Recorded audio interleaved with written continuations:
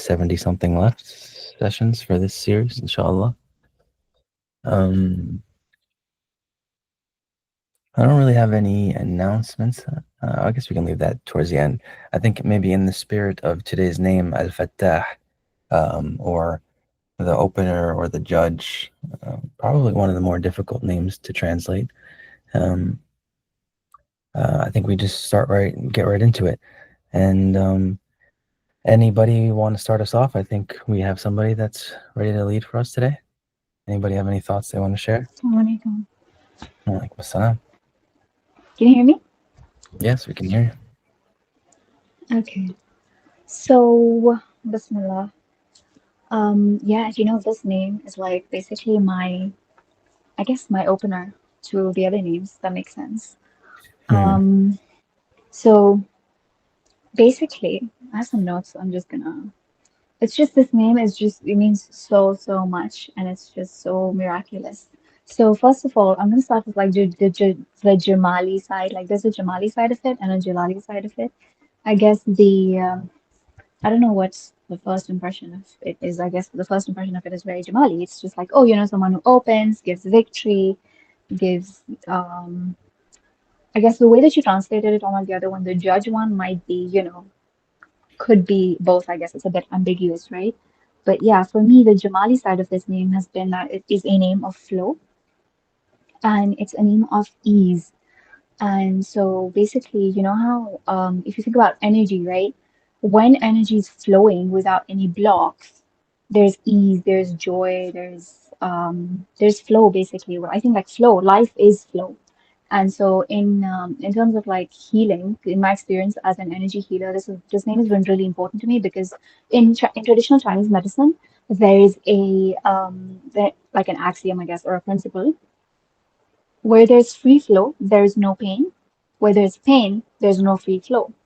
So there's an assumption that, chi, which is life energy, it's called different names in different systems of medicine.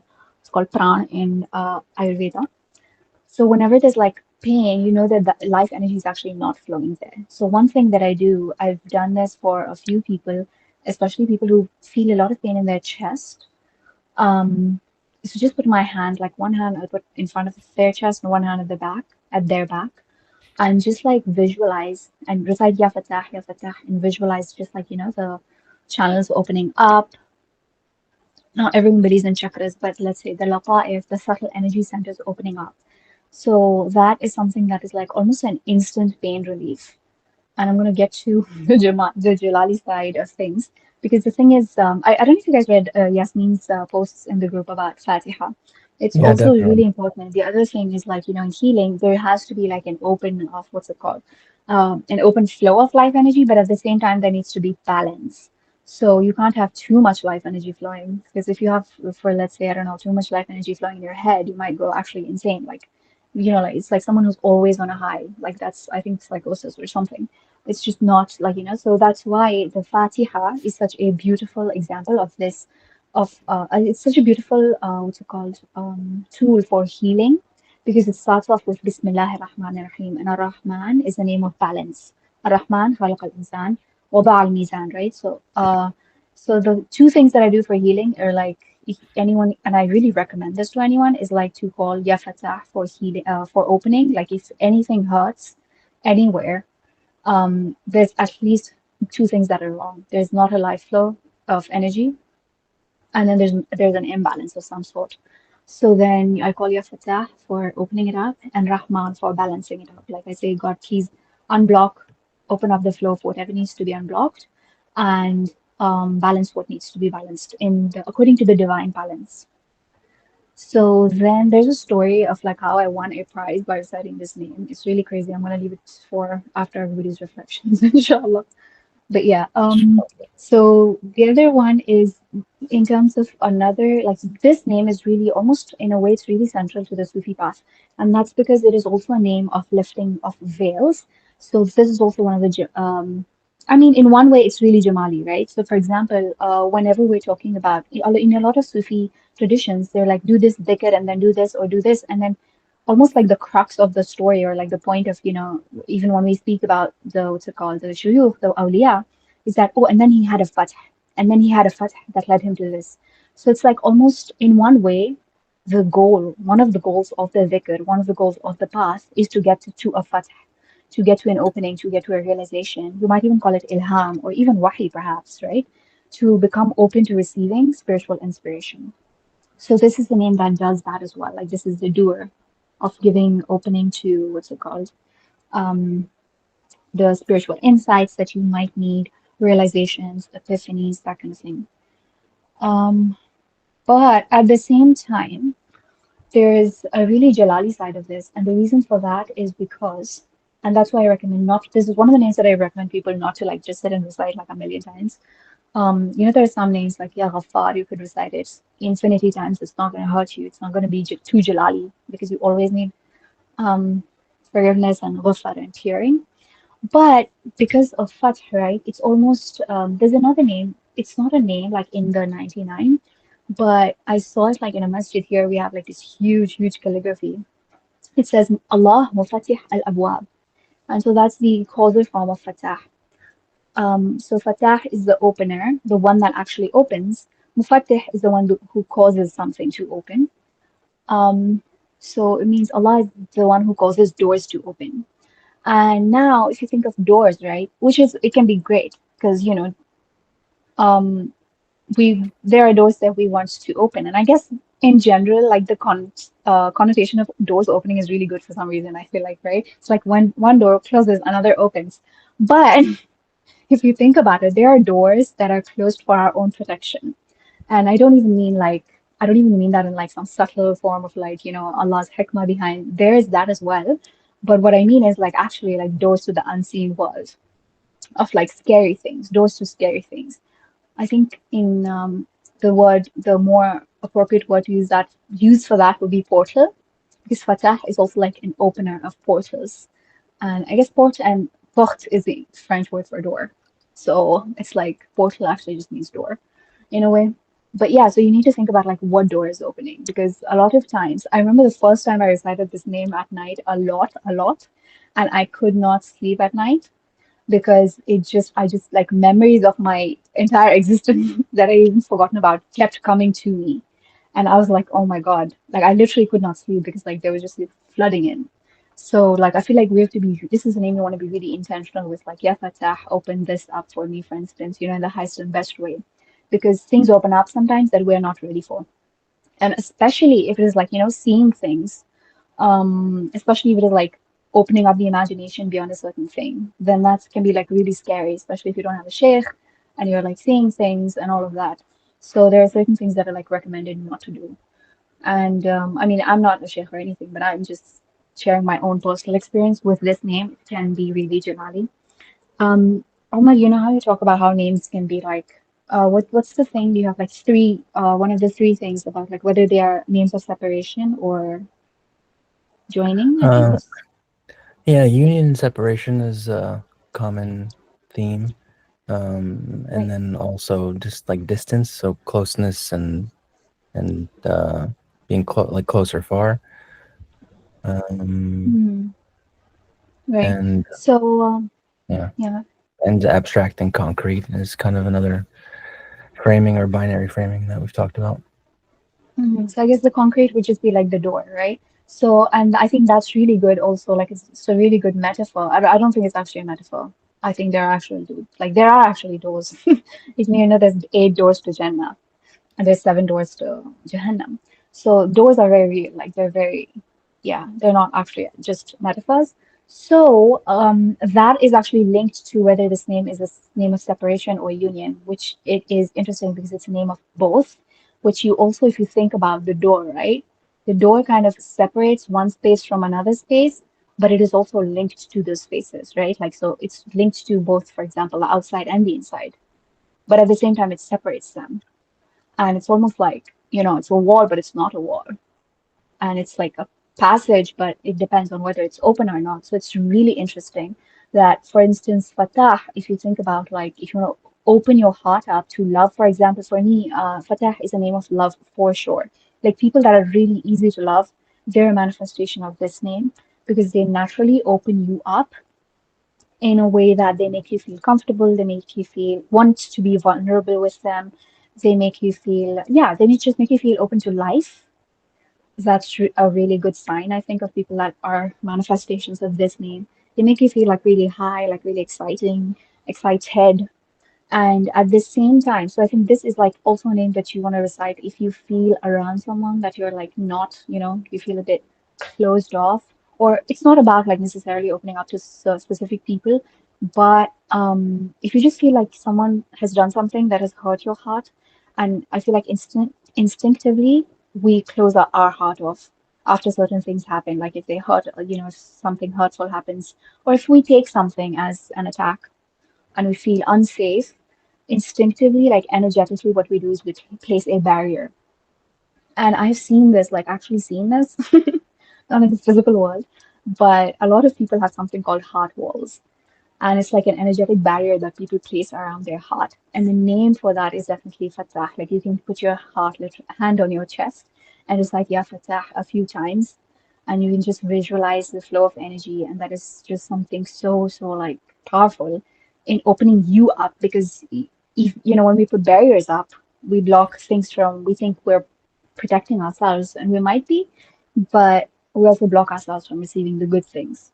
So it's like a balance. Again, the balance is needed with this name.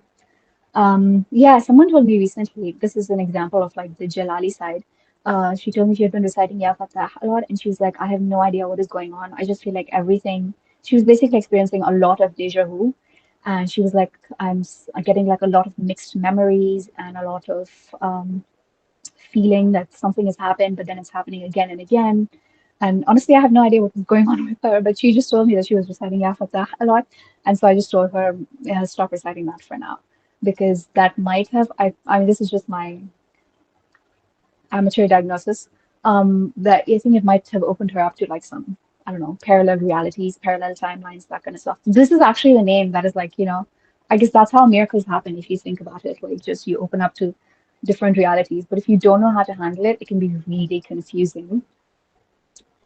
So yeah, oh, this one's really exciting for me because I heard about this from what his first sheikh that I've ever learned Sufism from. His name is Sheikh Fadlallah Al-Ha'iri.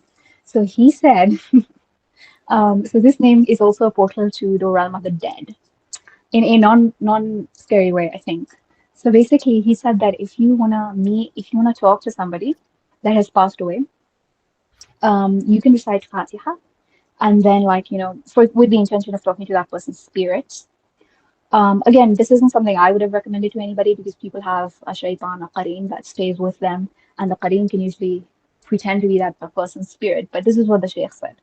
But yeah, that's actually how like the qareen or the shaitan that lived with them, that knew their mannerisms, that knew everything about them. That's how a lot of mediums like access, dead people and say, "Oh, you're dead." I don't know, grandpa's or brother's spirit told me this, but it's actually their shaitan. But anyway, so Sheikh Fadlallah said that if you recite Al-Fatiha and then with the intention of speaking to someone that's passed, then you can basically you just recite it and then you speak to them, I guess. So then so he said this in like a talk, right? And then afterwards, a man's spirit came to him and told him, can you please tell my wife? She keeps calling me, basically. He died, okay? And the spirit came to Chef Fadlallah and said, can you please tell my wife to stop calling me, essentially? Because she kept reciting Fatiha to talk to him. And I don't know, he's like, I have a lot of things to do. That's actually what he said. I was like so confused. I was like, I don't know what things he had to do in the afterlife that he was like, please stop her. She's reciting the Fatiha too many times to talk to me. So That's yeah. interesting. Yeah, and then yeah, the reason why this is also like a miraculous name is because I believe that all the du'as that we make are answered. I mean, I don't believe this. Allah says, um, "Ujibu da'wat ad-da'i iza da'an," right? But it's the issue is like we are always the issue. We be the problem. So I feel like yeah, so we're the ones that are not open to receiving the dua. We're not opening to receiving the ijabah, the response. And when we say Ya Fatah, like we can also do that with the intention of, open me up to receive the what's it called? Yeah, the answer. Because again, like I said about flow, like what blocks the flow is like resistance, right? And resistance is blocks, illness is blocks. And any sort of illness can almost be visualized, or it exists energetically as a knot. So, Musa alayhi salam had this dua, right? Rabbi shrah li sadri wa yassir li amri wahlul 'uqdatam min lisani. Untie the knot from my tongue. And knots can be, really evil knots, like knots of black magic. But I think pretty much any illness could be a knot. Like it could just be that an energy is not flowing in a clear, I guess, easy way. It's just blocked somewhere. And the knots, not, what not to do is block energy. So that's what Musa Islam recited. And so that's what this name does. It unties those things, like unblocks those knots. So that's why I think it's also a name of healing. Then the other thing is about Surah Al-Fath. إِنَّا فَتَحْنَا لَكَ فَتْحًا مُبِينًا. Mm. Rasulullah sallallahu alaihi wasallam, when he entered Right. Makkah, So, he basically won over Makkah. This is the translation of Fath as like, the one who gives victory, right? And Fath Makkah is like the epitome of this because Rasulullah won without having to fight. Like there was no bloodshed. And Allah calls it Fathan Mubina, and absolutely, it's almost like undeniable, right? Like clear, clear, clear victory. And Allah says, Inna fatahna laka. We did that for you. Like we won you a clear victory. And I think that's really beautiful because it's like, when we think about fighting or victory, we think someone has to lose, right? But that's not necessarily the case in this like situation. Like definitely Rasulullah became the victor, conqueror, but nobody lost in terms of like nafs or amwal, right? Nobody lost their wealth or nobody lost they lost control of the city, but they didn't lose like they didn't. There's no loss of blood. Let's say there's no loss of lives or property. So that's like a victory without even loss almost. And then, in my understanding, this name is also linked to another name that we've studied before, which is Aziz, because Allah says, "Inna fatahna laka fatham mubina, وَيَنْصُرَكَ اللَّهُ نَصْرًا عَزِيزًا." Fath and Nasr are things that go together in the Quran. Fath being victory, Nasr being divine help, and yeah, so Nasr is like it's a really powerful victory. And so even in the surah, إِذَا جَاءَ نَصْرُ اللَّهِ وَالْفَتْحُ, Nasr and Fath, they come together. And I think this is also like in the story of Nuh alayhi salam, it's really clear because Nuh alayhi salam, he begs God, like he's like, the epitome. A lot of people say Ayyub alayhi salam is the epitome of like sabr, but it's also Nuh alayhi salam because he was preaching to the homies for like 950 years. And then right. eventually he said, ربي ونوحا إذ نادى ربه أني مغلوب فانتصر. God, I am overpowered, so send help. And then Allah says, فَفَتَحْنَا أَبْوَابَ السَّمَاءِ بِمَاءٍ مُنْهَمِرٍ. So he asked for Nasr, and then he got Fath. So we opened up the doors of the heavens with so much like overflowing water. I don't know what Munhamir means, I'm just guessing. But like a lot of water, basically. And so much so that there is mention of a really overwhelming flood in pretty much all historical stories that people have of like a great flood that wipes out humanity. And to the point that all of us alive now, Allah says we are ذُرِّيَّةَ مَنْ حَمَلْنَا مَعَ نُوحٍ. We are we're the offspring, the descendants of the people that were on the boat with Nuh alayhi salam. So yeah, so that was a really, really big nasr for Nuh alayhi salam because he was like, what's it called? Um, mm, yeah, he was overpowered. And also like it's like I guess for that also reminds me that this name is also kind of like an ending of waiting, like when you're waiting, like he'd been waiting for a really long time. And I feel like if you've been waiting for something for a really long time, you might also want to recite this name. And another story that comes to me, because I think this is another form of this name is Khair al-Fatihin. Fatih is also like Fatih is like the basic dual file verb form, and Fattah is of course the intensive.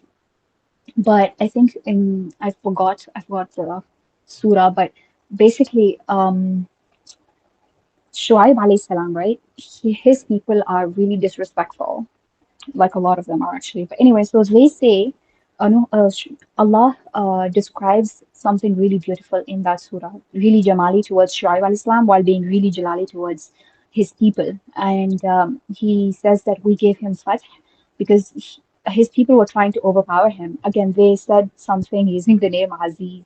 They said, Wama anta ali-" like, you're not Aziz to us, you're not dear to us, like, we don't care about you. Or it could have also meant that you're not powerful amongst us.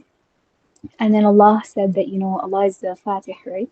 Khairul Fatihin. So He is actually the one that He said, we gave Shu'aib victory.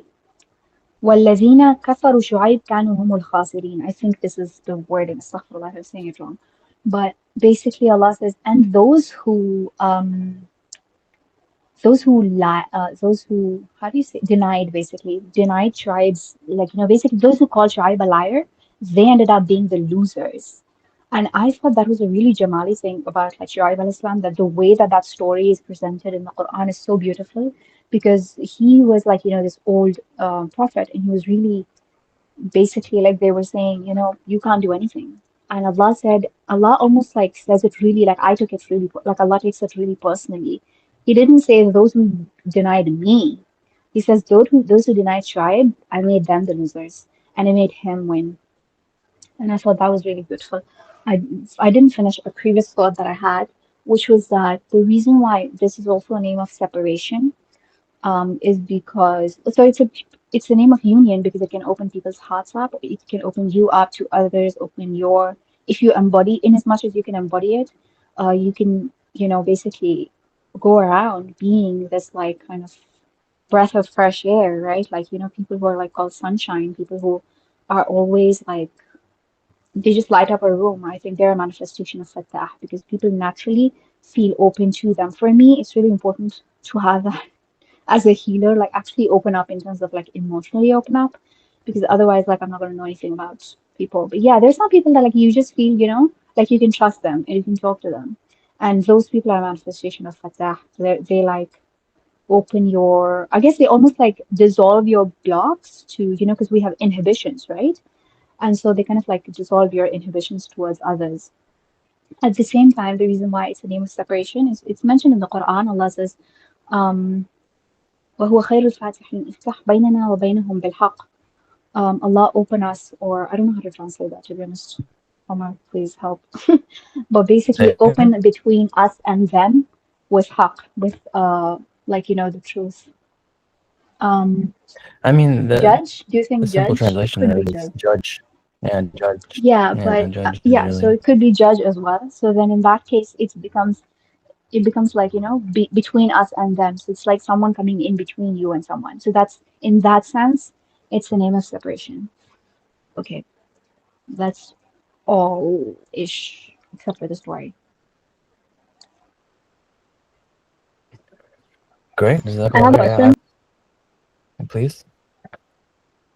Zanira, how many times would you recommend reciting this name for healing or for kind of personal openings, like for one's like personal like path, or for like difficulties and things like that? I've been doing it like 66 to 70 times almost every day recently. But do you have another number? Yeah, so the one that I read was just like 70 times after Fajr with your hand on your heart. But honestly, I would say the less the better. And like more, I feel like it's more of something that you want to say, yeah, Fatah, can you please open up this and this instead of like, repeating it. That's just my opinion because it's actually really powerful and a lot of us cannot handle it. Maybe you can, but I don't know. I couldn't, that's all. It's just, some names it's actually easy, better to err on the side of caution. This is one of them. Right. And by the way, actually, I've noticed something. This is the other thing. So I've noticed, I've noticed that when I sometimes recite this name a lot, I get texts sometimes from people that I haven't talked to in ages, and which is a good thing, right? And I get more scam calls. So I think that really summarizes like what this name has been like. It opened you up to receive also, but it could be like both ways. That's interesting. Yeah. Well, Mom, was the question all you had, or did you want to add something else? Yeah, for now, that's all. Okay. Cool. Jazakallah khair. Yeah.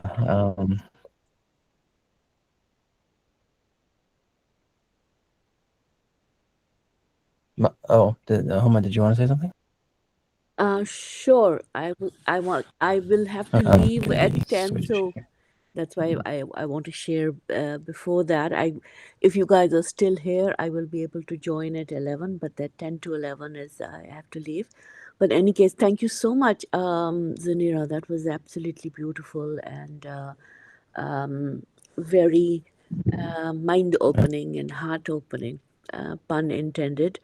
And I think my uh, attachment and emotional response to this name comes from actually Surah Fatiha as the opening of the Quran, and the opening of the Quran, and I've conducted a nikah of a niece at one point, and I had the bride and the groom recite Surah Fatiha, and then I explained the meaning of the, a little bit in summary of the surah, and also kind of talked about how it's an opening, but the word, because it also means victory. You cannot be victorious until you are open, and so from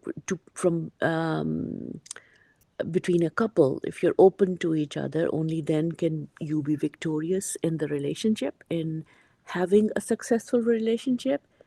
And that this was the later one, but the one of the earlier ones was actually the passing away of my dad.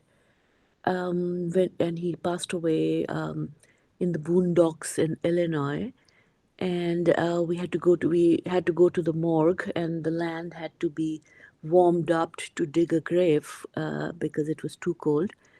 And in the morgue, when I really adored my dad, and I wasn't there when he had actually passed away. I was in flight going from Berkeley or San Francisco to Chicago.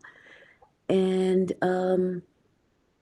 but when I saw him, it just gave me a lot of peace. And I had another older sister with me as well, and I kept on reciting lots and lots of prayers that I knew, just like regular, like, all the kuls and the Root Sharif and Ayatul Kursi, and including Surah Fatiha. And I thought that I saw, whenever we would recite Surah Fatiha, I could see a tiny little smile on my dad's face. And of course, I noticed that, and I kept on, while I'm doing it, I made a mental note of it, thinking either I'm hallucinating, or it's a spasm in the body, because he's been kept in in the morgue and the cold, and so it's probably the body in a spasm. But whenever we would do Surah Fatiha, he would smile, and I also thought maybe it's because this is the surah that we recite so often in our namaz, in our salat. And towards the last 40 years of his life, he was a very devout man, especially doing the tahajjud every night, and with which I had a little bit of responsibility. Remember, I told you how my son had been kidnapped. So it was after that kidnapping that my father started praying all 5 namazes, and then added tahajjud as well, and he never stopped till he passed at age SubhanAllah. 91. He did SubhanAllah. everything. And when at the burial, you know how, and everyone had said, oh well, this particular Muslim community in Rockport or Rockford or whatever the name of that place was, it's very conservative. But when after the namaz, after the salat of janaza, we went to the graveyard. It was just me, my son, and my nephew, and everyone else's car was way behind.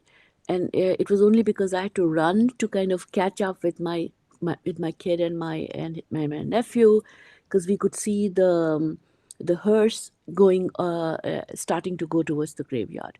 So we get there, and I was able to give my shoulder to the buyer. And it was just me, my son, my nephew, and some stranger whom we didn't know. And I would continue to recite La ilaha illallah, and then Surah Fatiha. How are you related to this person? And I told him, and so I'd never been as a woman, as a I'd never attended any janaza before, like gone to the graveyard to bury someone before this ever in my life. But for some reason, I knew what to do. Like I didn't know. I just kept praying, and they're right at the lip when they put him down. As we were praying, and I was kind of leading the prayer, it felt actually beautiful because it felt like we were putting a baby back into the womb of the mother. And so Fatiha opening felt very apt for the opening of the earth. And the coffin, the shroud felt like a swaddling cloth for the baby. And at the very end, and it was my son, who's the youngest grandchild, was the one who went into the grave and opened the shroud for my dad, and his face was turned on one side, and kissed him. And he felt my father really looked like both like a baby and a seed. And I think we have all read that poem of Rumi's where he talks about how what can a seed do for 40 days in the ground, and what can a seed do for 40 weeks in a womb. And don't think I've died, or don't cry for me, because I'm not dead. I will emerge on the other side. And I had thought it was more metaphorical, but when looking at that and being a witness to it, it literally felt that it was literal. The metaphor, it wasn't just a metaphor. My father felt like a seed, and a sprouted seed, because of the opening of the face. He looked like a beautiful seed, and with the sprout that it's even opened up, it's cracked open, and also a baby, because we come out of the mother's womb, and towards the end we become more and more incapacitated and become like a baby in some ways. And my father really, he was washed clean. He worked on himself to the extent that he had a dream of seeing the creator as well. And it was actually exquisite to see him. And it gave so much peace to my heart, and it made me think of how women have traditionally not been allowed to attend these things. But if we are allowed to do that, it is such a healing thing. And it was one of the most powerful spiritual occasions, this death and burial, and watching somebody's baby come out of the womb.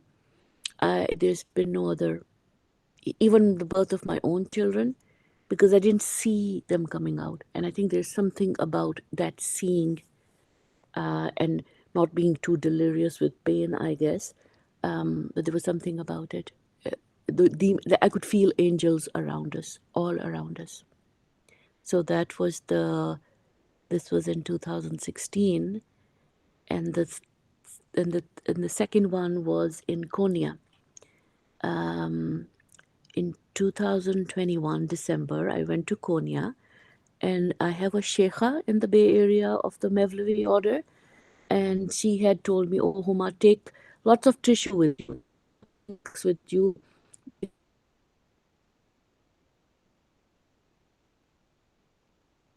Try it. And and this was my very first time in Turkey. I did not landed in Istanbul, did not get off the airport. I wanted to go to Konya first, kind of a thing to the Mevlana. And when I got it, landed at night in Konya in the morning, which is now a museum, by the way. And in my mind, I am a little skeptical because we have heard, you know, I mean, I know how Ataturk had Latinized the language so the Turkish people can actually no longer read the script fluently. And I know that he had made even the azan in Arabic illegal for like 30 years at one point, and it took some struggle to get it back into Arabic and so on and so forth. So I was a little, and the fact that here's a mazar, here's a dargah made into a museum, so I'm like chafing and a little bit irritated, and it's my confession to you guys. So I thought, nah, I'm not gonna cry. We're losing you a little bit, Homa. So I think I'm missing bits and pieces of. I thought it was my internet, but I think it's your internet, unfortunately. So you cut out. I don't know if we lost you now. I don't hear you at all. But Yeah, I don't hear her. khair, inshallah. We'll give her a second or two. Maybe it's a service issue or something.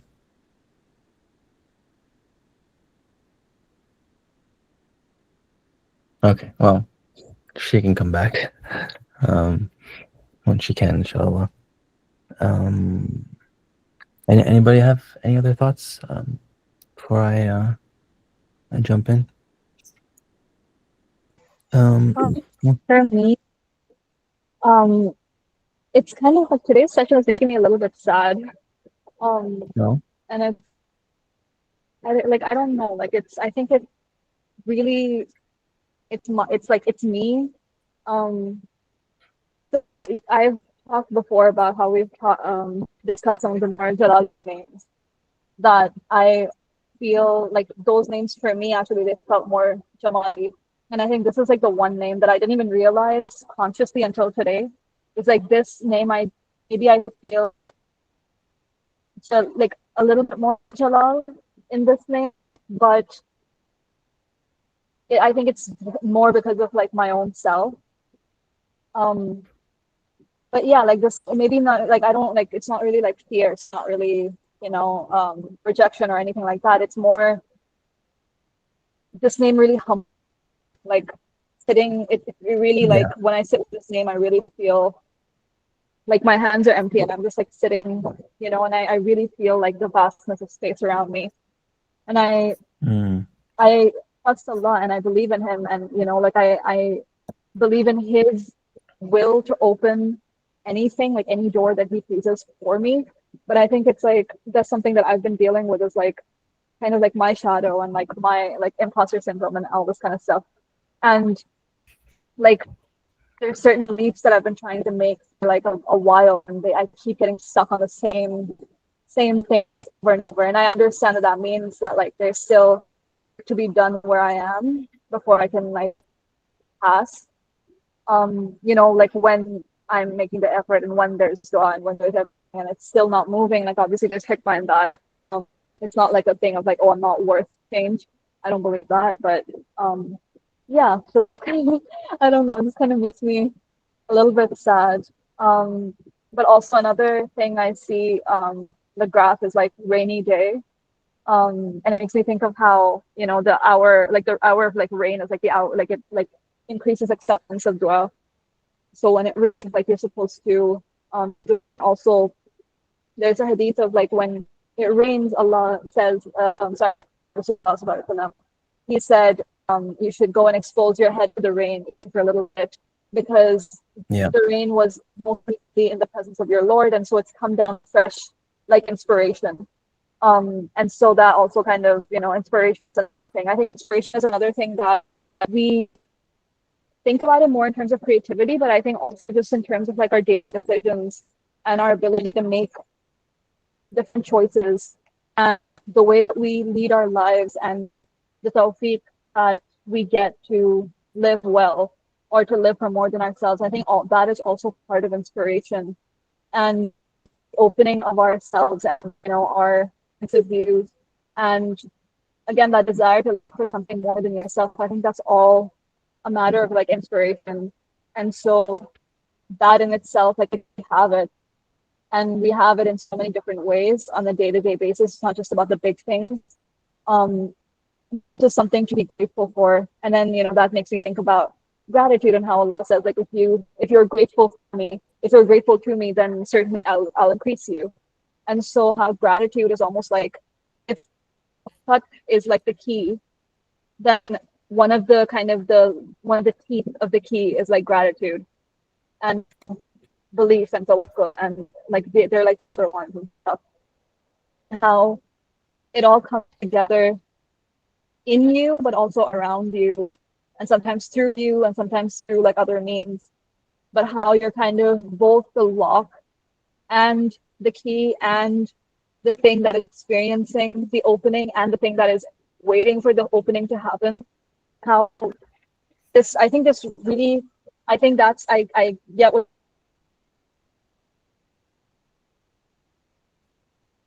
We I lost think you a it little bit. really alchemizes you into. Oh, can you hear me now? We lost like the last 10-15 seconds maybe, or 10 seconds probably. I was saying like you're kind of like the lock, the key, the thing that is Yeah.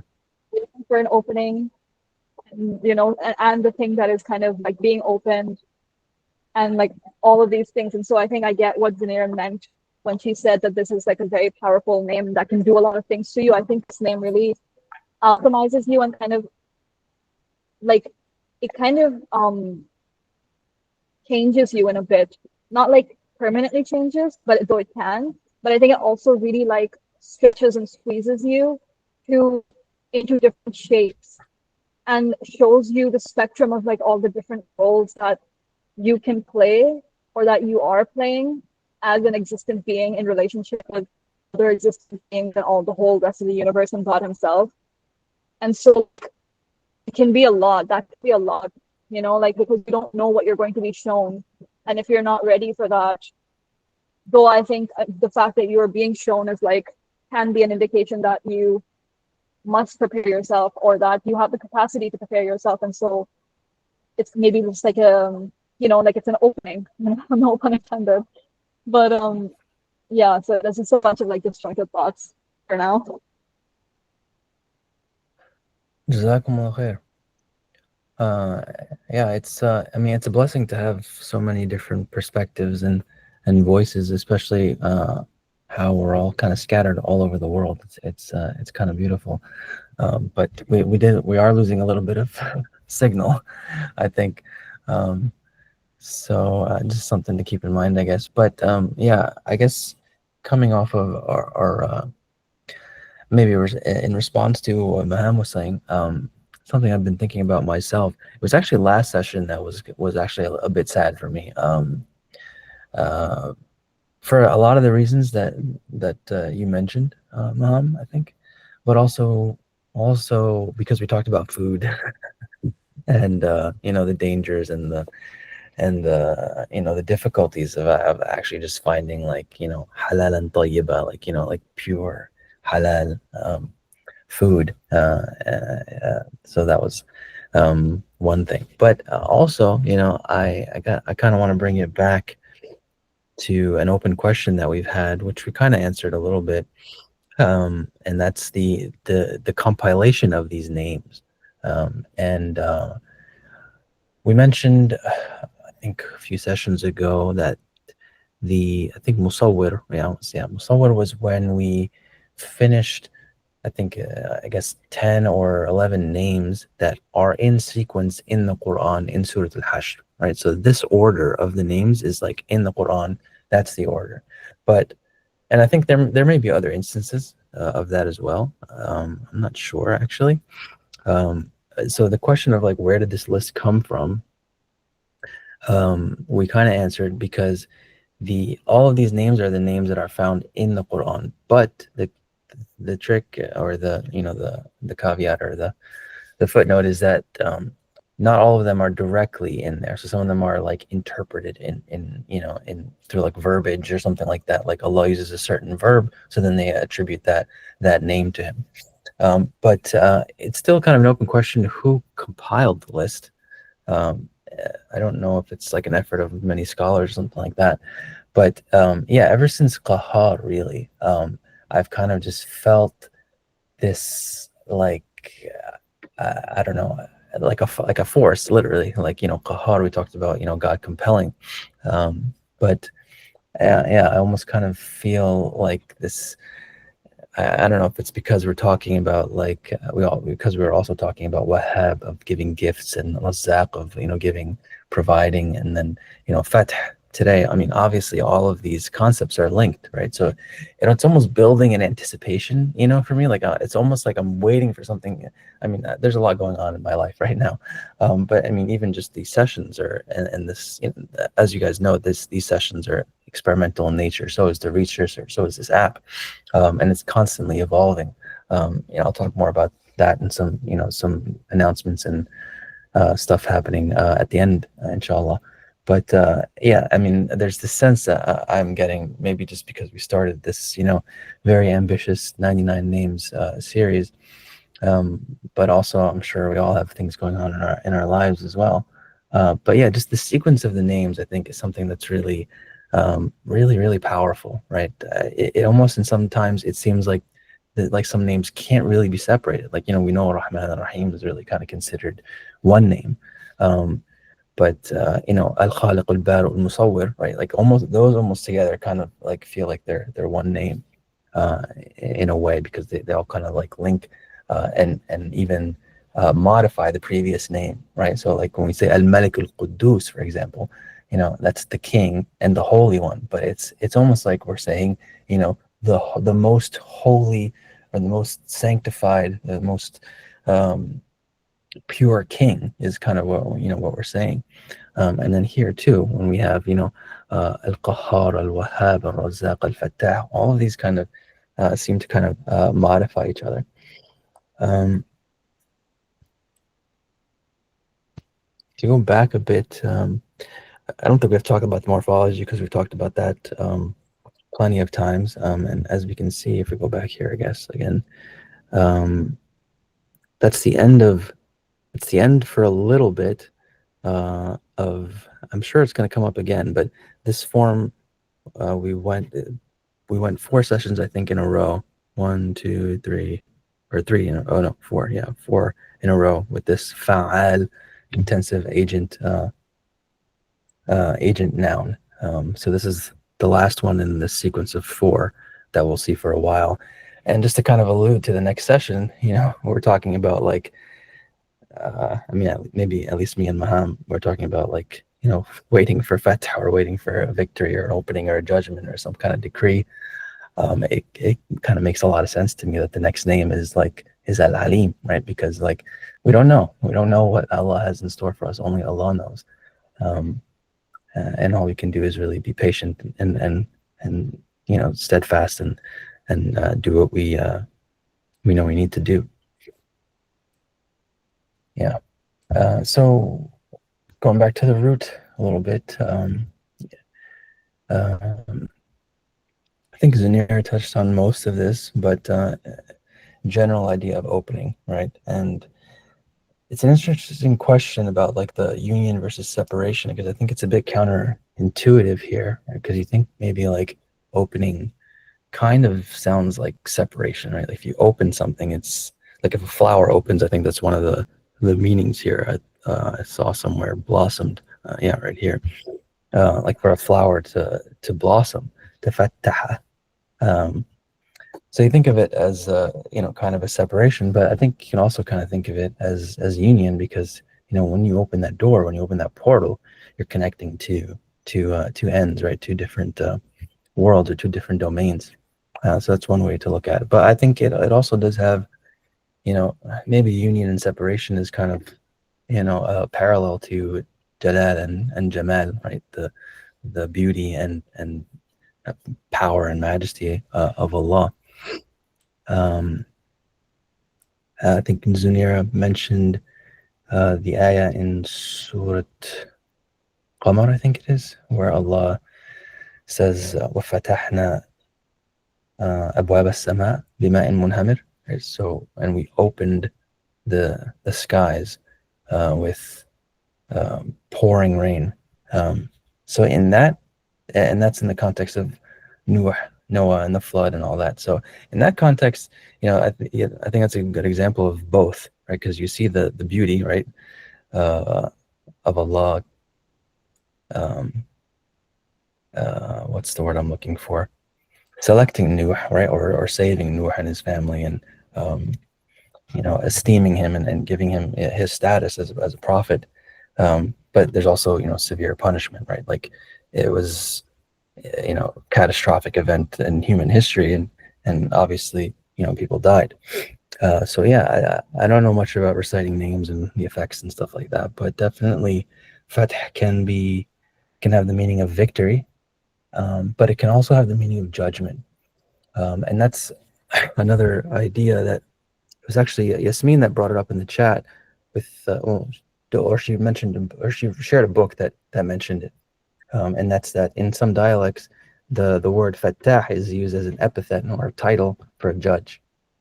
So literally like one who opens up the case, and makes a judgment of some sort. But there's also in cases in the Quran, maybe we can find it real quick, that talk about fath as being judgment, as being like basically synonymous with hukm, right? Or hukm is another word for judgment. Hakim is another word for judge. So there are instances in the Quran where that verbiage is used, where Allah says He will find an opening between two people who are disputing. I think the surah, the other thing that we should mention is Fattah is only like last week, like Razaq, it's only found once in the Quran in that form, which is interesting. I think it kind of gives me the sense of like, there's a lot of Raziq, right? There's a lot of providers, but there's only one Razaq. There's only one that like sustains continuously over and over, repeatedly in the best possible way. That's only Allah. Same thing with Fath, right? Like anybody can kind of give you victory. Anyone can be Fatih in a way. But Allah is the only one that is like, He's really the underlying, opener of all openings, right? That's kind of the implication of the morphology too here as well, right? Like Fattah as being the intensive opener, is the implication that it's really underlying everything. Same thing with Razaq too as well, because anybody can be a provider, but anybody that provides can't provide, unless unless Allah provides first. I had to I'd know also, on anagram. if you go back to,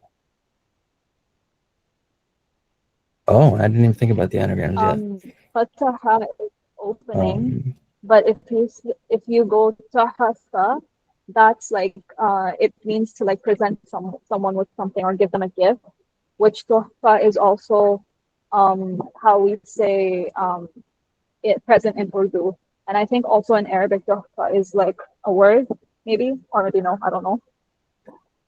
yeah, I mean, I don't know in other dialects, but in Egyptian, tuhfa is like, we use it for like trinkets and stuff like that. So but we would also say it to somebody who's like being cute, or someone that's being like silly. You would say like, oh, tuhfa, like, oh, you're so cute, kind of thing. But yeah, that's I didn't think about the anagrams. Let's see here real quick. There's 4 of them. Yeah, so tuhf, tafh. I don't know what tafh means. Hatf is interesting because hatf is the word that we use for speaking. It's a synonym for speaking. It's oh, well, here it means death, but hatif, okay, this may be, hatafa means to die. That's very, well, hatif is how we say mobile phone in, oh, sorry, I'm confusing myself. This is a ha, not a ha. Yeah, whoops, sorry. Excuse me. But yeah, hatafa means to die. Interesting. Okay. Interesting. Tuhfa and fath are anagrams. a gift. Yeah, it could also mean a gift. Fath. Yeah, that's a really cool insight. Thanks for sharing that. I totally forgot about the anagrams. What I was going to say was fatih is that would be the agent noun. So fatih and then fattah is the intensive. But fatih we also just use as a passive participle, even though it has the active form. So like if you see a door that's open in Arabic, you could say it's fatih. We'd also say maftuh is another way of saying it. It's the maf'ul form or the standard passive participle form. And then of course the other word that we get from from this root is key. So if you say miftah or miftah, that's miftah without the alif is apparently something else, a conduit of water. Interesting. But mafatih or key right here, miftah with the long vowel in the third position there is a key. So again, this is a root that's very intuitive, I think. So but I think it also shows the uniqueness of Arabic, right? Because like the idea of judgment and victory. Zanir mentioned that ayah in Surah Al-Fath, which we should also mention, right? That there's Surah Al-Fatiha and there's actually a surah called Fath. And if you read that surah, I was reading it this morning. I haven't read it in a while, I guess, or haven't thought about it in a while. But a lot of the idea there is that like God is obviously, as Zunira said, right? It begins with "Inna fatahna laka fathan mubina," right? So that Allah is addressing the Prophet, and He says, "Indeed, we've opened for you a clear opening," and Allah goes on further to say that this is to forgive you of all your sins and all the sins in the past and all the sins in the future, right? So like what greater victory could you have than being forgiven of all your sins? But fath also appears in the Quran many times to just mean victory, as we see here.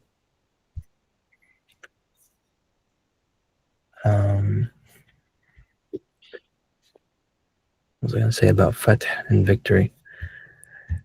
Yeah, I think it's really kind of a unique idea that that's one thing I wanted to check that I didn't I forgot about is the etymology of like victory, or how we say like winning in English, like where that idea comes from, because I think it's just a very unique aspect of Arabic that the idea of like victory or judgment comes from the idea of opening.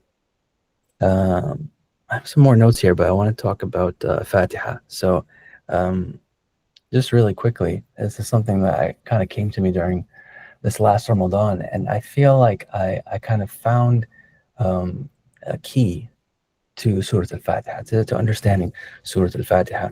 And this is actually something that Yasmin mentioned in the chat as well. And that's the fact that it is a dua, right? It is a supplication, right? It is one ayah specifically, right? And I think the reason why I say it's the key to the surah, right? It's the key to maybe khushu', or like having that state of like flow and meditation in your prayer. And it's to be mindful of that, that one verse when it comes up, because everything leads up to it, and then it ends in a kind of sort of Fatiha ends in a way that's I mean it ends with the dua in a way, but the dua begins right in the middle, right? So ihdina as-sirata al-mustaqim. So once you get to the ayah, I think, and for me personally, whenever I'm like in jama'ah, or whenever I'm in congregation, or praying by myself, even when I get to that ayah in Surah Al-Fatiha, I find that like if I'm present and focused at least on that one ayah, right? Because we say Alhamdulillah Rabbil Alamin Ar-Rahman Ar-Rahim Malik Yawmiddin Iyyaka na'budu wa iyyaka nasta'in, right? The most merciful, the King of the day of judgment. Only you do we worship, and only you do we seek help from. We start off that way, and then we say, guide us, ihdina, or gift us with guidance, right? if we talk about the idea of huda or hidayah, as we did last week. So I think like once you get to that ayah, if you really focus on it, if you really listen to it, if you really pay attention to it, and if you really pour yourself into saying it or receiving it, I think that that really for me like it sets up the whole session, right? The whole prayer, right? And each unit in it, right? Each rak'ah or each of the units in the prayer. I feel like that's like the key to kind of like finding focus and clarity in your prayer instead of getting stuck in like what we're all I'm sure familiar with, like just kind of being on autopilot and just kind of saying it because it's routine, and not feeling that much connection because we're doing it out of obligation and duty. So that's just one thought I had about Surah Al-Fatiha. Any thoughts there Sorry, which ayah do you mean? I'm so confused. in Surah Al-Fatiha? The whole, like, but which ayah did you mean, like, that we focus on? Oh, ihdina sirat al-mustaqim. Oh, The okay. ayah So for that me, I begins think it's also the right, but dua. it's Yeah. also like إياك نعبد وإياك نستعين is really important for me personally because that's like where we are kind of like asking because it's like نستعين, like, oh, I'm actually asking. Yeah, I'm asking you right now for help. Yeah, And that's I'm true. only asking you. And then, so like that's for me, like that's where I would start. Like it would, I think for me, both of those ayahs are the dua. Like إياك نعبد وإياك نستعين اهدنا الصراط المستقيم. Yeah, Because I here I would am say that. asking for help. Hmm. Yeah. Well, what I would say is that that's absolutely true, but it's that ayah that begins with like a request. Like the verbiage is literally a request. Ihdina is the command form, right? You're actually commanding God using the imperative form, saying guide us, right? That doesn't happen in the previous ayah. That's saying you're the only one that we see guidance from, right? You're the only one that I'm going to ask, and then you ask, right? And it's such like it's so much adab, right? It's so much like manners in Surah Al-Fatiha, right? Because like think about how you ask anybody for anything, right? You go into a store, you buy something, you just expect them to give it to you, right? But like when we ask Allah, we say, only you do we ask. Well, first we praise him, right? You're the most merciful. You're the king of the day of judgment. Only you do we seek from, and only you do we seek help from. Only you do we worship, and only you do we seek help from. And then you ask, right? That's why I'm saying that. I mean, that's why for me, I feel like that ayah specifically is like the key for um, consciousness or awareness in your meditation and in your prayers. But yeah, I mean, every ayah, of course, is super important. But that's the beginning of So that reminded me of the dua. there's a hadith actually. I'm sorry. There's a hadith about this, right? That about the Fatiha is between Allah and the servant. Yeah, Um, so Rasulullah sallallahu alaihi wasallam said, قسمت الصلاة بيني وبين عبدي نصفين بيني وبين عبدي نصفين ولعبدي ما سأل. Okay, I think I'm just going to read the translation. Allah said, I divided the prayer between myself and my servant into two halves, and my servant shall have what he has asked for. So this is actually how like I used to like visualize or like not visualize, but imagine while speaking, because it's a conversation with Allah. So Allah says, when the servant says, Alhamdulillah Rabbil Alameen, all praises due to Allah, the Lord of the worlds, Allah says, my servant has praised me. When he says, Ar-Rahman Ar-Rahim, Allah says, my servant has exalted me. When he says Malik Yawmiddin, the master of the day of judgment, Allah says, my servant has glorified me and my servant has submitted to me. When he says, إِيَّاكَ نَعْبُدُ وَإِيَّاكَ نَسْتَعِينُ, you alone we worship and you alone we ask for help, Allah says, this is between me and my servant will have what he has asked for. When he right, says, اهدنا الصراط المستقيم, guide us to the straight path, اهدنا الصراط المستقيم صراط الذين أنعمت عليهم غير المغضوب عليهم ولا الضالين. Allah says this is for my servant, and my servant will have what he asked for. I don't like that will have because it actually says قال هذا لعبدي ولعبدي ما سأل. I mean, my servant has what he asked for. right, exactly. That means Allah gives it. Um, so yeah, and it's so beautiful because a lot of it is it's a two-way conversation. It's not because the rest of yeah, I feel like that's like the most, I guess, interactive part of the salah. Yeah, Yeah, and for that's sure. exactly how I visualize the Fatiha as well as I recite it. I actually, for me, it helps the most with khushu to go slowly with the Fatiha and to give those pauses. So like when I'll say, Alhamdulillahi Rabbil Alameen, and then I'll pause for like 2 seconds, 3 seconds, then I'll say the next ayah, then the next, like so, like that. Like it's like I kind of visualize that conversation, and I kind of like that. I think to me is also adab is like when you know that Allah has said that it's a conversation between Him and us in a very direct way to the point where it's like call and response. So then, even though like I'm sure it's not needed, or like it's not something that, but I think it is something that I've from what I've read of the way that Rasulullah Sallallahu Alaihi Wasallam used to pray. I think I have read that he would. I think he somewhere I read that he encouraged pausing like that. Um, I'm not entirely sure of the source. It was either in Sahih Bukhari or it was in another source that I was using before, so I'll have to look into that. Um, but but that's just kind of how I take it, and it's kind of like it helps to visualize that conversation. It helps to kind of then go more intentionally into the next thing that you're reciting if you're in the first two units of the prayer. And then from there on, like, it's into your ruku, into your sujood, like, and everything. Like, you're kind of, and again, like, when you go Sami Allahu liman hamida, Rabbana wa lakal hamd, like, it's the same thing. Like, Allah, when you say that Allah hears those who praise Him, and then you praise Him, like, that, like, you're proclaiming that He's hearing you. It's like again, like these again and again, these moments of like recall that are making you kind of become cognizant of the fact that you are like the whole salah is like that conversation between you and your Rabb, and then the Fatiha I think is the pinnacle of that. So I think if you take your Fatiha like well enough, then it really sets you up for the rest of your salah. Yeah, yeah, absolutely. That's I think what I found as well recently. I Can I ask also, something? yeah. Yes, so first of all, if you go to any Sufi gathering, any dhikr that we do, right, like whatever we do, like if we're reciting a name, if we're reciting a dua, if we're reciting salawat, at the beginning and at the end, it's just the person whoever is leading it does it. Al-Fatiha. So like there's always Fatiha. Like you're always doing Fatiha. You start with the Fatiha, you end with the Fatiha, and then you do a Fatiha for literally every single reason. You're just always doing Fatihas. And then you do Fatihas for specific reasons as well. So for instance, there's especially it's really interesting what Huma said about her. I don't know, she probably can't. Actually, I'm sure she can't hear. Maybe I'll just say it later. Um, so yeah, I mean, it's just what I was saying about your Fadlallah saying that it's kind of like a portal to speaking with the dead as well.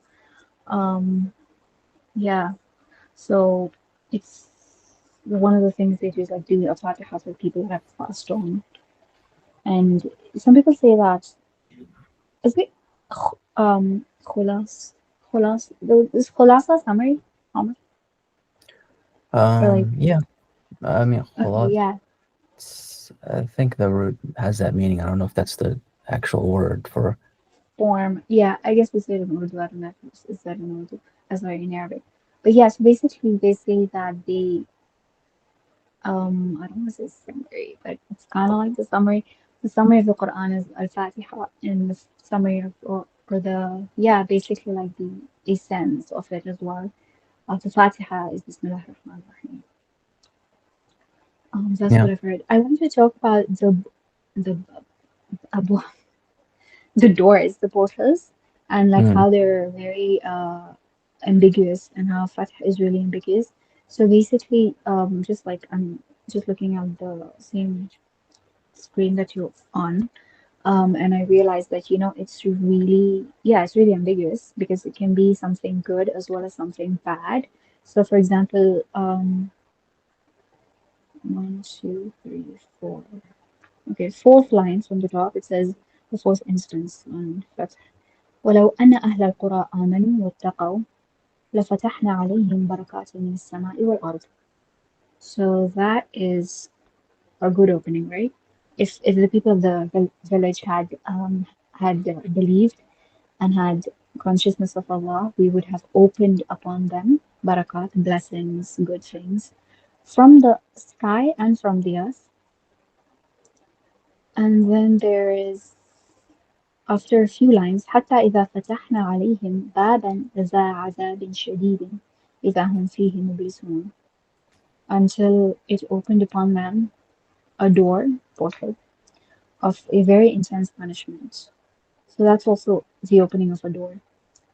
And then there's another opening of the door of جنة حتى إذا جاءوها وفتحت أبوابها وقال لهم خزنتها سلام عليكم طبتم. When they reach, when they reach it, the doors open and its gatekeepers, I guess, say Salamun alaikum. And so that is a good opening, of course, because that's the opening of the doors of Jannah. So that's a good opening, but then there's also doors of opening of Azab. So that's also why I would say, we need to be careful about, like, Fatah can be both Jamali as well as Jilali, but this one is also really terrifying because, again, it goes back to kind of like barriers and like why barriers can be good. So in Surah Kahf, Dhul Qarnayn says, they say to Dhul Qarnayn, تجعل بيننا وبينهم سدا. And then he says, أجعل بينكم وبينهم ردما.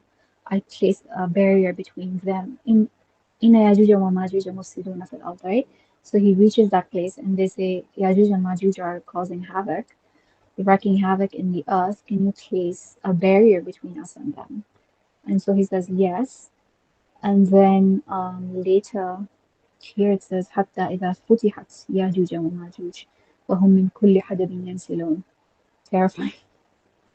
Until when, it says here in translation within brackets, the dam of Yajuj and Majuj has been opened and they from every elevation descend. So yeah, that's also an opening of like a barrier, and maybe that's an opening we don't want to be there to witness.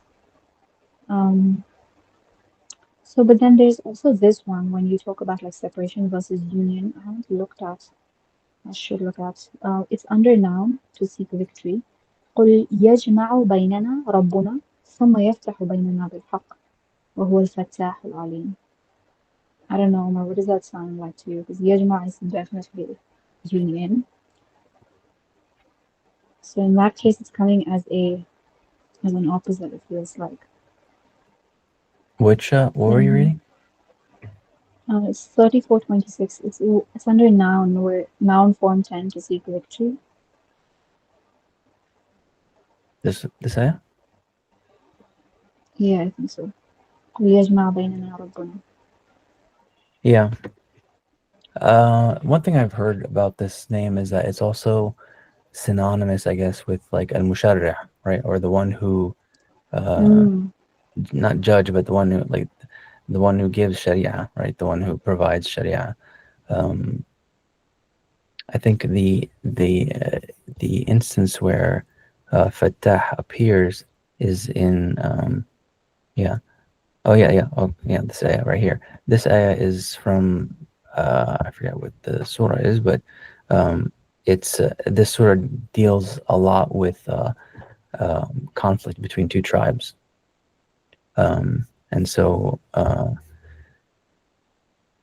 forget who I think it's Shu'aib, is it? I forget who the prophet is, but he asks for fatah from Allah to settle the dispute between the two tribes or the two peoples. So fatah, like we said, has that meaning of judgment, but also like law in a way too.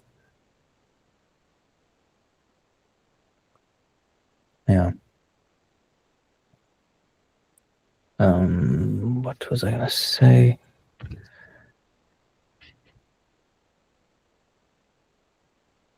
I think the only notes I have left are just on kind of again going back to these sessions, and I realized, sorry, I wasn't sharing this tab when I was talking about keys.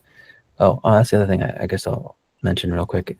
This is in Lane here. I never heard this hadith before, but I'm not sure if it's authentic or not, but sometimes Lane does not check. So مفاتيح مفتاحها الطهور. So this hadith apparently is in reference to prayer or salah, right? So in this hadith, if it's authentic or not, the idea is that purity, or like making ablution and wudu. That's the key to prayer. There's another hadith here, which I also don't know is true or not, but it says, "Utitu mafatihul kalam," right? So that the Prophet ﷺ was given the keys of words or speech.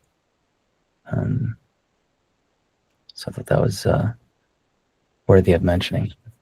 I thought I had something else to say about keys, but I think it slipped my mind. Oh yeah. So yeah, I think key is an important concept to kind of think about for a bit, because it's kind of at the heart of the research in this that I've been doing, this app and these sessions, right? Because the goal of these sessions, the goal of Mind Roots, the app and the research, is to get to the heart of meaning, get to the key of meaning, or technically what I call in the research the etymon. And the etymon is the root word of the word etymology. It's also worth noting that etymology doesn't necessarily mean, a lot of people take it as studying the origins of words from other languages, but that's not necessarily how. That's a very strict definition. I don't think that definition is, necessary. Etymology can just mean looking at the origins of words within one language, and you can kind of think of it as like, an ancient language, or like, Arabic, classical Arabic is in a way a different language than, modern Arabic, or the language that we speak.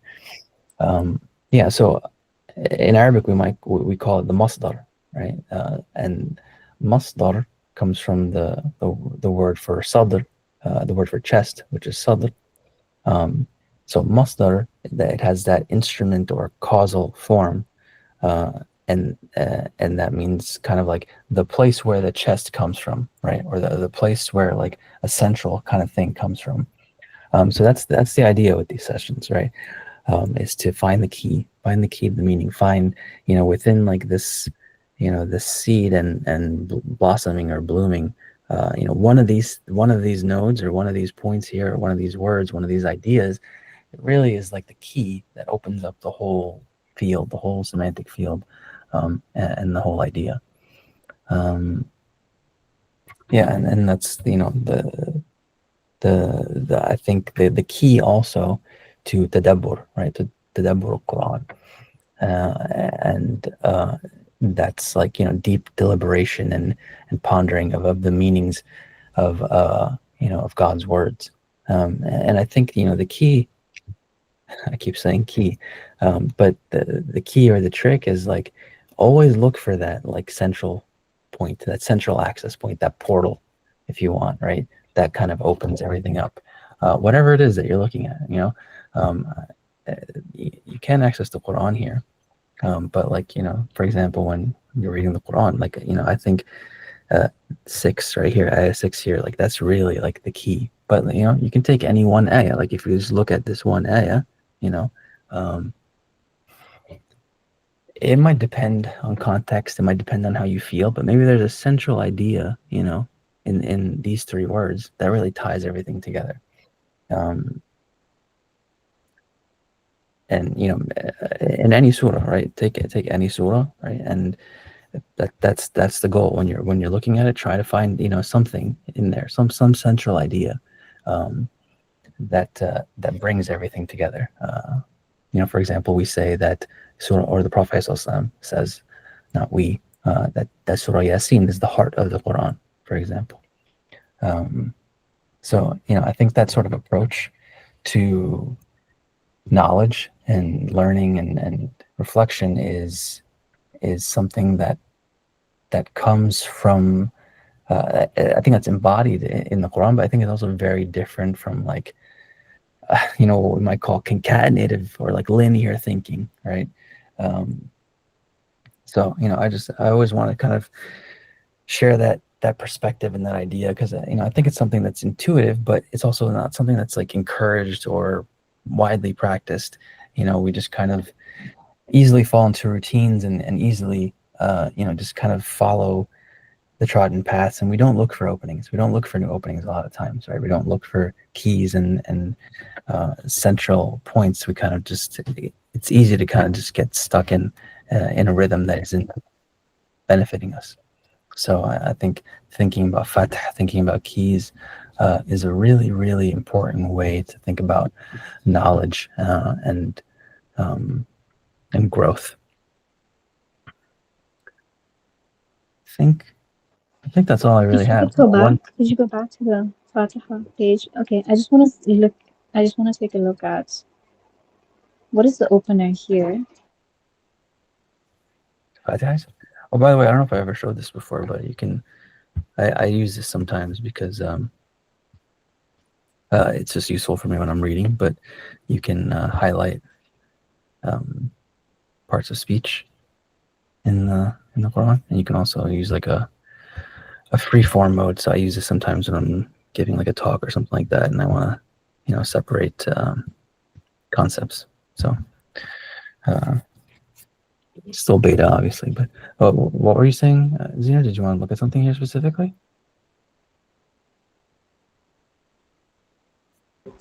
I was just pointing out that what both these surahs open with is Bismillah Rahman Rahim. That's the opener. That's what every surah opens with. Almost every surah. That's what the Quran opens with. Yeah, pretty much. Sorry, except for one. But yeah, that's the opener, and that's also considered a bab in a lot of in certain Sufi zikr as well. It's considered. So that's really interesting, right? Because it's what's it called? Because if you think about it, what's the difference between the first ayah and the second ayah and the third ayah? It's the name. Like it's literally the mention of the name of the name. Bismi, sing. So like the name is the opener. Like we don't realize this, but Ar-Rahman Ar-Rahim is in the first ayah and it is in the third ayah. It's the entirety of the third ayah. But Bismillah, saying that I'm starting with the name, that's actually how we're recommended to start anything or to open any action, to take the name, but also to take the name of the name, to say Bismi, you know? So like that's a key. Yeah.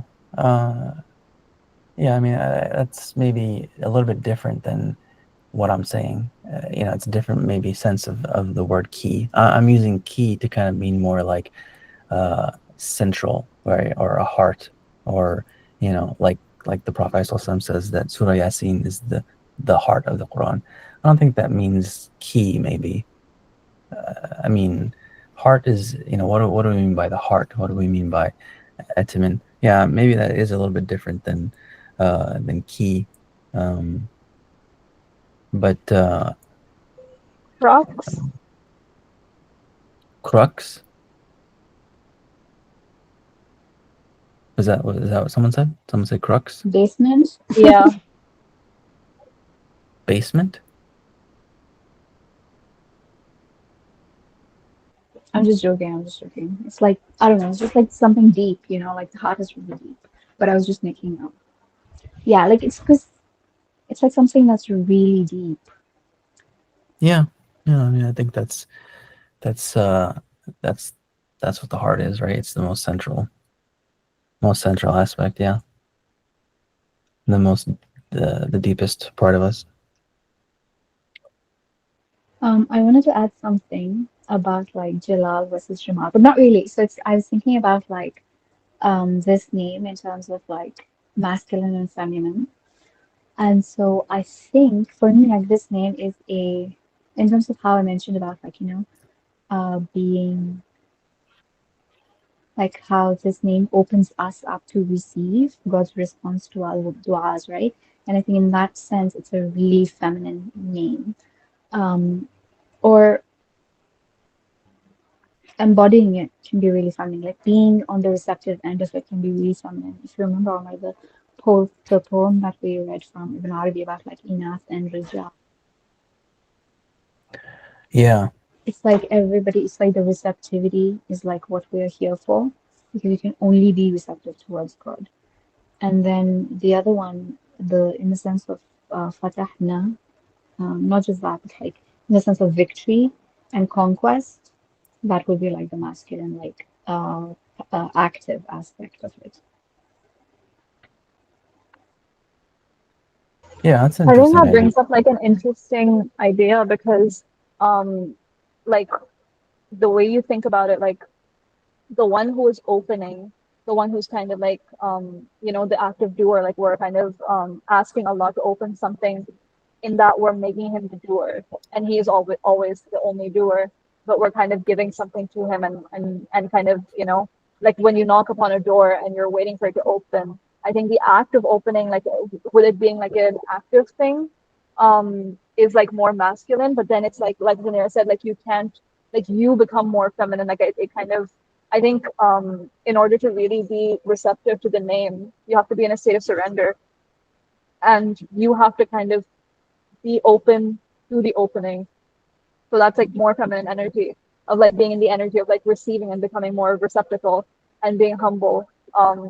And so maybe like Omar, like with us, like you and me, what we're talking about, like, maybe that is like one thing, and that's something I keep catching myself on as well, as like, okay, like there's a part where I'm trying to surrender, but then I keep like tripping into male energy, which is like I'm like, but maybe like if I do more, if I do this or if I do that, but it's also like I'm getting more and more keenly aware of the fact that like I also have to surrender entirely. And so I can't be an imbalanced masculine energy or kind of be in a more active state, despite that being like my instinctive reaction, thinking that it's just I have to do more.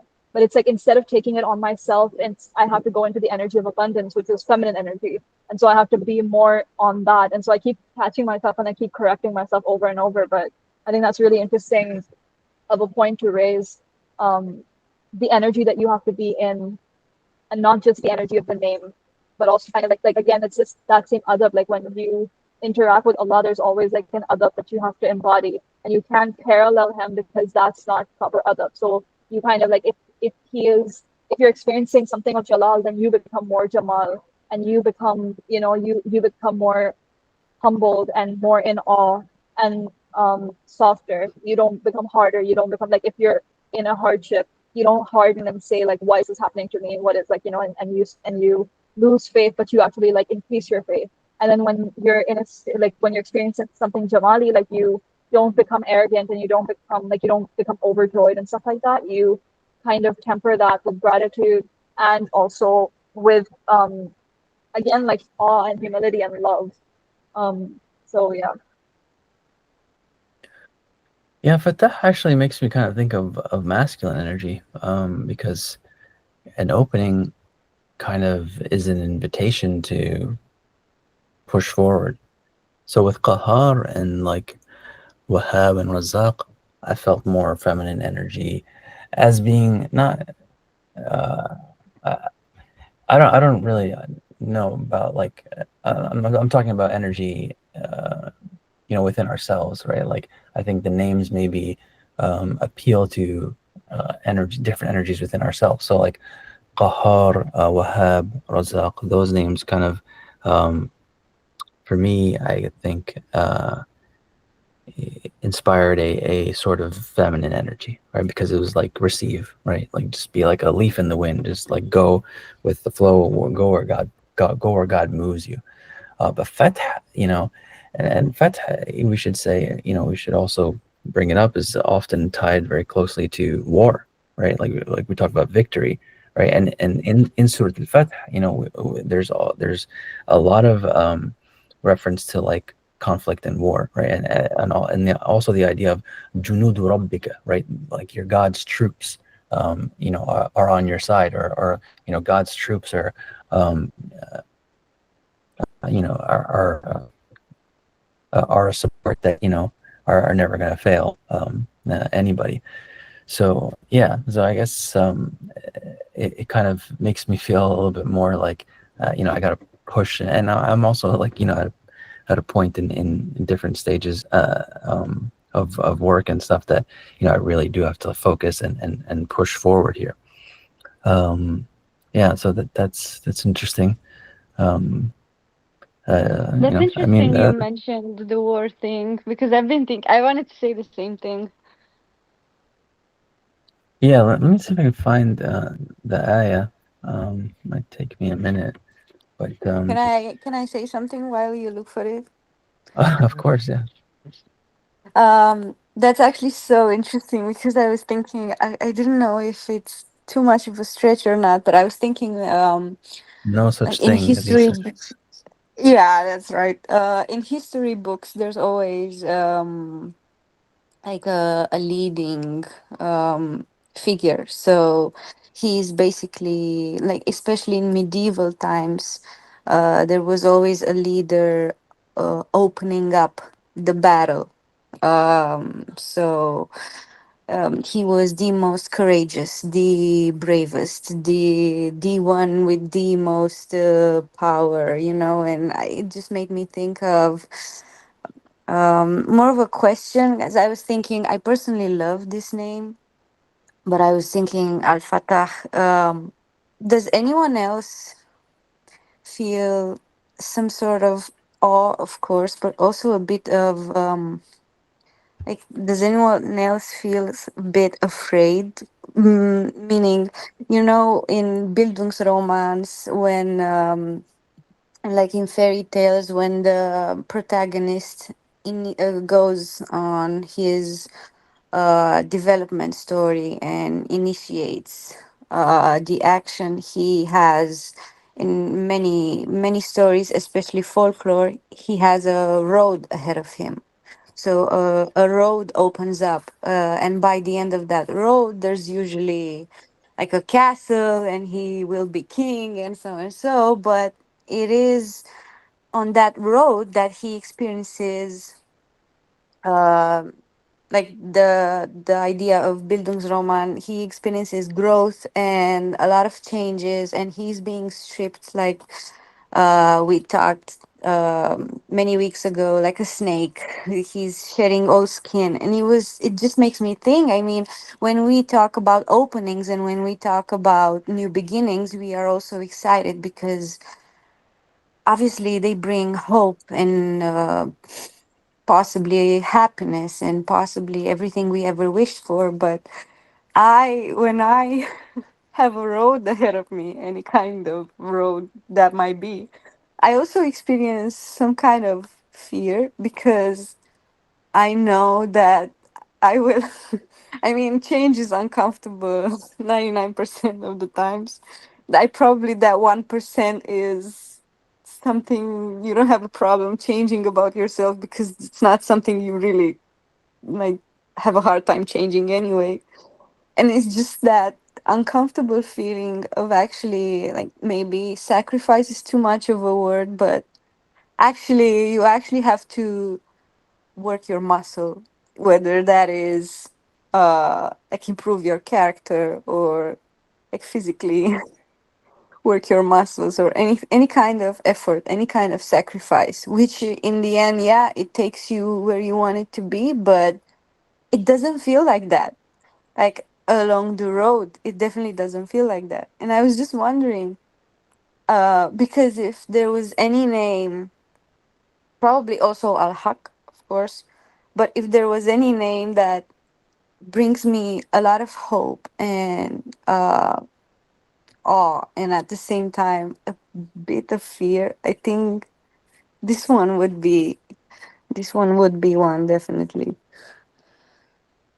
Yeah, I completely agree. Um, because you have no idea. It's funny, during this session it started raining pretty hard, so the skies opened up a bit. Um, yeah, it's definitely, I think, scary in to some degree, and I think that's what Zanira was mentioning in the beginning, that there's the Jalali aspect maybe is more.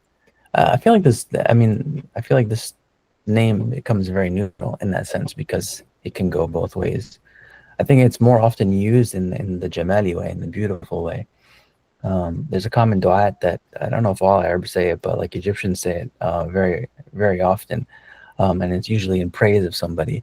Like if they recite Quran well, if they do something well, or if they give you something or they're just nice to you, they'll say like, "Oh, Allah yaftah alik," may Allah open upon you.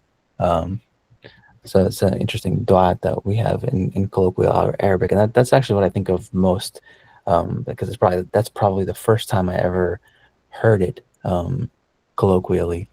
Growing up and hearing Arabic is in that phrase, Allah yaftah alik, which is often said to, like, as I said, speakers or leaders or anybody that's in a providing or support role. Do you guys think a broken heart can truly open?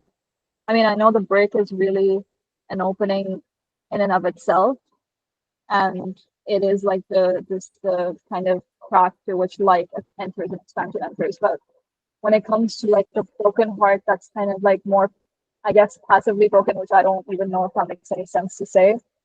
And then you're trying to push yourself and you're trying to like expand and like, do you think that's like possible?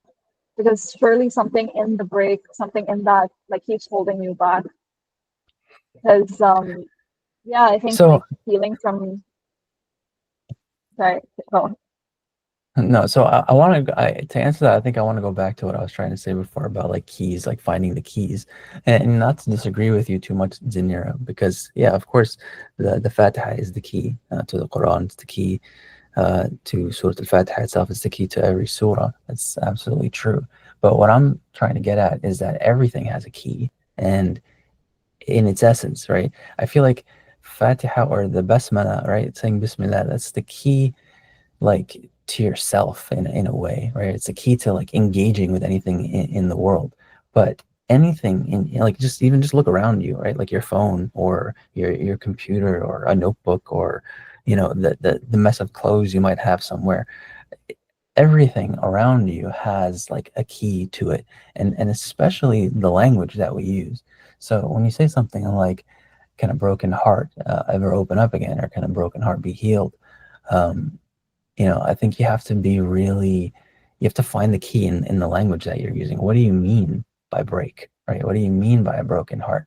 And I think that's what I was trying to say before about how, like, it's not something that we're encouraged to do in the modern world, to think about things in that way, to think about the underlying, the between the lines, the hidden. Um, and yeah, I mean, we can have a conversation about what a broken heart is for sure. Um, there's a famous poetic saying, إن القلوب إذا تنافر ودها مثل الزجاجة كسرها لا يجبر. So the saying is that, or the line of poetry is like, the hearts are like glass bottles. Uh, when love leaves them, إذا تنافر ودها, when like the intense passion of it, when it's the intense love leaves, it's breaking is like the glass. You can't put it back together. But not to be depressing or hopeless, but I think that just means, like, it reminds me of the idea of that, like, if you're going to hell, you already are in hell, right? If you're going to heaven, you're there already in a way. And a lot of the language in the Quran is, in the present tense, in that, like, like you're already there, like it's already happening and you don't realize it. Yeah, actually, this Friday, the Khatib, the Jummah khutbah, he mentioned the ayah, "Kullu nafsin dha'iqatul maut," which is often translated as every soul will taste of death. But morphologically, if you look at the word for taste, it's not in the future tense, it's in the present tense, right? So, like, everyone is tasting death. Like, you're already there, right? In a way. So if your heart is broken, then it. I don't think it can open, right? But then when it does open, you realize it was never actually broken. And I think it's kind of just like, it's the paradox of, like, knowledge. It's like the limit of knowledge. Like, you reach a point of like knowledge and self-awareness that, like, everything is paradoxical. Everything is everything and everything and nothing is everything. That's a common idea, I think, in Ibn Arabi too. So yeah, I think my main point, to be simple and direct is like you just can't lose hope, right? You always have to have hope, and that's yeah, I'm thinking of when we talked about Musa, how Allah says فأصبحت فؤاد موسى فارغة, right? The passion or the depth of Musa's heart was almost empty, or empty if it wasn't for the fact that Allah tied it down. And that's what I think language does. Language is what ties us down. So yeah, I think you just have to maybe think, uh, or talk more about what you mean by a broken heart. Um, I think you mentioned Rumi, right? Like the break is where the light comes in, or that's where the healing comes in. Um, yeah. Can So I add something? If you yeah, don't mind. yeah. I was just gonna Um, say, yeah, just to sum it up in a sentence, like if the heart is truly broken, then of course Allah can heal it, but oftentimes we think it's broken, and maybe it's not. Or like we just need to be a little bit more clear about what we mean by broken.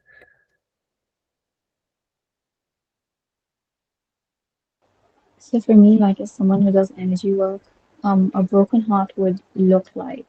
I mean, again, like what you said, like we have to be careful about the language, because it's just like just because it says broken doesn't mean it's actually broken, right? Like that's just how we express it in English, and In maybe English, maybe in right? Urdu too, Specifically in maybe in English. Igbo as well. How do you Yeah, say I it? How would mean, you say we it do in say Urdu? that. Dil toot gaya, a Oh, heart you broke, say like this. Yeah, it oh you say literally the means same the same thing? thing.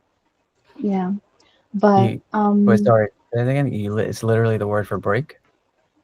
yeah, it is. Okay. So basically, the thing is, that's not what it would look like. So for me, if I'm reading someone's energy and they're heartbroken, that would feel like sad, right? That would feel sad and depressed and not open to life. And so that is closed energy. That is closed to life, that is closed to joy. Whereas an open heart is open to life and is open to joy and it is open to receiving good things. Whereas a closed heart is, I'm sorry, a broken heart, again, it's not broken. It's closed. Like it is like it might even have like a barrier in front of it actually, like which is a very almost I want to say almost tangible because like there are emotions such as, for instance, heartbreak or depression or betrayal or things that like add up and build like literally I don't know how to say it literally, but like literally metaphorically. They build a space that is really heavy around your heart space, like around your chest, basically, around people's chests who have had heartbreak, that becomes a barrier to them physically letting in like love and other good things. And that there's ways to, clear that, but that would not be an open heart. Like, but I think it means, yeah, I don't know what the other thing means. I want to go back to what I was saying about feminine energy.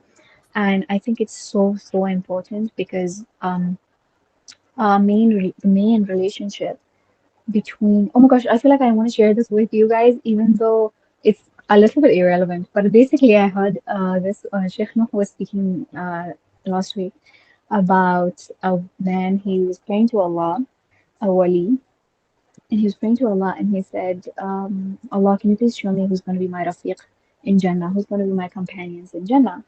And he was shown a person, Maimunat as-Sauda. And Sheikh Nur said that that means like, I mean, literally it means black or dark. But he said, it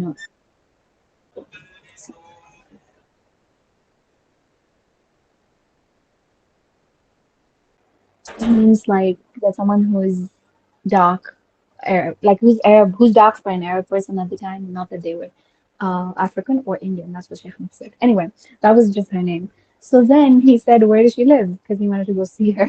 Then he goes there and then he asks around like where does Maimunat Sauda live? And then they say, "Oh, she's a mad woman, and she just lives by herself with like her animals."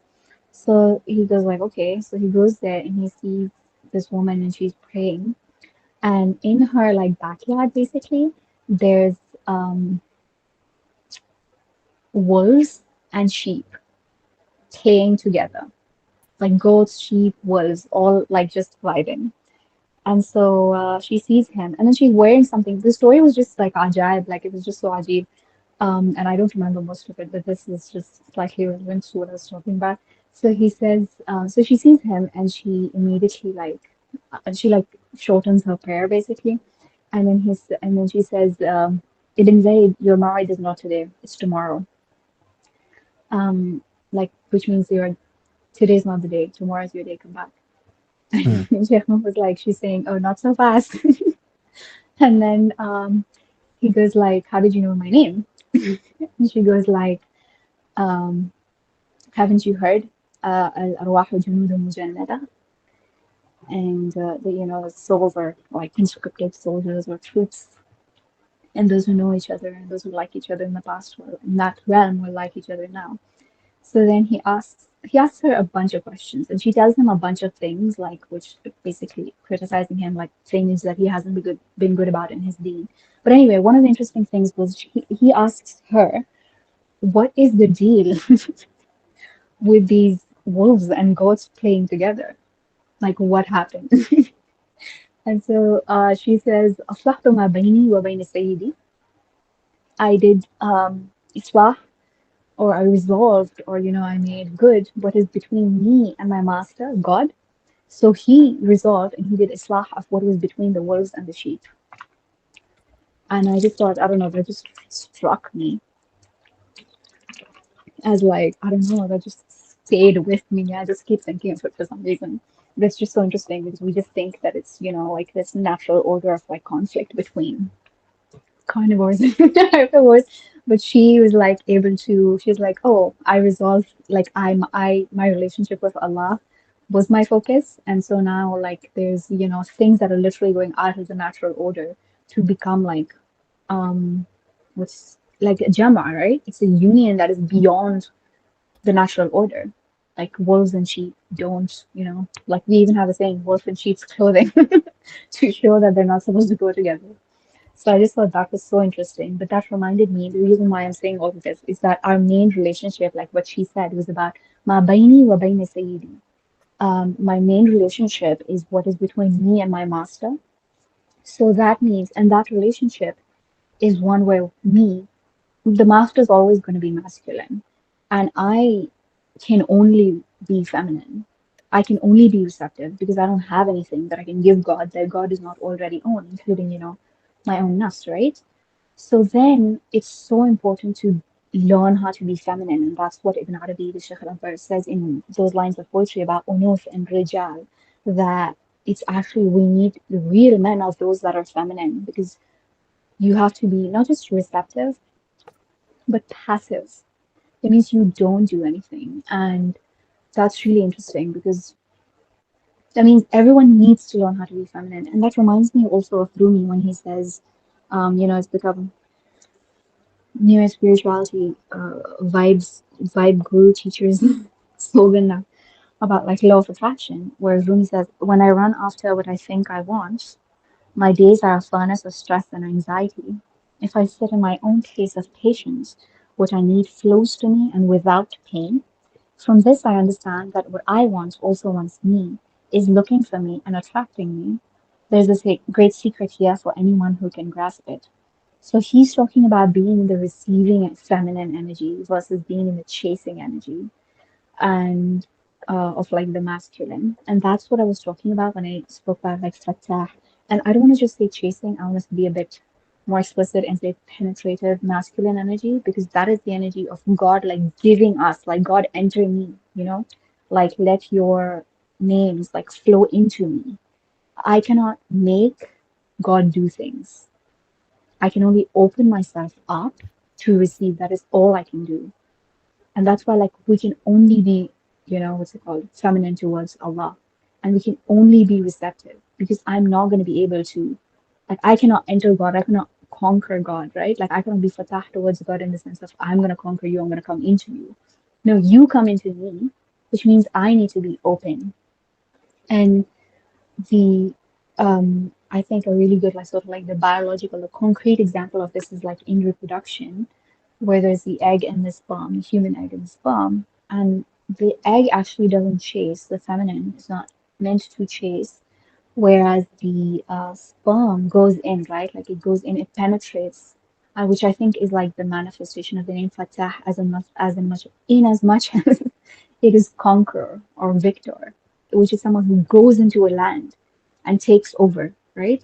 Whereas the egg, they found that the egg actually doesn't seem to do anything. Physically, it doesn't move, but it sends out chemical signals or catalysts that basically send make certain sperm more like make it easier for certain sperm to come in versus other sperm based on who the egg thinks.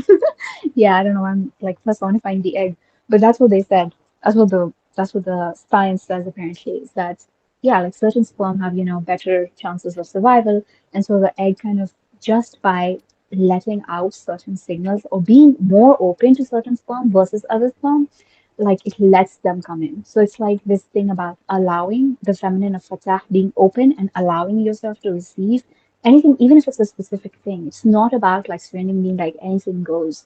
That's not it. Versus being going in like with intention, like a penetration of like, or even like if you think about in war, like penetrating a sword into like someone's body, like that. I guess that was part of winning wars, right? And then when it comes to marriage specifically, it's also the metaphor of the earth, the hith, and the farmer. Like the farmer puts the seed inside the ground. Like that's an active, you know, putting in some puts insertion, right? And then the earth is not supposed to do anything. The earth just needs to be like fertile. The earth needs to be open to receiving and to holding it and to nurturing it. But yeah, but I feel like that's what we need to be with God. Like we can't make God put a specific seed in us. Like we can't make God do anything. And we can only receive whatever God gives us.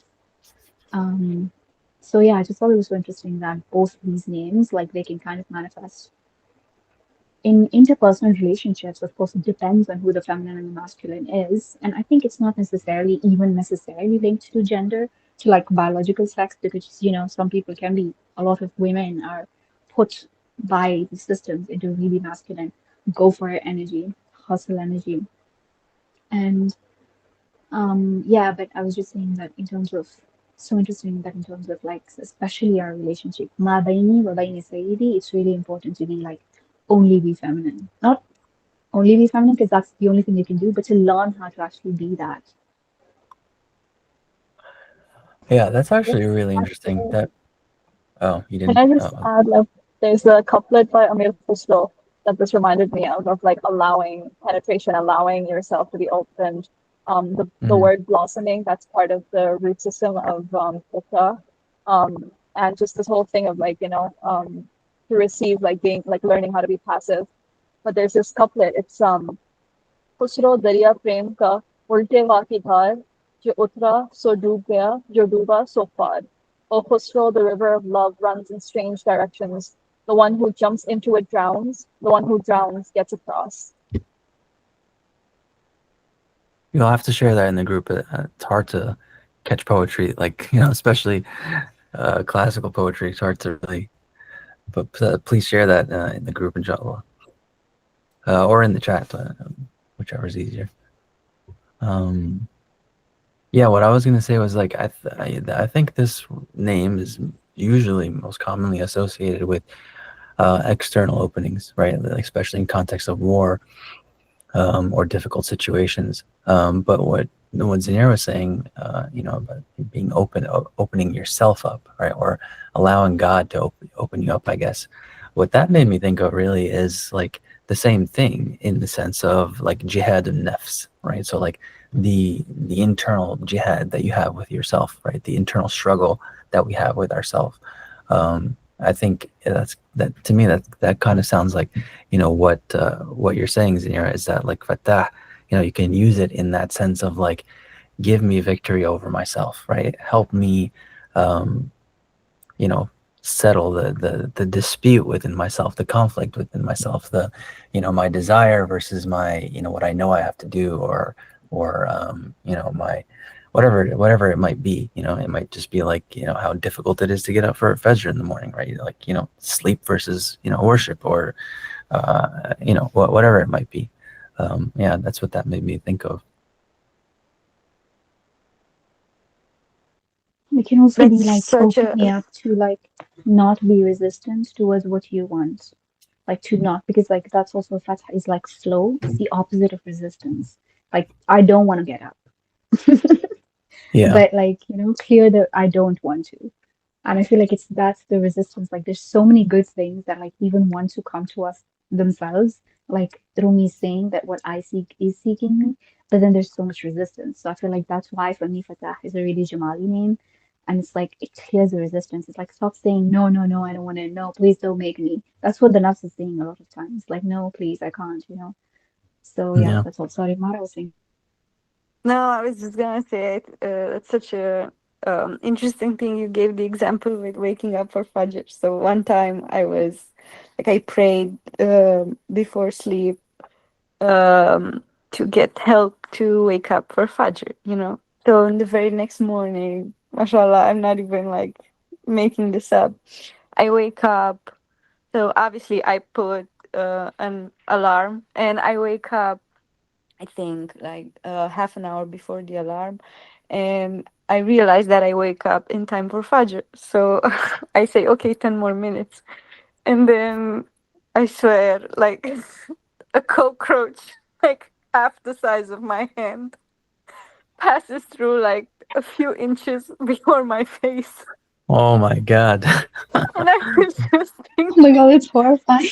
Yeah, Fattah, like, subhanallah. mashallah, he completely helped me. Mashallah, he gave me like 10 minutes to do Subhanallah. it without on my own. Like, you can wake up now and we will avoid the cockroach situation. Or if you want to snooze for other 10 minutes, I'm sorry, but this cockroach is here to help you wake up for Fajr. I will Subhanallah. never. Yeah, no, that was so. That's fun. So, in the spirit of that cockroach, I'll finish the story that I started before I lost my Oh, internet. yes. Please It do, was, yes. I was feeling that You cut skepticism. out a bit before too, so I don't know if you can begin again, maybe, because I Okay, think at least I okay, lost some context. okay. I will move to a place where the signal is stronger. Oh, no, Am no, I no, now better you're now? fine. No, no, no, now Okay, you're fine. great. I just meant Okay, before, when you started the story before, I think we lost a lot of it before you yeah. cut out. Oh, that's really sad. Okay, yeah, yeah, I was in we Konya. got up This was. when you were talking about the tissues, and then that's where you kind of cut out, and after that. Oh, okay. Okay. So the Sheikha had mentioned that you should take a lot of tissue because I cry really easily. And I was like a little skeptical, I have to confess, and I told her, I told her that afterwards as well, because I thought, it's extremely beautiful. I was looking at all the names of the doors, and they're all in Farsi.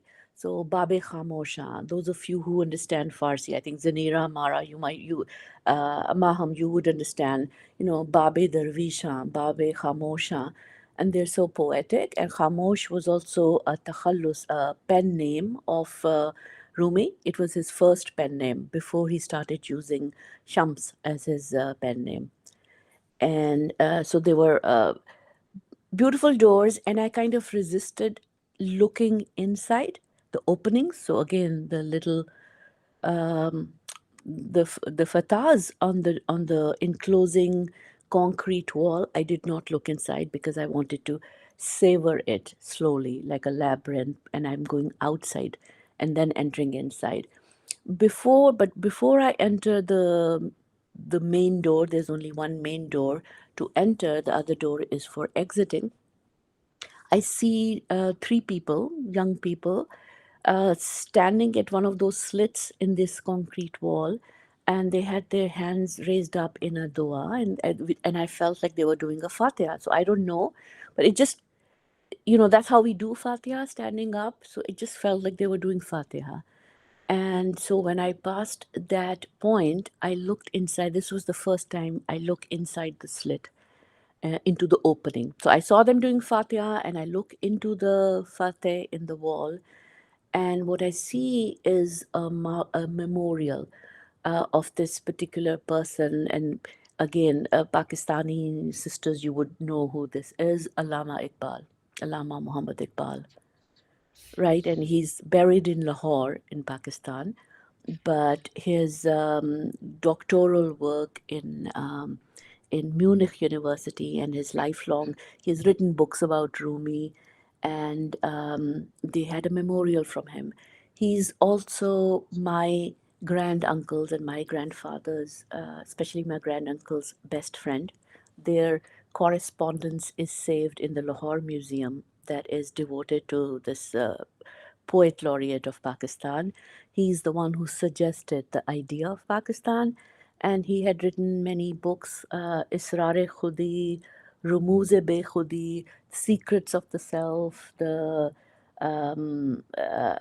very deeply Sufi and philosophical text. And from his text, now that I read him, he's clearly deeply, deeply influenced by not just by Rumi but by Ibn Arabi as well, and his idea of khudi. So anyway, so I look at it, and he's Kashmiri, and I'm from Kashmir, and I started crying, and it was my heart that was opened through those people doing the Surah Fatiha for Allama Iqbal in that opening in the wall. And when I picked in, I cried so much, and I knew instantly that that was Allah talking to me. And I said, okay, Allah Mia. With Mia is this word that we use in Indo-Pak to say, Allah Sahib or something, right? And got it. I was way offline, and lesson learned, checked. I was being arrogant, thinking I will not need the tissues, I will not cry. And here I am, bawling like a baby. And from that point onwards, I think there was barely 20 minutes that I wouldn't cry. And it was, it wasn't like sadness, the crying from sadness, but just deeply, deeply moved. And the lesson a larger lesson that I realized was that these the spiritual energies of people, or what Allah wants us to know, no no secular, no human power really can ever quench it, staunch it, legislate it out of its spiritual power. Similar to going to Hajj in these days, or for Umrah in Saudi Arabia, knowing the terrible, horrible policies of the Saudi regime. Yet, they can do nothing. It should not affect our drive, our yearning to be in the haram, or to be in the roza of the Prophet. But so that was my opening, and even this last bit, that it was there reciting the Surah Fatiha and looking at the opening, the Fatah in the wall was what opened my heart, is something that I've realized while recounting this incident to close friends of mine. But again, the role of the Fatah is deep and big, and for me, it's been super benevolent and potent.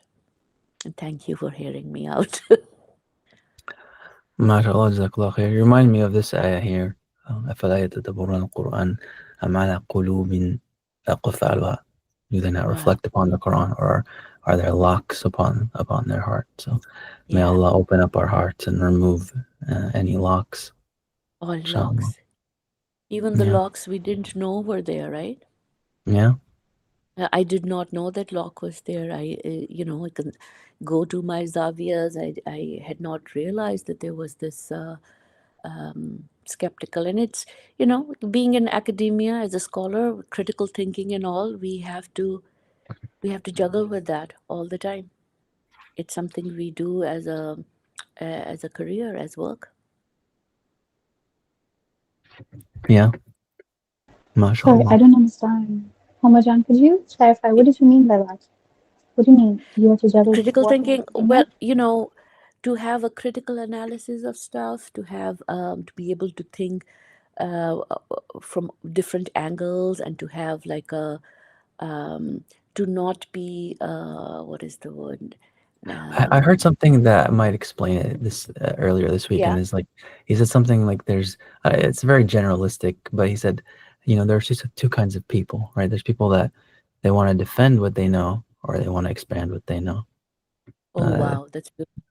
you Okay. know, I think it's overly simplistic, right? I think those are moods that we have, right? I think sometimes we're in a Yeah. mood we want to know, Yeah. or we want to expand it, and sometimes we're not in a mood where we want to expand what we know. Yeah. But So critical thinking is not necessarily defending what you know, but it's trying to look at something from all angles, historical basis, historicize something.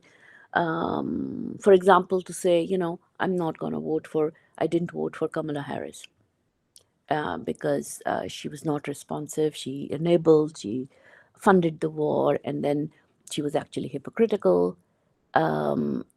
Instead of taking a more what could have been thought as a softer stance, saying, well, at least he'll be better than Trump. So I yeah, sorry, go ahead. no, please continue. I will say after.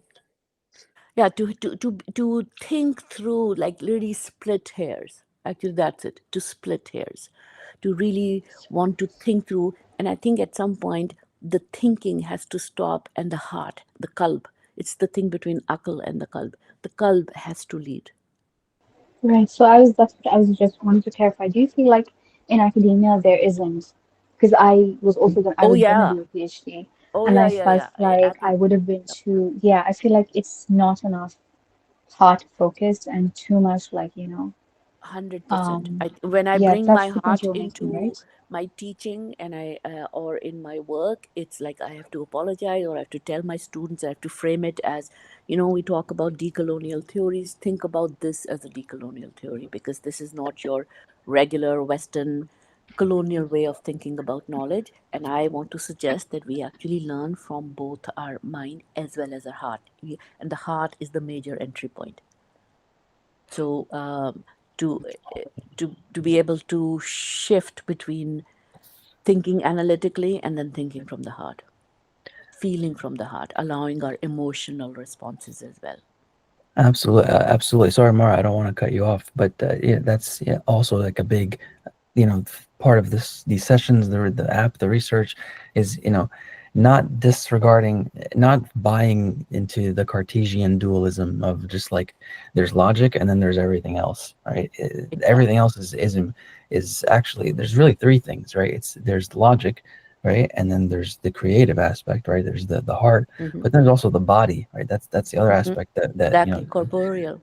yeah. Completely.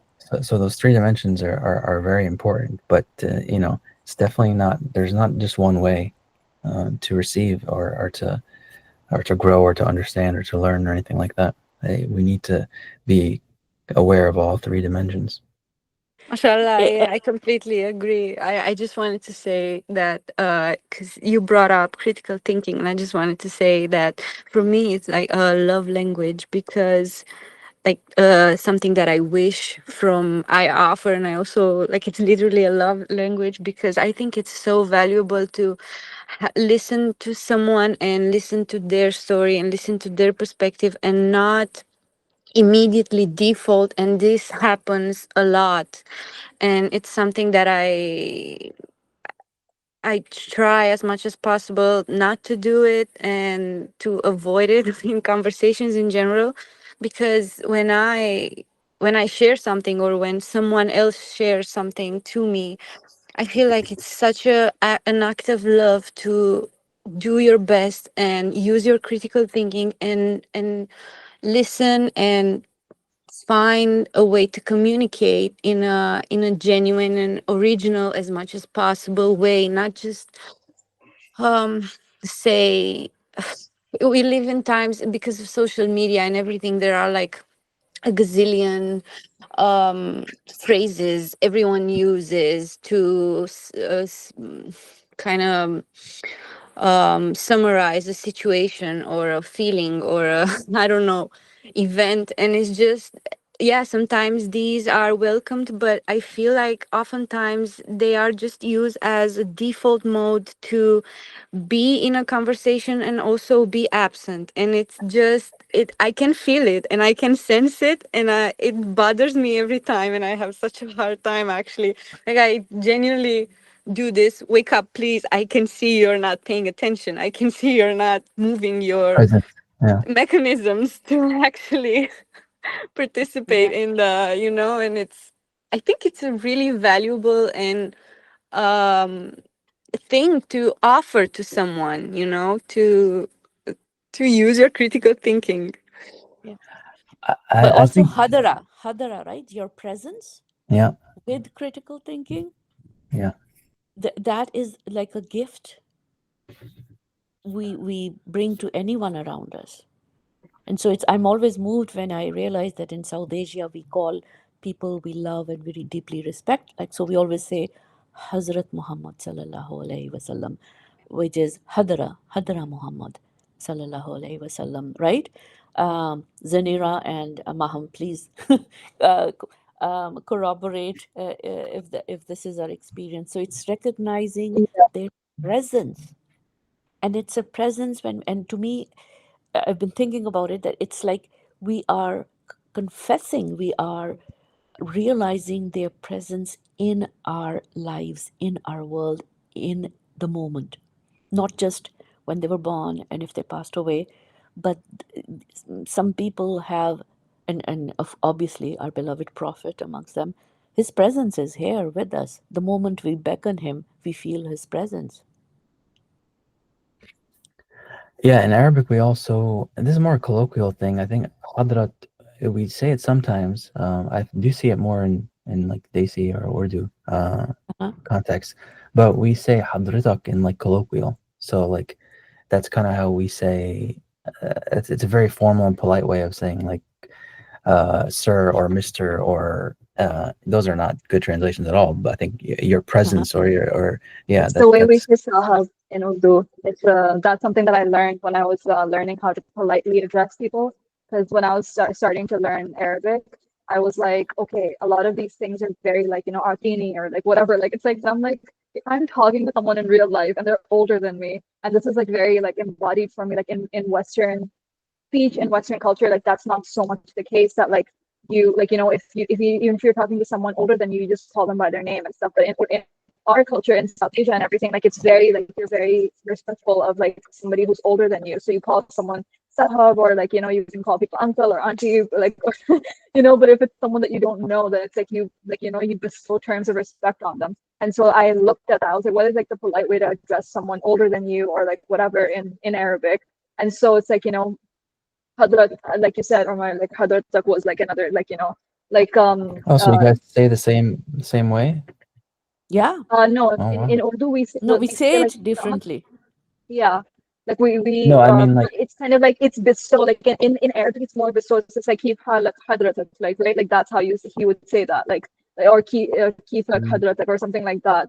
Where right, right. in Urdu we just use the word aap to like it's kind of like you but Oh, like up older, between it, you yeah. but with respect. And Hazrat is like something that you say like kind of like as a title for example like the prophet or something. But then if it's someone in real life, you'll if you're addressing them or if you're referring to them, then you'll say like person sahab or sahiba. And but it doesn't come into the conversation. Like in Arabic it's like very much like when you're addressing somebody, you're addressing them with the title.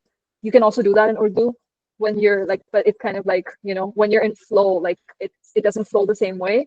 But there is like specific words for um like up instead of tum. Like tum is like you, but like somebody maybe your who's your peer or your age Yeah. or someone younger than you. And then up is for someone who's specifically like older than you or has position or like respect or whatever.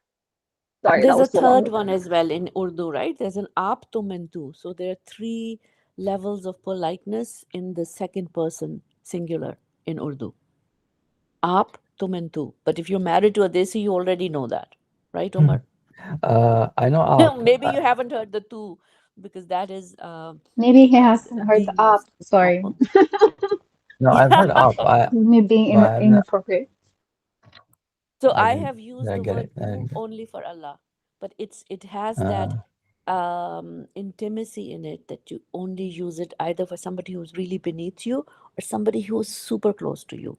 So tu, mm. the only entity for whom I've ever used the word, the most informal one is for Allah.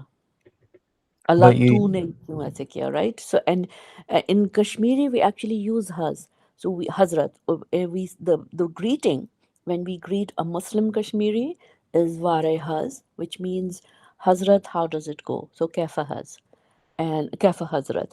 And oh, if you're speaking to a Hindu, we would say Kafa Mahar. Mahar is short for Maharaj.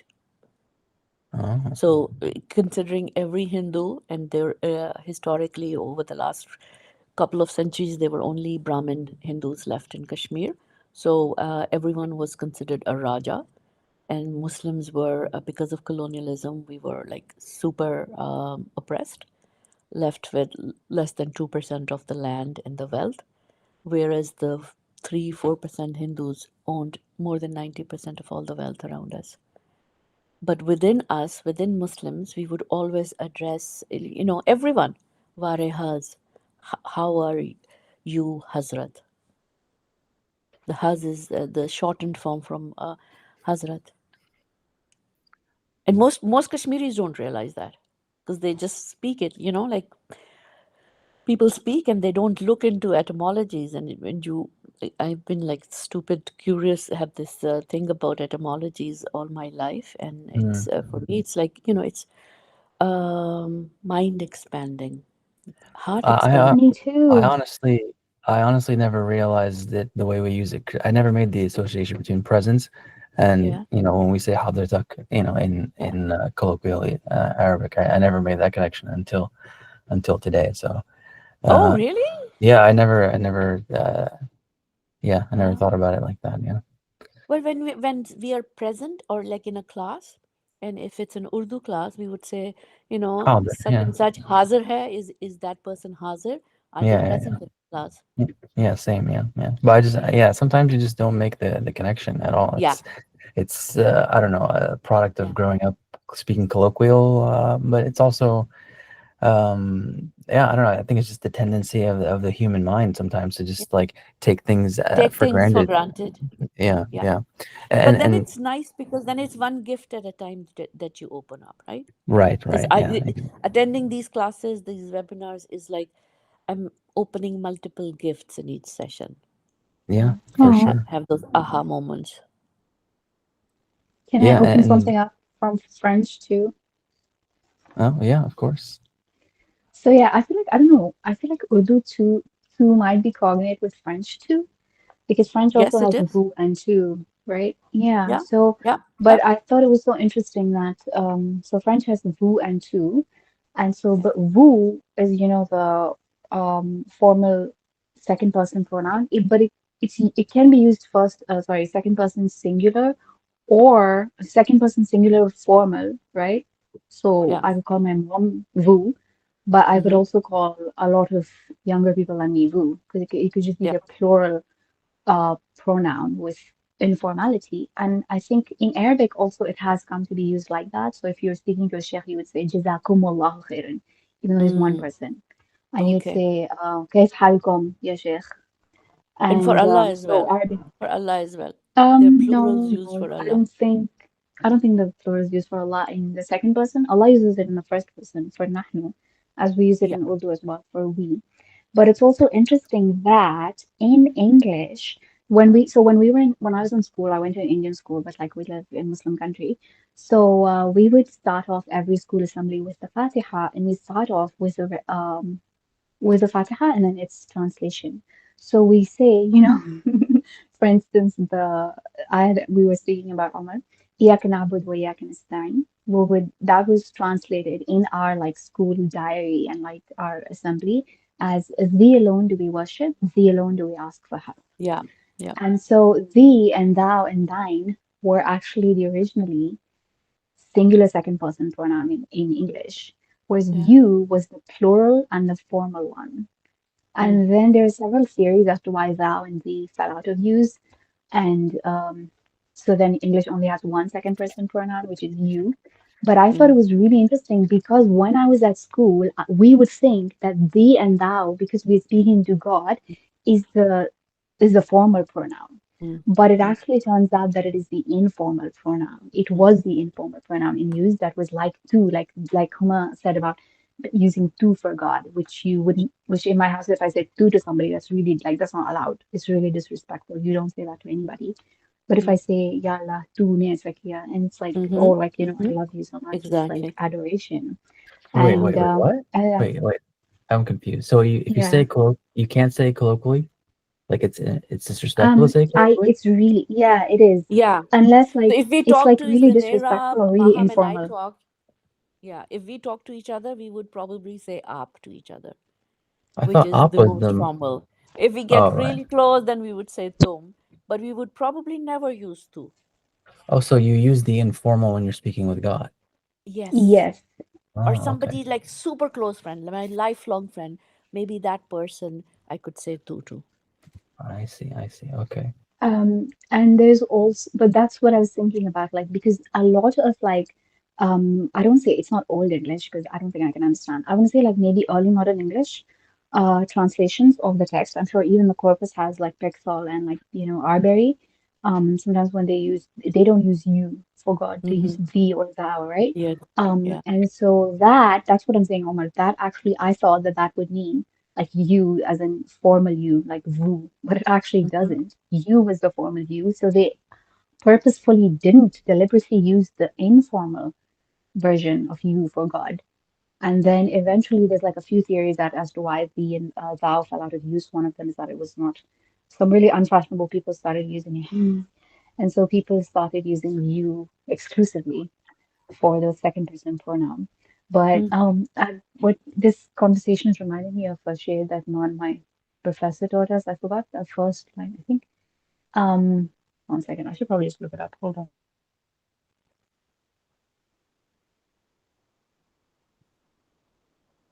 Fath also means rain in a colloquial, Mm. according to Lane here. So, or the first rain Like, that falls down, mhm. actually. Like an opening in the sky, right? It feels like an opening in the sky. Yeah, yeah. I mean that verbiage is used in the Quran as well as Yeah. Allah opens the sky to send Yeah. down rain. Yeah. And that's why there's rahmat in the rain. Yeah, for sure. Going back to that, the relationship between akal and kalb. One of the stories I'd heard of the Miraj was that the Burak could take our beloved Prophet because it was love. It was an embodiment of love, and so the Prophet could go all and Hazrat Jibrail. So notice how I'm saying Hazrat Jibrail. He had to stop at the Sidratul Muntaha. He could not go further than that. But it was and he is an embodiment. Jibrail is an embodiment of aql, of rationality.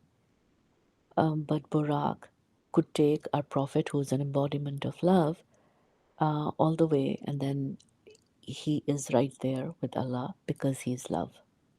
So love can take you to a place way higher than aql.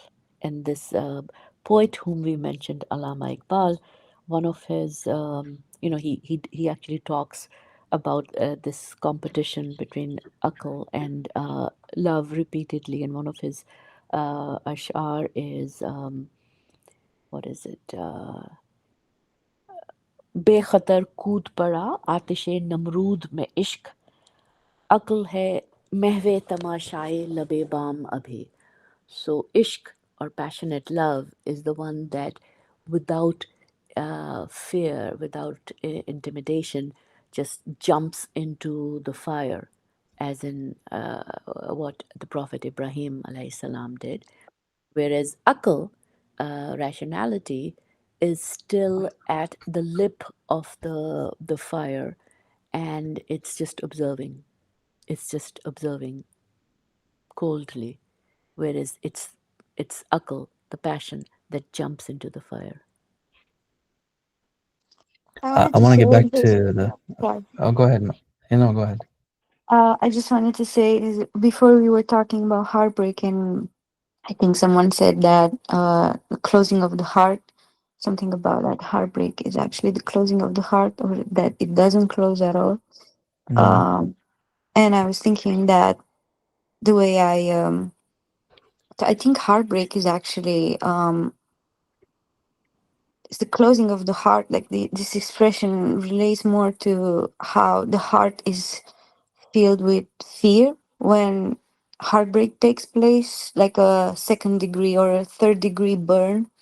The kind of fear that comes in, like, stays like a tattoo or something, or the kind of, yeah, fire burn that somehow leaves a mark, and in one way or another the skin, especially in super bad cases, never looks the same. And I think that's what happens basically in heartbreak, that the heart is filled with fear, because it at first, and as children, we are so we're so genuine, and we're so open, and we're all born with this natural instinct of being in love and showing love. And um yeah, I think over time, as we age and as we experience or not heartbreak in any shape or form, it's it's like we constantly get tattoos over our hearts with fear. And um so it's not so much of a closing, but something that poisons it, and that you have a really really hard time to somehow not eliminate is like the worst word I could ever find, um to erase after it has set in. So, and this becomes like a challenge throughout life to go back to that inner like the first state of being genuine and being childlike and being, when it comes to love. um that's how I see it. So, yeah, lots of thoughts I have. Let me try and go start from the heartbreaking stuff. So I just did like just a little bit of quick research on the heartbreaking thing, and like how that metaphor appears universally in different languages. And it's not really universal. Some languages do have the idea, like English, Arabic, French. It looks like Latin-based languages. In more Asian languages, looks like Persian, Korean, even Urdu. It says here. The idea of burning is found.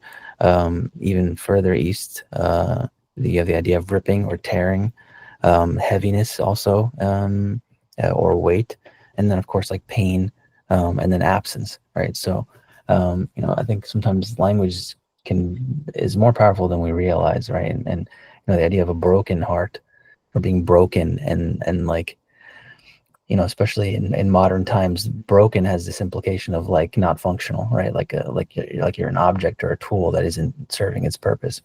And I think that's very very wrong, right? I don't think that's right at all.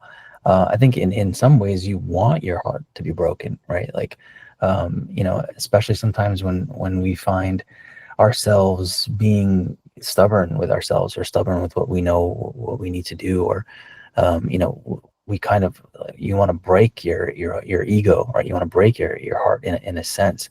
And I think that's even in the line of poetry that I said, which sounds a little bleak at first, but I think if you read into it, it actually isn't that bleak, because he says, إن القلوب إذا تنافر ضدها, right? So the hearts, when love leaves it, when deep love leaves it, then it's like a glass that breaks, and can't come back together. But if the love is still there, right? If the love is still in the heart, then when it breaks, then it can come back together. And that break is kind of like an opening, right? Where something comes in. So I think that's kind of another way we can reframe the idea of like a broken heart, or I mean, I think Rumi says it in the most simple and beautiful way, right? The wound is where the light comes in, right? But I think, oh, go ahead.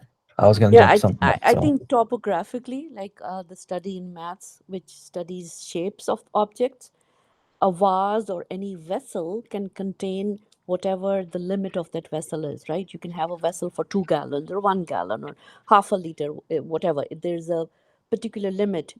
But when something is broken, it actually does contain the universe. I'll send you a poem of mine since we mm, were exchanging poems the last week. And it's obviously based on Rumi as a metaphor, that it's not holding up, so all of its surfaces are in touch with the universe. So in some ways it's actually containing, you have to think about it differently, that it's actually containing everything. It's containing the whole universe, because that closeness which made the vessel contain something is now broken open. It's opened up, which was what I felt with my heart at like a Konya. seed, Pardon? like a seed, right? Like Like a seed, for me it was like more like a vessel, like it's been broken, and I suddenly I'm way more capacious. I can take in so much more, and I really mm, did. I could see things and understand things which there was no real reason for me to know those things and understand those things. yeah, no, And sharing immediately with I wanted, at that point I wanted no other work in my life than to be a dervish who just stands there, sits there, roams around inside the compound, and shares my excitement about every little thing there with little children. There was a group of actually Nigerian children with their parents, and the parents were away, and the children were left to their own means. And I got the biggest kick of my life reading the calligraphy with them, which was beautiful because it's written left to right to left, and then also left to right, exactly symmetrically. So it looks like a symmetrical pattern, and the kids hadn't realized that. Or I found a hair of the Prophet, peace be upon him, in the other room, and there was no caption on it, but I knew it was the hair, and I'd never seen it before.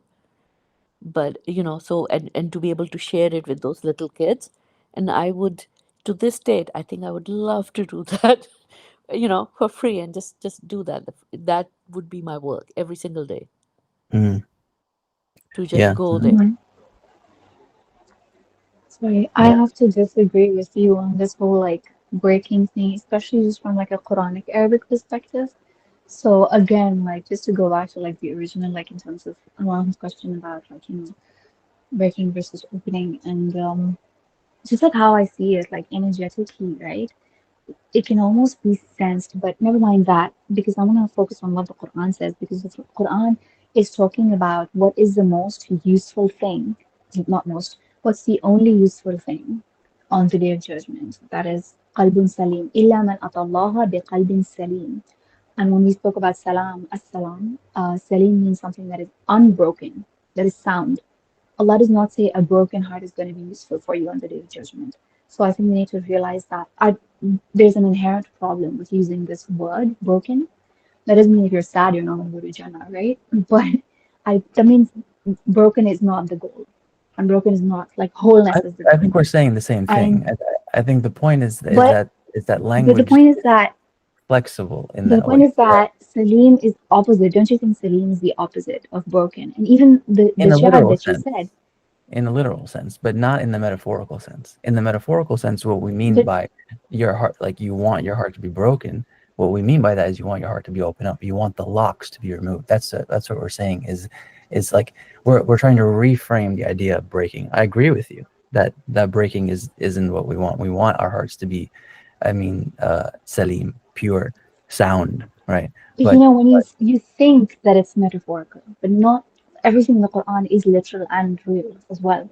no, It's I'm not not just saying I'm not metaphorical. saying the Quran is metaphorical. I'm saying that the English language, the phrase of a broken Right. heart is a metaphor that we can reframe, right? Because it comes from something that's it comes from an intuition, right? Like we feel broken. We feel like something is ruptured or not right in the simplest sense, right? Just make it even really simple, right? And don't forget the metaphors, right? Either you feel good or you feel bad, but that bad feeling is actually sometimes an opening. It's actually a pathway forward. That's all we're really trying to say. It's We're a not saying seal that. Right, no, that's but I don't broken. It disagree with feels like that. a seal that's broken. So it's Okay, not Yeah, the thank you so heart that's much. broken. It's e- literally the Yeah, seal that's broken, exactly. Yeah, yeah. right? We're that's just so great. It's That's reframing. not so the heart beautiful. itself that's broken.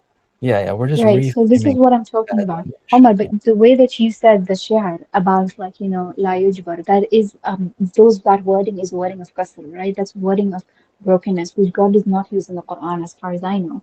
And what going back to what you said about the aqfaluha, right? So this is the actual wording that God is using. It is aqfaluha am ala qulubin aqfaluha. Are their hearts locked? That is one word. Huma said something sealed. ختم الله على قلوبهم. Allah has placed a seal on their hearts. Seal on their وعلى hearts. أبصارهم غشاوة. There is a veil on their eyes. وأولئك الذين طبع الله على قلوبهم. And then another like taba or stamp or seal on their hearts again. So this is the wording of the Quran, and I feel like all of that contributes to an imagery of being closed. Seal is something, it is closed. Rasulullah Sallallahu Alaihi Wasallam is the seal of messengers. He's Khatam al Nabiyyin. That means nothing is going to come after this. Messengerhood is closed. And that means the heart is the wording that Allah is using is one of closing and opening. It is not one of breaking and I don't know, whatever the opposite of that would be.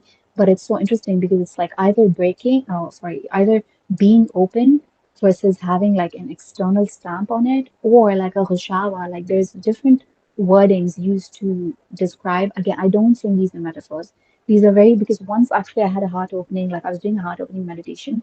I literally looked down at my chest to see because I felt like a blanket was removed from my chest, but nothing was actually there. But it was like a rishawa, or like, the wording that God uses in the Quran about like a veil being placed. I felt it in a very visceral sense. And I realized that these words, they are not even Rasul Musa alayhi salam saying, um, وَاحْلُلْ عُقْدَةً مِنْ لِسَانِي. You think that's I don't know, a metaphor, but it's not a metaphor. There are knots. There are even, نَفَّاسَاتِ فِي الْعُقَدِ, right? We seek refuge from Allah from the women who blow on knots. That is a knot, basically a woman, a magician, black magician woman places a knot on a doll or somewhere, I don't know, wherever, like even when black magic is done on Rasulullah Sallallahu, and a person feels it in their body, that is a very literal, in terms of black magic, it is a very literal, concrete knot. So these are concrete things, and I don't think they're not just metaphors. That is my first point. And that is why it's also really important to know, like, why is God using certain imagery. And I mean, I'm not saying I know it, I don't know it, but I'm just saying that brokenness is not part of that imagery. In fact, it is contradictory to that imagery, because the goal is not to be broken. Just because Rumi said it, I love Rumi, I respect Rumi, he's amazing, Allah Mabarak. But again, I don't know what the Farsi, connotations of those words are. And I'm just saying that this metaphor or this usage is not found in the Quran. In fact, God is saying, be unbroken, bring me a Salim heart. And that means bring me, one of the very literal meanings of that word is to be unbroken.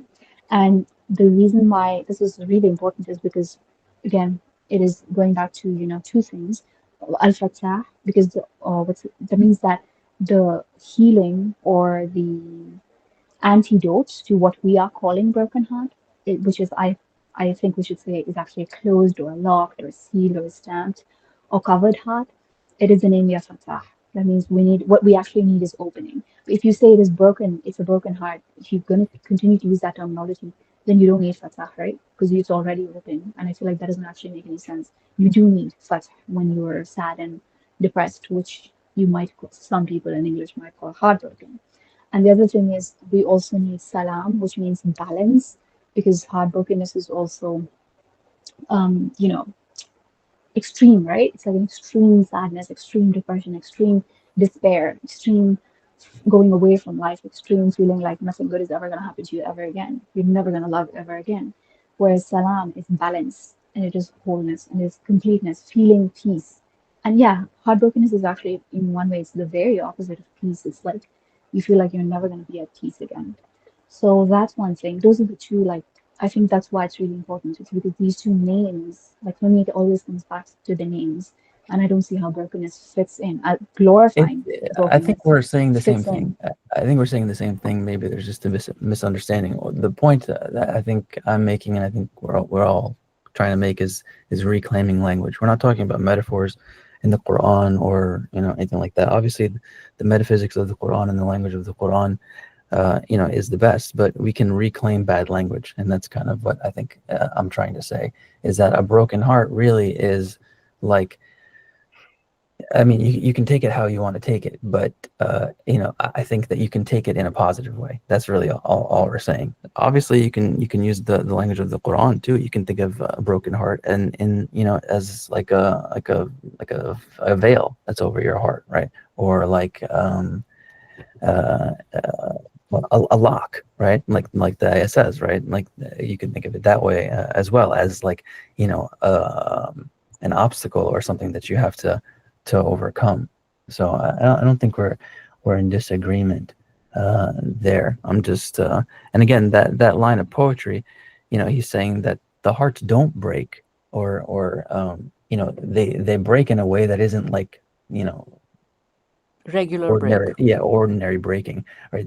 Especially when there's love in there, when there's love in the heart, they don't break in a way that is unrepairable. Yeah, so I think that's really all we're saying there, is that you can reclaim bad language Yeah. by looking deeper into where it's coming from. Why did the phrase broken heart come from? That's Yeah. kind of the point that I think we're trying to make there. And Yeah, a I bad also want to say translation. something about metaphor because we were talking. I think we could use the word metaphor, and I think we could say there are some things that are metaphors, but I think it's really important at first to define how do we use the word metaphor here, because I think the general understanding of the word metaphor is something that, something that is supposed to represent something like an association of words used in a poetical way that has no literal um outcome, or representation, literal representation. But I actually think that we can use the word metaphors here and talk about something literal at the same time, because before, Zinira, you said that you felt at one point that your heart was opening. Well, that is in itself a metaphor and an literal representation of what you were discussing before, because basically we could also like argue that opening is something that happens to a door, or like something that happens to a bridge, or like what's something that happens to, I don't know, the earth when during an earthquake, but and that is an opening. But you also experienced an opening which is quite literal as well, but it, compared to the opening of a door, it becomes metaphorical. And so I think we could dabble with metaphor here, but we would just have to, I think we could use, like, it would be useful to realize that we have certain expressions that we define as metaphors. Like, for example, we would not be able to say, I see yellow in front of me, if we wouldn't have the word yellow. But yellow can be the literal color, yellow can be a feeling, and um, there are actually people who feel yellow, so, and feel colors. And it's just like, I don't know if. I really think there's a middle ground to it. And I really think that the whole like key that would open the perspective is just to redefine how we used metaphor in this conversation. So I just looked up the etymology of the word shikast, which is the Farsi Indo-European word that Rumi probably used in his poetry, and it means, along with broken, it means defeat, which we also use in Urdu. Means a failure, a fracture, setback, and a break, losing, deflection, refraction, breakage, washout, fizzle, reverse, flunk or fail, unsuccess, plumper. I have no idea what plumper. So in the Quran, the word that's used most often is method, right? And that's usually translated not as metaphor, but as similitude. And I think the only reason really is that like metaphor is associated with literature and human writing. So that's why we use a different word. But I mean, the idea is still like, in its most simple concept, it's just using one thing to explain another, right? A lot of cognitive scientists think that, embodied cognitive scientists specifically think that metaphor is the fundamental operation of the mind.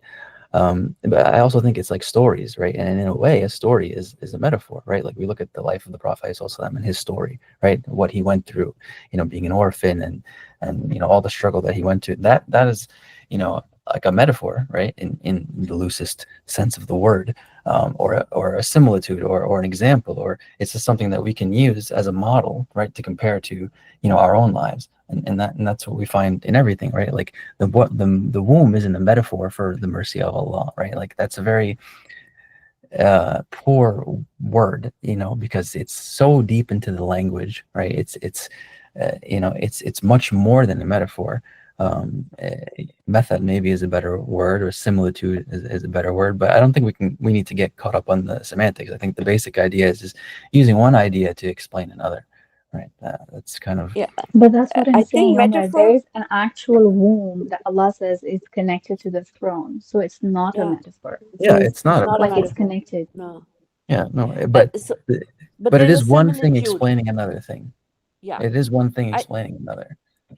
I think they're two different things. So, darbul misal or zarbul misal, the way we say it in South Asia, which Oh, is the you say the same similitude. in order We you say say the we use the same. exact same word, zarbul Oh misal. wow, We subhanallah. pronounce the dua, the za differently. Yeah, So yeah. it's we pronounce That it I'm used darbul to. Yeah. misal. Yeah, that's a similitude, or what is it called? Simile in English. Mhm. And metaphor is ista'ara, which I think is an Arabic word for loaning, or ista'ara. Like I don't even know the root word of that. A root word for ista'ara. Ara, it would probably be Ain Waw Ra Ara, So an opening, I guess then. which is Aura. interesting. Yeah, which yeah, I mean, what I'm thinking of is Aura, which is Aura, which is open. yeah. I'm not sure if it's the same root. We can check Yeah. real quick. So the ista'ara is a subset of simile, because simile is like that Yep. outer womb that encloses the entire cosmos, and the womb that women have, and they are in their functionality, they're like each other. Obviously, in their physical, corporeal, whatever form, we have no idea. We have no clue. But in the fact that they enclose life, that they germinate life, they're similar. And metaphor could be like, to say we, and I think we talked about it in one of the earlier sessions, to say somebody is lion heart. This doesn't really mean that you have the lion's heart. It means you have that quality that we associate with a lion, which is courage, which is bravery, and then associate it back to the person for whom you were loaning that word. So that's why istara, loaning. Yeah, that's really interesting. I never came across this before. So, metaphor, I mean, you can see some of the words here. Loan, as you said, or disgrace, defect. They're all kind of all tied together in this root here, which is really interesting. I only really, yeah, I never made the connection between isti'ara and aura. Mm-hmm. You Hmm. know, the Can I other just thing that, clarify something? oh, please.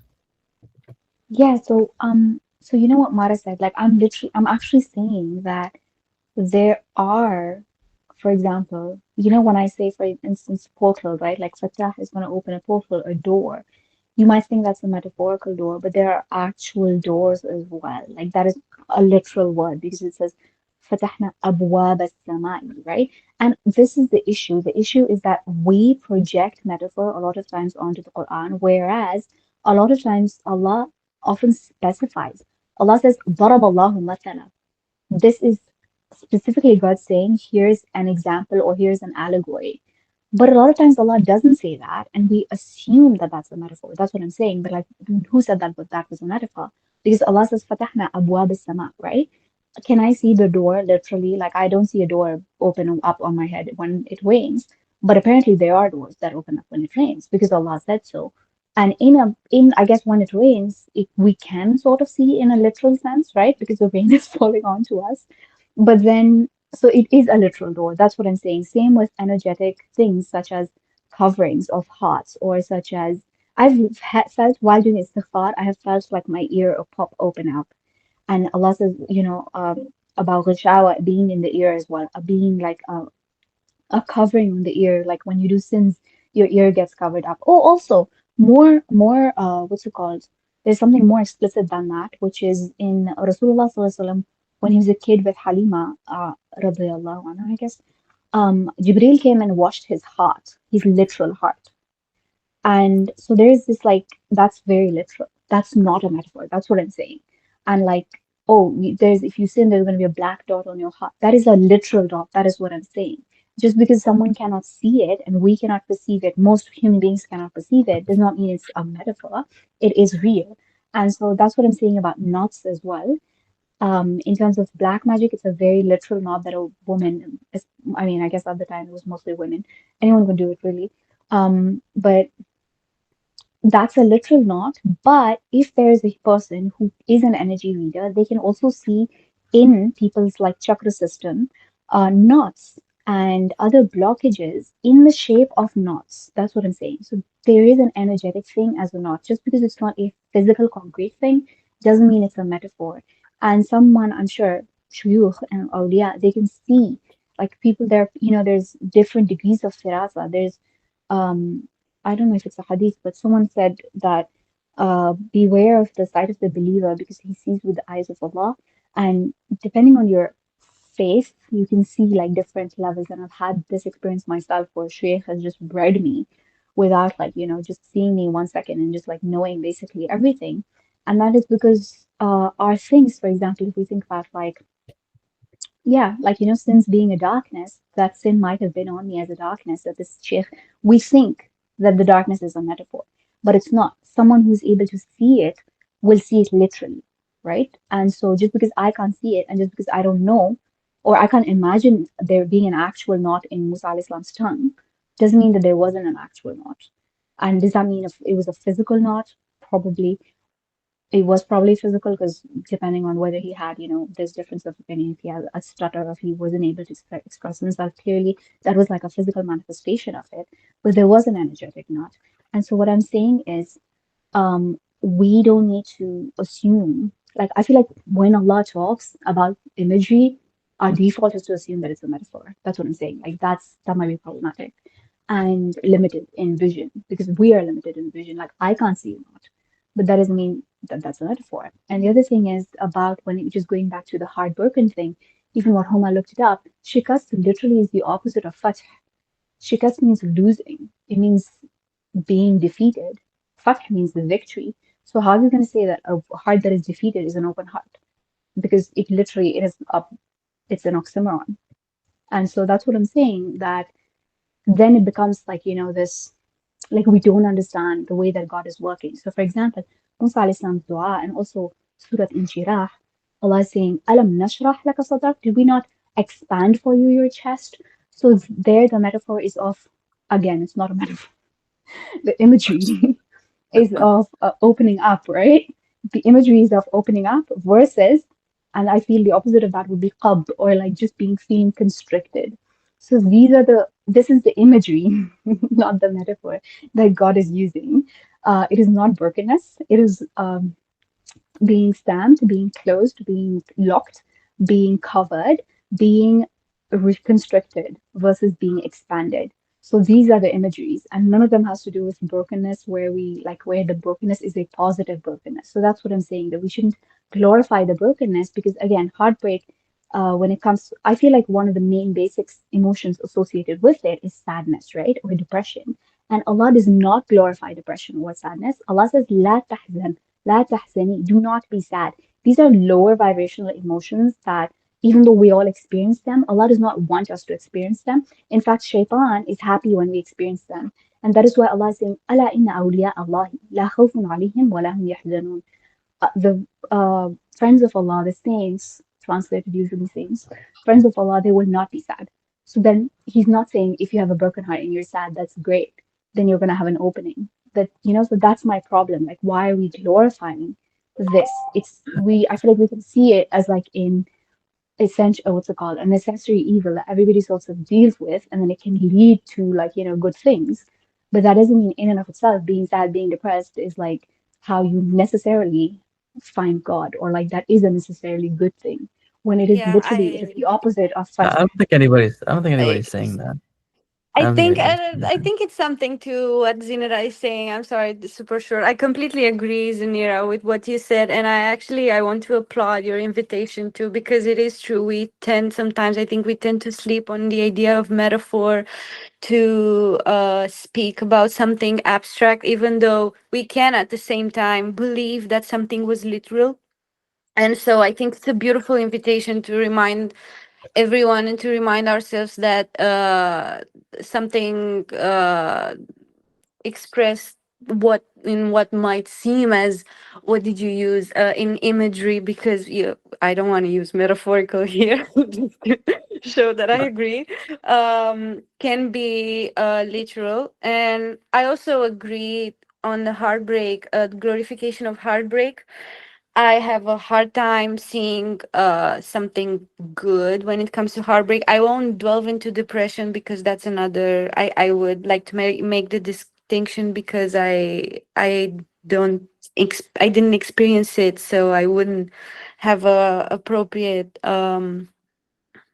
opinion. But I still feel that the glorification of heartbreak comes as a human need to. So heartbreak also implies is basically grieving something really beautiful and meaningful to us coming to an end, like dying. Like that's heartbreak is grief. So I think that it's really beautiful how humans need to see something beautiful in heartbreak, and like to glorify it and to find something nice in this experience, in the experience of living and going through a heartbreak. Because when the heartbreak is over, when the process is complete, you do feel the need to go back to have a piece of that meaningful thing that you experienced it, which caused you heartbreak in the first place. So I really think that the glorification of heartbreak is some sort of homage to what died, and what we really had to say goodbye to. And that's probably why the glorification takes place. And even though I would also rather be bitter until the end of the lives and just say that heartbreak is bad and I don't see the meaning of it, I also think that it is in our human nature to want to praise and put a beautiful, loving, heartwarming image to what was really difficult and what was really hard to go through. And I think it comes to duality, even though I know Omar said that we should set aside the duality. I don't know. That's just what I think. Yeah. Yeah, I mean, I don't. I'm sorry if I misspoke or if I, it wasn't clear, but I don't think anybody's glorifying heartbreak or loss or sadness or anything like that. I don't take Rumi's quote as meaning that either. I think the goal uh, or the point of Rumi and the point of what I'm trying to say is reframing bad language. A broken heart is a metaphor, right? It comes from something that's real, that isn't a metaphor. That's the point, right? Is that like whatever language that we were stuck in, right? We can reframe it in a way that's true to the actual metaphysics of, of our reality, of our heart and our mind and our body. The whole point about like whether something is a metaphor or not. I think that's a bit like it's kind of a semantic argument that isn't really that useful. We use things to explain other things. That's the simplest way that we can put it. God does that. What is the thing and what isn't the thing? That's that's beyond that. That's what I think the real issue that we're facing here is the limit of language. I think the premise that we have to begin with is that language will never become like will never be a completely sufficient and complete way of explaining anything fully, right? Even the Quran is the exception. Obviously, the words of Allah are the exception, but that's only in the in this life, right? The Quran is the best explanation and description of reality for the human mind, right? But I think this also ties to what we were talking about in the earlier session we had this week about the names of the names, right? Which I think is an unfortunate phrasing that Chitik uses, right? Because like he's saying the names of the things that are unnamed or the things that can't be named, right? And I don't know which is which, the named or the named exactly, but the point is that like we use the names to point to something that cannot be explained otherwise, right? It's just the limit of language, right? Then when we say Ar-Rahman Ar-Rahim, right? That's a word that describes God, but it doesn't completely describe God. It doesn't contain God, right? Language cannot fully contain anything, right? It cannot completely account for anything, right? It's just a tool that we use to coordinate with each other, to point to things. It was Wittgenstein, I think, that said this the best, right? And the limits of our of our language are the limits of our thought, in a way. Of our So yeah, world. of our world, right? So that's a really that's the heart of like a lot of what we're talking about here, is that there's more than meets the eye, and I think to bring it back to Fatah really, and critical thinking as Homo was saying, I think we have to all also be really conscious of the fact that, of the powers that be, right? Of the forces that want us to move in a certain direction, that want us to think of things in a certain way, that frame things for us in a certain way, that frame love for us in a certain way, as like this Hollywood ideal of like flowers and roses and you know. I think it's a human nature to want to avoid pain at all costs, right? I think that's uh, human nature, but I think there's also Animal nature. society. Yeah, yeah, I think that's yeah, for sure. And but there's also societies and systems in place that encourage that, right? That instead of encourage you to critically think and to look deeper, and to think that to reframe loss, to reframe pain, right, as that as an opportunity, right? Every door that's closed for you is another door opens, right? That's all that we're saying, I think, or that's all that I was trying to say, with the idea of like wanting your heart to be broken, right? I mean, that's unfortunate language, right? But like, I'm just kind of saying it in the sense of like, the westernized or the modern or the Hollywood idea of a broken heart, isn't, like we shouldn't be so afraid of pain, right? And we shouldn't be so afraid of, um, uh, you know, finding ourselves in difficult situations, because often those difficult situations are there for a reason, right? They're there to guide us in one direction or another. Yeah, and that's the whole, that's my whole mission in life, I feel like, right? Is to kind of just find the heart of the matter, find the central ideas that help us understand anything in reality. Can I propose yet another way to synthesize this seeming difficulty we have with the break as a quote unquote metaphor? And I think um,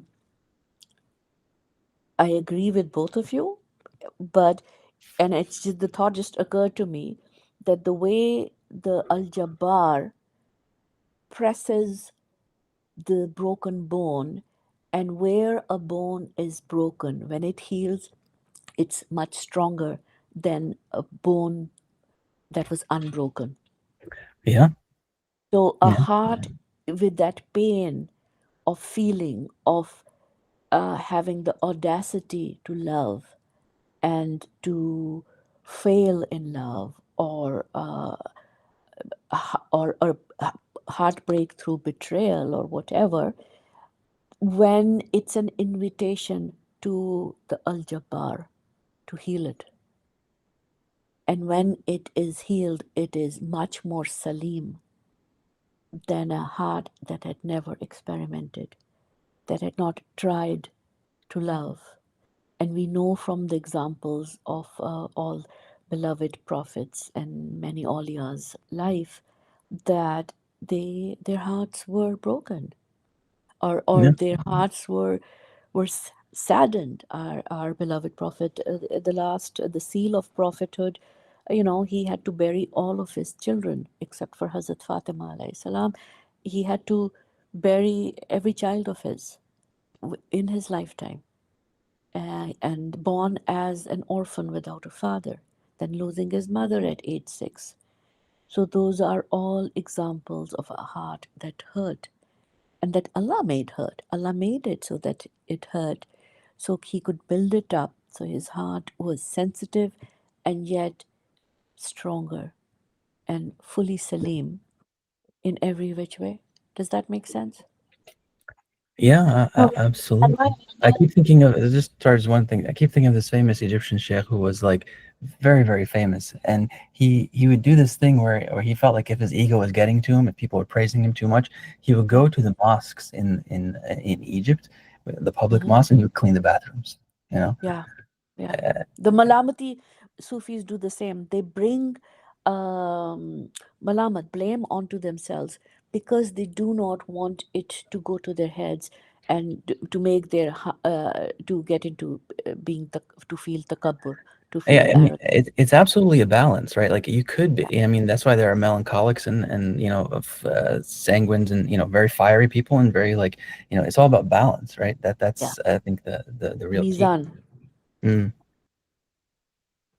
There's an ayah in Surah I mean, I keep thinking of Falik al-Habbu and Nawa, right? Because I keep thinking of like hub or and love as like a seed, right? And it gets split open. I keep thinking of that. But there's Yeah, also an ayah in Surah Al-Kahf, where Allah describes um, uh, um,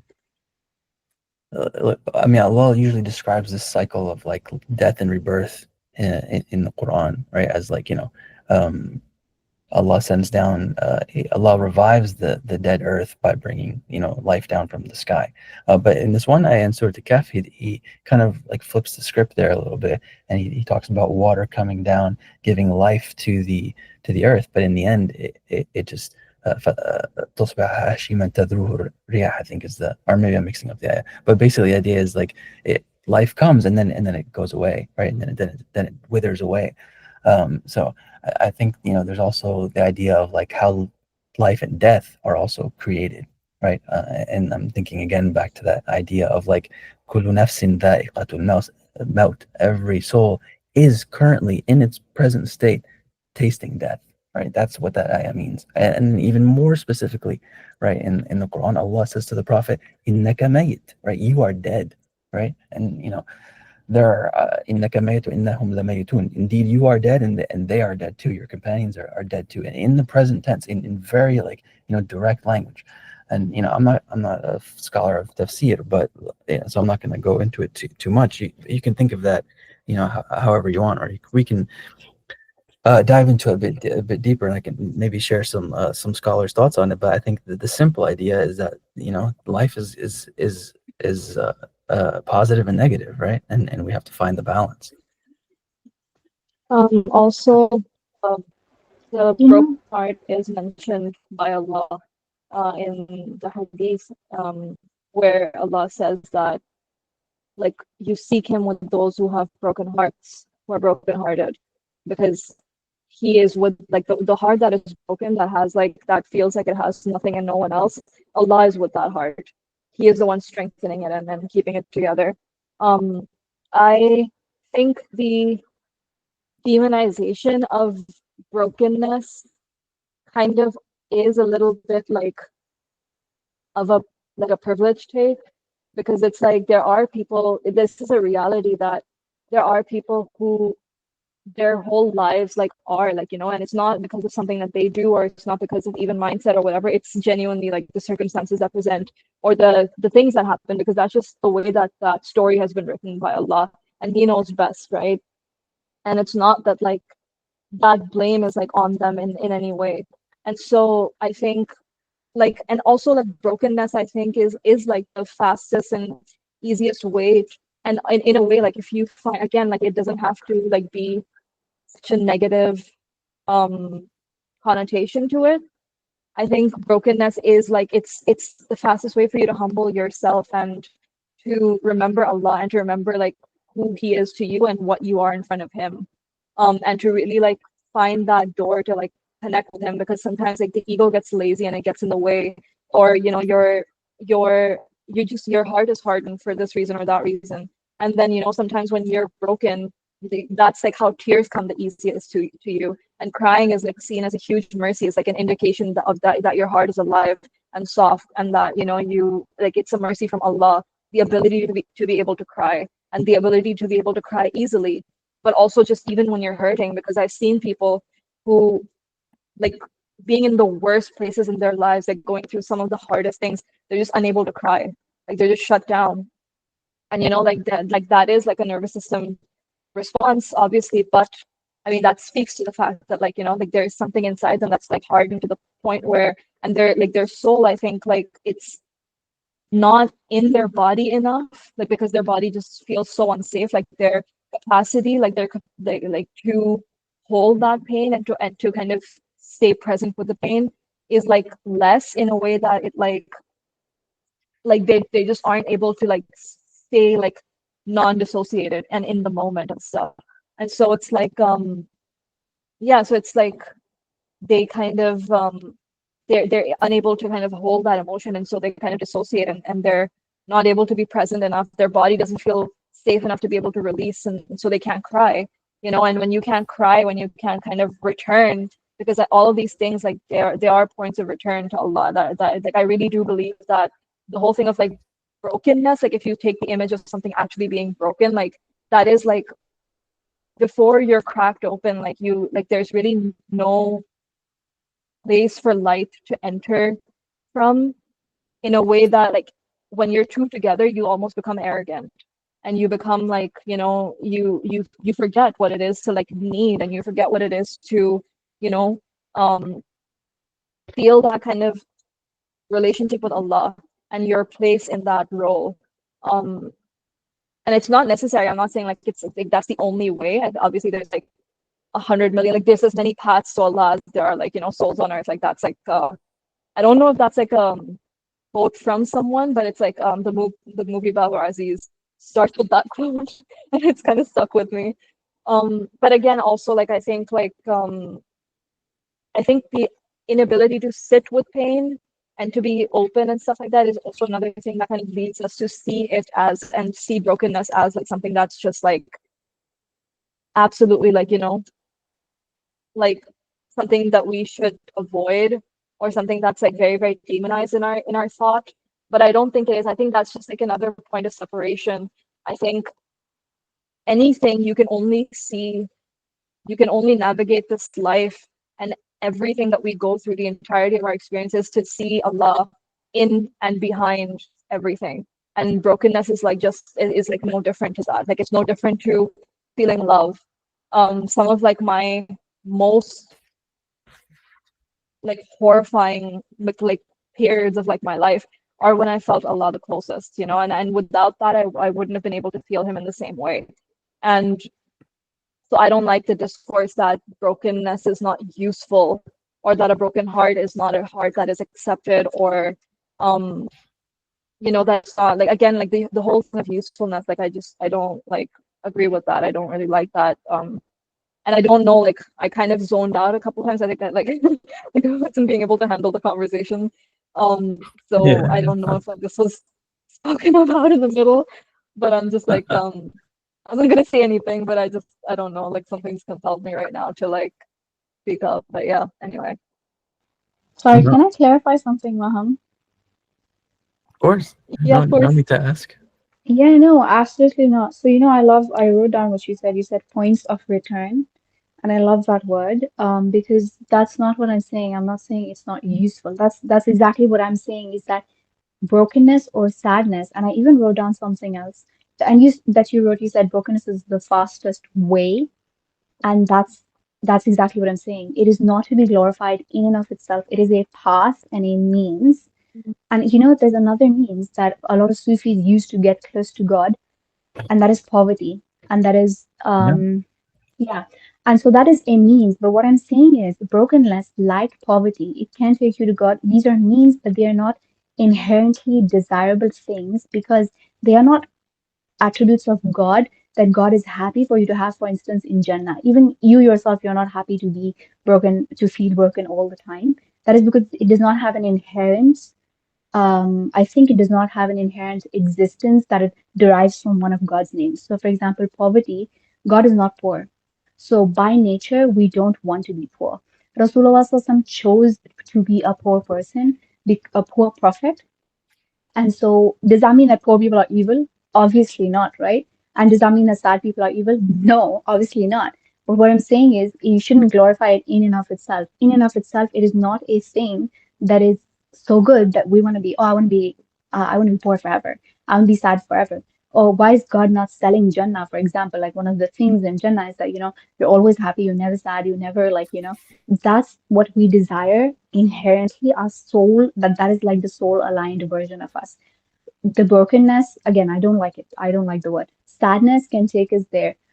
Being closed can take us there. And I just want to stress that these are means that when people there's so much like depressive stuff where it's like, oh yeah, it's no, it's just this like metaphor, because I have an issue with, again, Omar, you said it's just semantics, saying that this is a metaphor or a literal, but it's not semantics. It's not just semantics. It's metaphysics. It is an ontology. Because the Quran, Allah is speaking. He's not just speaking in meaning, it's not just like, oh, just words. It's actually explaining the ontology of the reality of the universe that we live in. And there's no other way for us to find it except through God's words, in terms of, in a way that is, like qat'i, right? That is absolutely definitive. There are Sufis, there are people that have spiritual experiences. They tell us this happened, that happened. Okay, cool. But then what is the definitive thing? And that is only through God's words. So if God is saying, so my question is, it is not what I'm stressing is that it's not a metaphor. It is, if you use words that God is not using, then you're projecting a reality that does not exist, right? So if I'm saying a heart can be broken, and on top of that, I'm saying that's a good thing. Where did God, I have two things that I need to like clarify. Did God say a heart can be broken? No, I don't find it anywhere. So this is an ontological reality that you're projecting. When God did not say a heart can be broken, so then by saying a heart can be broken, am having a faulty understanding of the metaphysical reality. That's the first problem. The second problem is, did God say that when you're sad, that's actually amazing? You should always be sad. Like, does God want you to be sad in and of itself? No, were prophets sad? Yeah. But God says repeatedly to people that are sad, He's encouraging them by taking them out of that situation, not by saying, oh, this is actually great, right? So He's saying, La tahzan is like said a lot to people. Don't be sad, don't fear. And these are things that are not good for you inherently. Some people, again, you have to stress this, we all have to recognize inherently, does everybody that is poor find God? No. Does everybody that is sad find a joy, or like find God even? No, right? Like, okay, that's great that that can be a path for some. It is an instrument for some, but then often is also not. And often joy is also like, a path. And like inherently, when we come into this world as pure souls, children, we're open without being broken. Like Mara was saying, like, when children, like you're just high all the time, that kind of stuff, you're open to life, you're open to joy, your that is your real soul status, like state. That's your real hal. That's the hal you want to be in. You don't want to think that I can only go through it through sorrow or through being, you know yeah, like deprived in some way, or being um, sad. So that was my two things. That if we say that there is a brokenness, I'm going to need like proof from God, because we are talking about language here, just in this specific case, right? And then on top of that, saying that when God is specifically saying, I don't want you to be sad, then we're saying that, oh, sadness is great.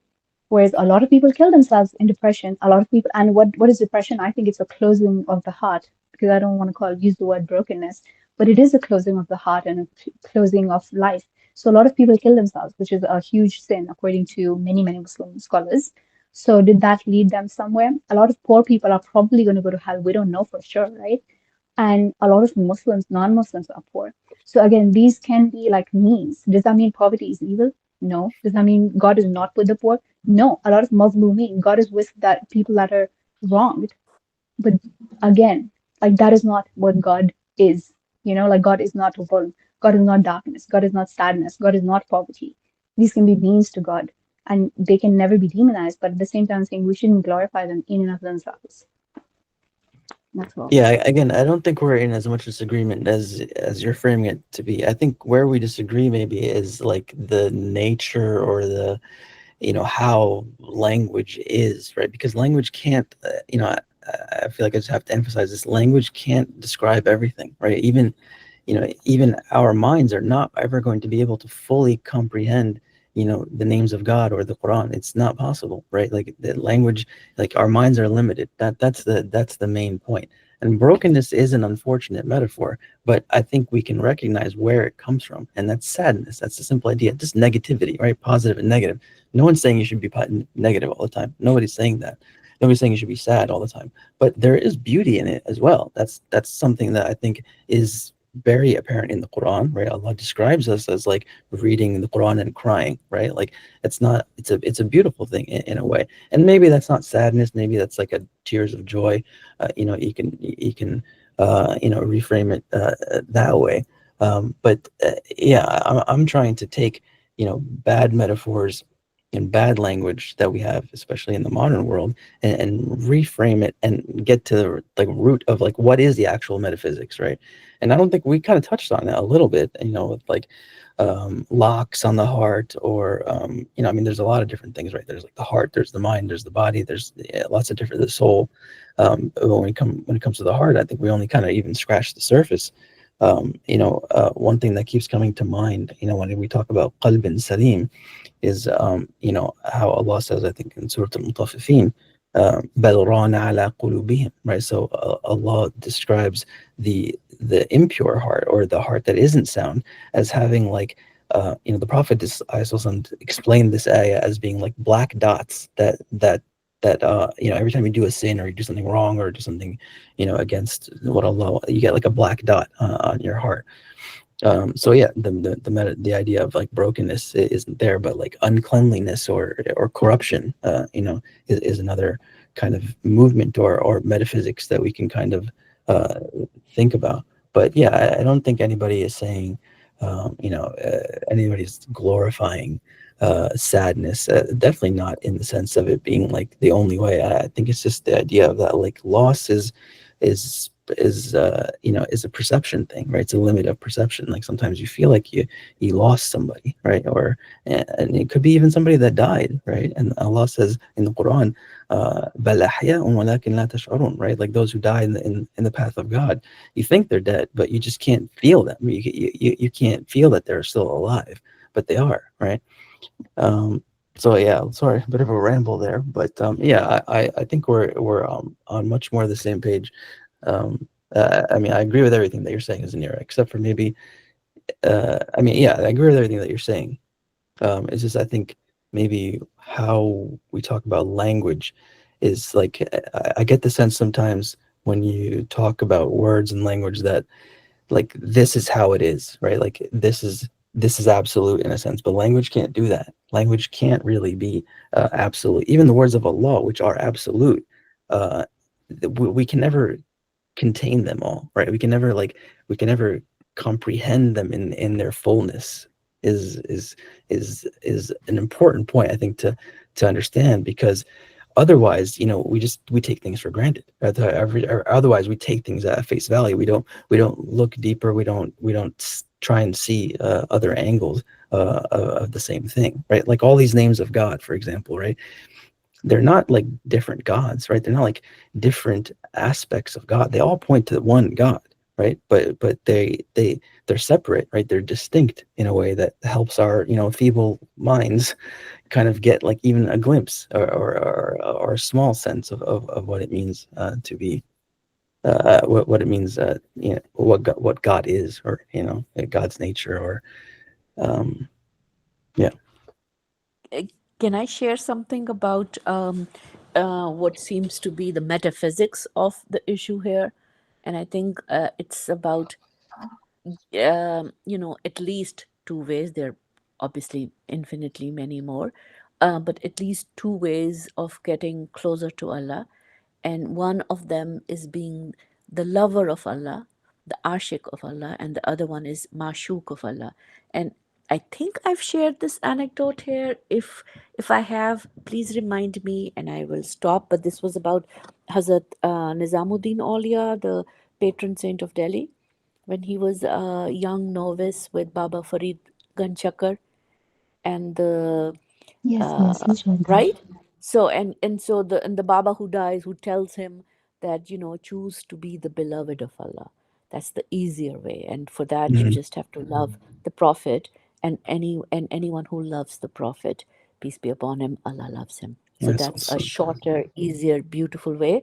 The other one was to be the ashik, which is the one, I think, where the heart gets that pain, and it, in some ways, it's not to say that that doesn't get to Allah. It obviously also gets to Allah, but it won't necessarily be glorified. You won't have a big maqbara and a mazar. You won't have people coming and doing fatiha for you 24/7.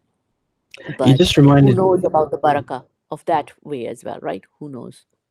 you and just and reminded me. but Satan could be thought of as another lover of God too, right? In that way, Shaitan could be Interesting. thought of as being the lover of Allah, that he loves Allah so much that he refuses to prostrate towards anyone else but Allah. And I think Mm, Allama Iqbal has a poem about that interesting. in his, maybe it is in Javed Nama. I'm forgetting where it is, but he has a poem about Satan being getting a bad rep, but he's just a lover of Allah. And in You that way, reminded it's, yeah, sorry, he's the one who ends up with the blackened face, and he gets the burden of carrying sins as such. Who knows?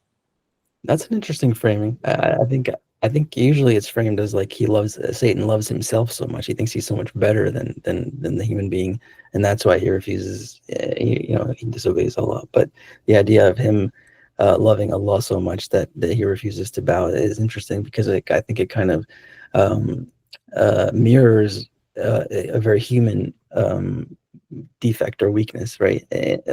Going back to the idea of like two types of moods or two types of people wanting to Right. defend what you know or wanting to expand. So I think that links there. But what But you he were saying loves, also, yeah, but go I ahead. think he loves his idea Right, of love exactly. of Allah more than actually loving Allah. Right, right, He's right, right, so exactly. engrossed in the idea of his love for Allah that he refuses to prostrate. Yeah. If had he loved Allah, he would follow him unconditionally, which is what we're supposed to do. But speaking of metaphysics of the heart, you reminded me of the ayahs in Surah Al-Baqarah, and I think these are maybe the most poignant in terms of, describing the metaphysics of the heart. But Allah describes the like three types of hearts, right? So hearts that يهبط من خشية الله, I think, is one of them. Like they sink in the uh, uh, they sink into the depths of the water. I think the other heart is Like one a that rock. yeah, yeah, oh yeah. He describes hearts as rocks. Allah compares. Uh, it's probably better if we just find the ayah, so I'm not stumbling here. But he describes the three types of hearts as rocks. One being one that like sinks to the bottom of a body of water. One that breaks and water comes out of it. Um, what's the third one? قسوة I Uh, think قسوة أو أشد قسوة. yeah, it's that ayah. That's Uh, beautiful. I'll have to look it up. This is exquisite. Yeah, sorry, it's so hard to But code don't switch you from think that's English to classical that's Arabic. also that's also like that's for me that's also another manifestation of fatah because that's what it is, right? Like rocks, nothing penetrates them, like Yeah, nothing can go in. So that's the heart that is closed. Again, that's what I was yeah. saying. And Omar, I do And think that language. hard-hearted, right? Yeah, exactly. So I've again, even seen heart is people. about. Yeah, I have some in my family where before, and I'm just learning from you all. that I would, whenever I would pray for them, I would pray for Allah to soften their hearts, open their hearts, to soften their, because I could feel their coldness.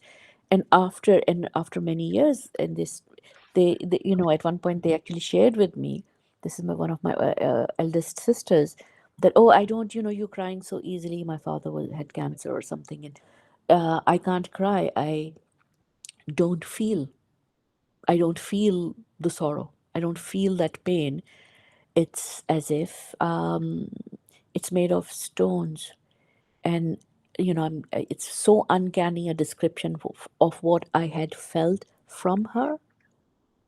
And you use that as a metaphor in Urdu, right? Patthar dil ho jana kisi ka, to have a Right. So here, stony see, heart. here, this is so interesting because it says فَهِيَ كَالْحِجَارَةِ. This is what I'm talking about. So this is a simile, or some might even say Mhm. metaphor, Yeah, it is a right? simile. But that's what It- I'm saying. That doesn't like mean that means something, kal, ka, yeah, like. Yeah, exactly. yeah.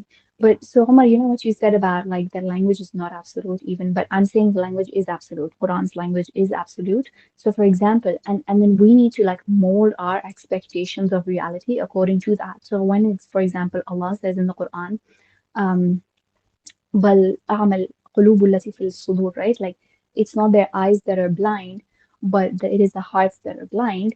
And then even similar to that, he says, are those who are blind equal to those who are seeing? No, no, they're not. So is it the blind? When I say blind, what is the thing that comes up to your mind? Someone who has a visual impairment that they cannot see the physical world around them, right? That is our understanding of blind. And we think God saying blind in the Quran is a metaphor, whereas we think literally blind means that you need visual aid or like you cannot see the physical world. But that's not reality. That's the metaphor. Because God is saying that someone who is really blind is someone whose heart is blind. So then that's what I'm saying. Then it's not a matter of semantics, it's a matter of reality because we think by believing that someone who's blind is someone who's walking with a walking stick because they cannot see the physical world around them. That's an issue of that's a fault in the understanding of metaphysics because you think the physical world is the real world. Whereas Allah didn't say that. And then why is Allah blaming people who are blind in the Quran, right? Because Mhm, then people who are blind to the physical world, does that mean mhm, they're evil people? No, God made them that way. He's mhm. blaming the people that are whose hearts are blind. That he's saying this is a problem. I And mean, then I if we actually just do agree with you that if we take the word to be literal, to be honest, it's actually way more potent.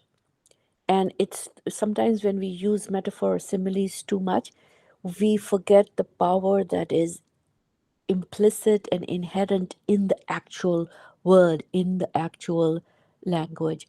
And I think Ibn Arabi actually does it quite a lot, right? To not always yeah. take something as a metaphor, but actually take it literally, because then it's like, oh my God, your mind is blown off.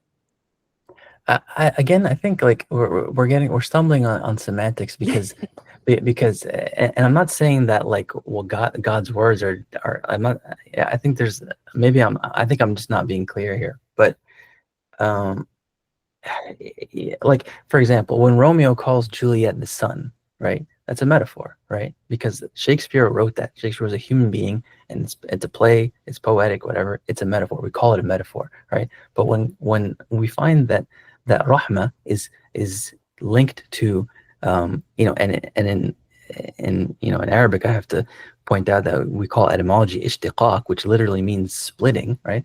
But when we say rahma and rahim, womb and mercy, that's not a metaphor. Why? Because nobody wrote that, right? No, but the same thing is happening in the brain when Romeo calls Juliet the sun, or as when we see, God giving a metaphor of hearts being like rocks or hearts being blind, right? The same thing is happening in the mind. That's the point I'm trying to make, right? And that's the power and the beauty of language, and that's what these sessions are about. That's what finding the heart of the matter is about. That's what etymology is about. That's what the etymon is, right?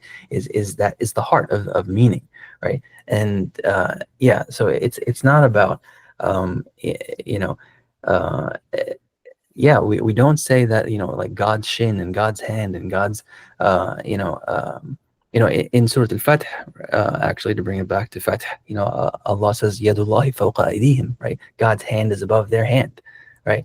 And we don't say that that's a metaphor because God is not a writer, like, trying to, sell books, right? He's trying to explain something to us that cannot be explained. That's the point, right? That language can't, like, the word of God is absolute. The Quran is absolute, but we cannot contain its absoluteness. That's the point, right? And going back to like different ways that Allah talks about the heart, that's a big point, right? So we already covered like 3 or 4 different metaphysical things or metaphysical language of the heart, right? بَلْ رَانَ عَلَى قُلُوبِهِمْ, right? You get these dots on your heart, or locks on the heart. That's another thing.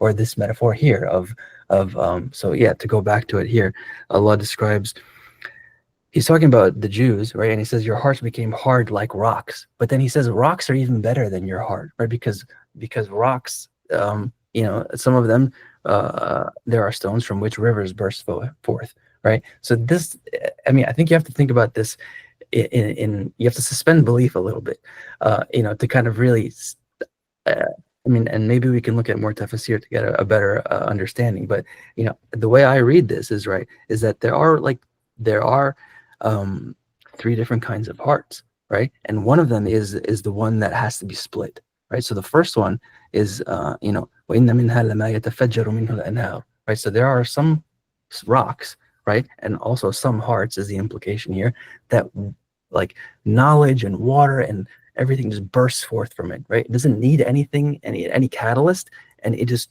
springs forth. But then there are other hearts that need to break, right? They need to be split. وَإِنَّ مِنْهَا لَمَا يَشَّقَّقُ, right? They had that shaq has to happen first, that splitting has to happen first, and then the water comes out, and then their their knowledge or their whatever it is, their risk or whatever comes out of the heart comes out, the light, let's say, right? And then the last one is there are hearts that don't do either, right? They don't burst forth, whether on their own or whether they're split open. They just fall down, right? They just يَهْبِطُ مِنْ خَشْيَةِ اللَّهِ, right? They just completely submit in for out of the fear of Allah. And that to me is still also a kind of brokenness, right? I mean, again, brokenness is a really unfortunate metaphor, but think about Islam, right, and silm, and the idea of submission, and the idea of peace through submission, right? The idea of, like, in the middle of the night when everyone's sleeping, your head is on the ground, right? Like, brokenness is just one angle, right? It's just one way that we can kind of describe, the state of a human being in that way. It's just one way of doing it. Just like how the Quran gives us many different angles, right? And I think the reason for that is that because there is no one way. There's no one way to kind of like describe something to somebody and like, oh, okay, I got it. That's it. No, it doesn't work like that, right? Even this ayah, right? Like, you'll come to it maybe multiple times, or the idea of like hearts being blind, or the idea of like locks on hearts, or the idea of like dots on your heart. Rust, I think, actually is the better translation, that the heart becomes rusted, right? That's one translation of Rana, right? So all these are different angles that kind of point to the same thing that cannot be spoken, right? They're all just like the names of God are all pointing to God in because God cannot be spoken in a way, right? There's no language that can completely capture the essence of Allah to the human mind. So, sorry, that's my passionate kind No, of. but I'm saying the language of the Quran does capture it, even if our mind doesn't understand it. And No, so but I'm this not is my issue. disagreeing with you. I'm not disagreeing with you, Look, but what I'm because saying is that the you made Quran is you made a giving you. parallel between. Sorry. Okay. No, I'm just saying that the Quran gives you multiple angles, or multiple ways to view the same thing. All right, so that's why and all of those different things are not it. They're not the complete thing, right? That's not the complete way to describe the metaphysics of the heart, because the complete metaphysics of the heart is beyond language. It cannot be under comprehension. Okay, let me not say beyond language, because the Quran is language, right? It's Right, beyond the exactly. That's mind. what I'm saying. It's It's not beyond the beyond it's language. it's Yeah, it is beyond the not beyond mind, God's but language. it's beyond the mind, and that's the key Okay. point. That's why I'm saying that, like, when Romeo calls Juliet the sun, the same thing is happening when God says, are there locks on their heart? The same thing is happening in the brain. That's the key, right? Is that's But how we here's the understand thing, right? reality. That's what I'm saying. The reason why the same thing is happening is because we're assuming, and we have like a almost like a common, let's say, even maybe like a shared communal assumption that Yeah, but most of what God is what happens saying is otherwise? in metaphor. I Because look, understand, but okay, what listen, what happens otherwise? happens? Okay, So how does I'm what gonna happens in just your brain change when you say it's not a metaphor? How does that change? it Nothing changes with the way changes. that I viscerally feel the reality around me. Because you No, know, but what's you gave happening in the three brain, examples. but how you It's changing. understand the reality doesn't I change. understand it. No, it does Because of though, it, because then here, I'm assuming that it's let a me flip literal it. Let me flip it reality. one more. Let me flip it one more way. Right? When Romeo calls Juliet the sun, maybe that is actually real. Maybe she is the sun in a sense, right? Because we're all sons in a sense. We're all souls, right? So that's the point, that all language comes from Elif, right? All language comes from one central idea, right? So everything is one, and we're just looking at it from different angles. That's the bottom line, I think. So, you know, you made a comparison between, you said when Romeo calls Juliet the sun versus when God says their hearts are like stones or harder than that, and when God says their hearts are blind. There's an issue that the same thing is happening in the brain. There's a couple of issues here, but one of them is that when God says the hearts are blind versus when God says this ayah, one of them is a metaphor because it says kal hijara, or it is a simile. Whereas when Allah says blind, He did not say it's a metaphor. We assume that. We projected that, right? And so we have an issue. It's the same thing with when God is saying summun bukmun umyun, right? Deaf, blind, and mute. Did He say that that was a metaphor? فهم لا يرجعون, and even like لا يبصرون بها لهم آذان لا يسمعون بها. They have ears with which they But do not why does it hear. being a metaphor take anything away from it? Like, what's the difference between Because there you are being lots on the assuming, hearts and there being dots on the okay, hearts? What's the because difference between that? the difference is this. I'll just explain with the ears and the eyes situation, because we're thinking that the eyes are the ones that see.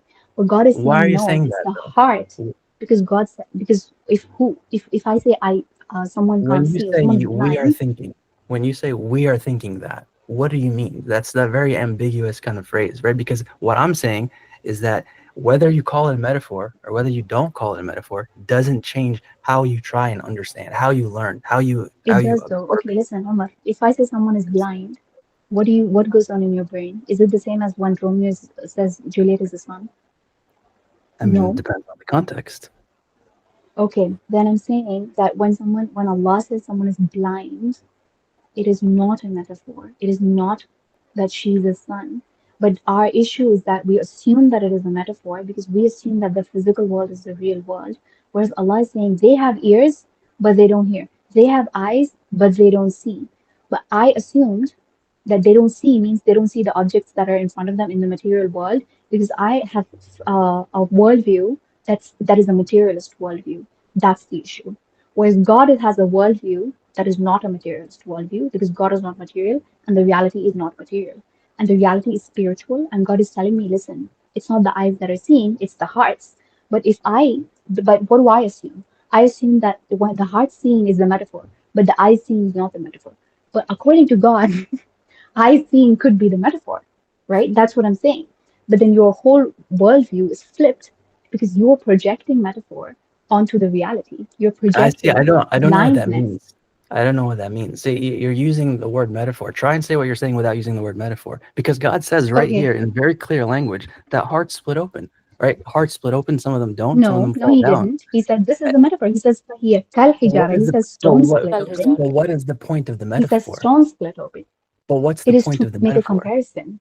So, Between but the what? heart actually isn't splitting open, but the stones split open, and hearts are like that. But something is Right. like So that doesn't mean it so is that. something happens to the heart that's Can I similar to intervene? splitting, right? Can I But that intervene? Sure. I think the problem with the metaphor is that we are projecting onto God, Allah, our reality, whereas we are the istiara from Allah. We are the launch. So Right, think of exactly. it like if I say, um, the heart of my home is in the library, or the heart of my home is in the kitchen, I'm saying something about its functioning, right? The way I think my heart works, things circulate, it makes the things circulate, it's the warmth, it nourishes, it's something where I make something, cook something that nourishes the rest of the home.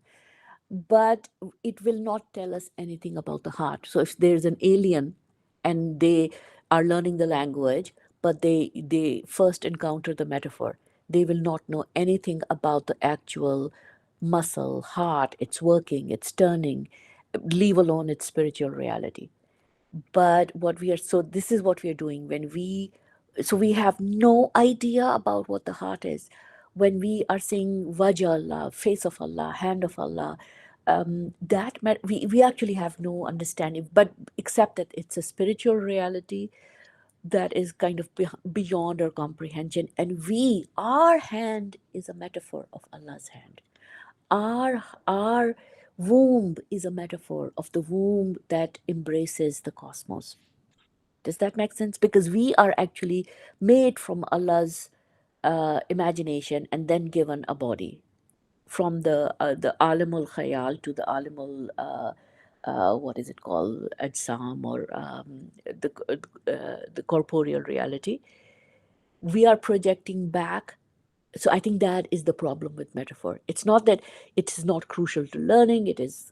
I do think this is how human beings learn, but there is a deeper and much stronger, much potent thing to actually what Zanira is saying, and which I think Ibn Arabi, we covered it in the Fusus, maybe even the very first um, Adam, the first opening of the Fususul Hikam with Adam alayhi salam, was about this.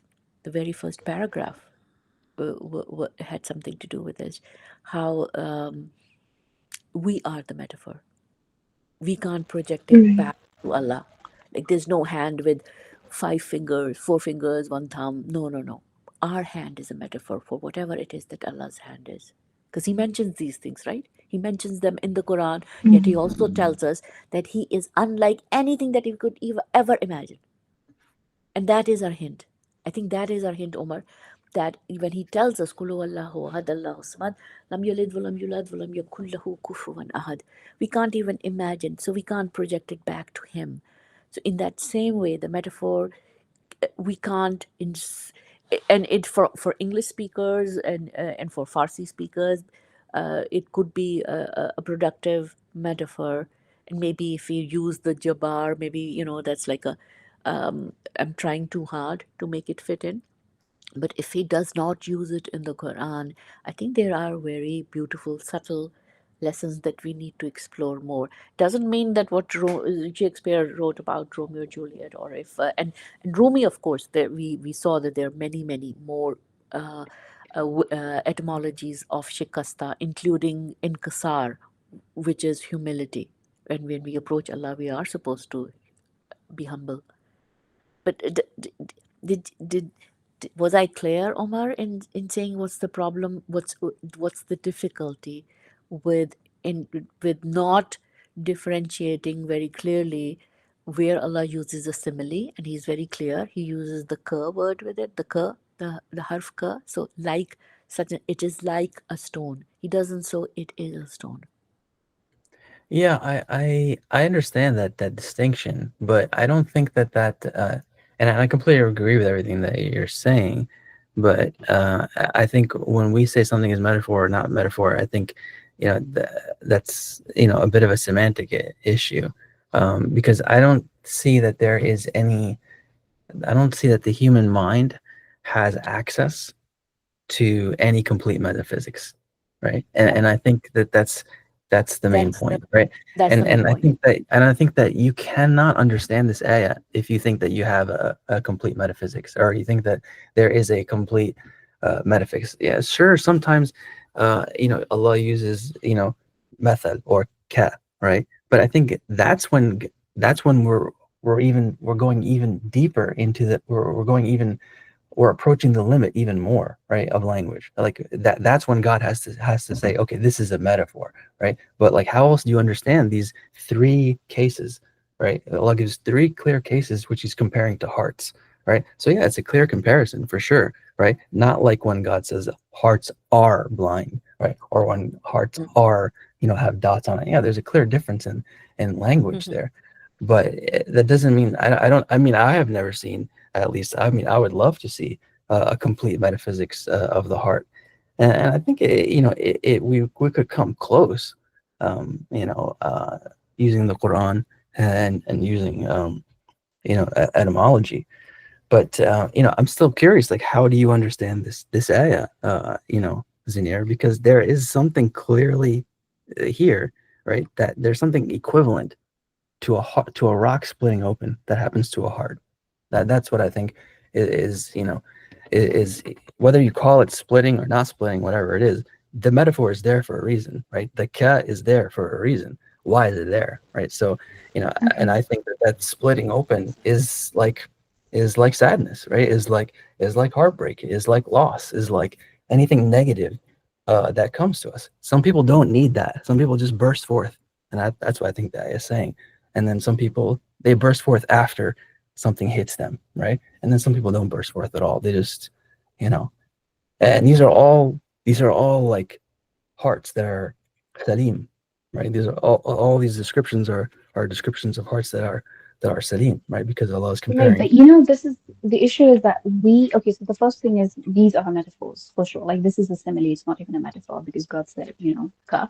But the issue is that where does it say anything about sadness here? Like we projected that because again, Okay, so when how you do you read it and understand it then? oh, okay, How it do you could be understand Kashf. something good, What right? about It's kashf? it's It could something be good. that of a kashf, Exactly. It's something right? good. This It's could be a rivers bursting futuhat forth. itself.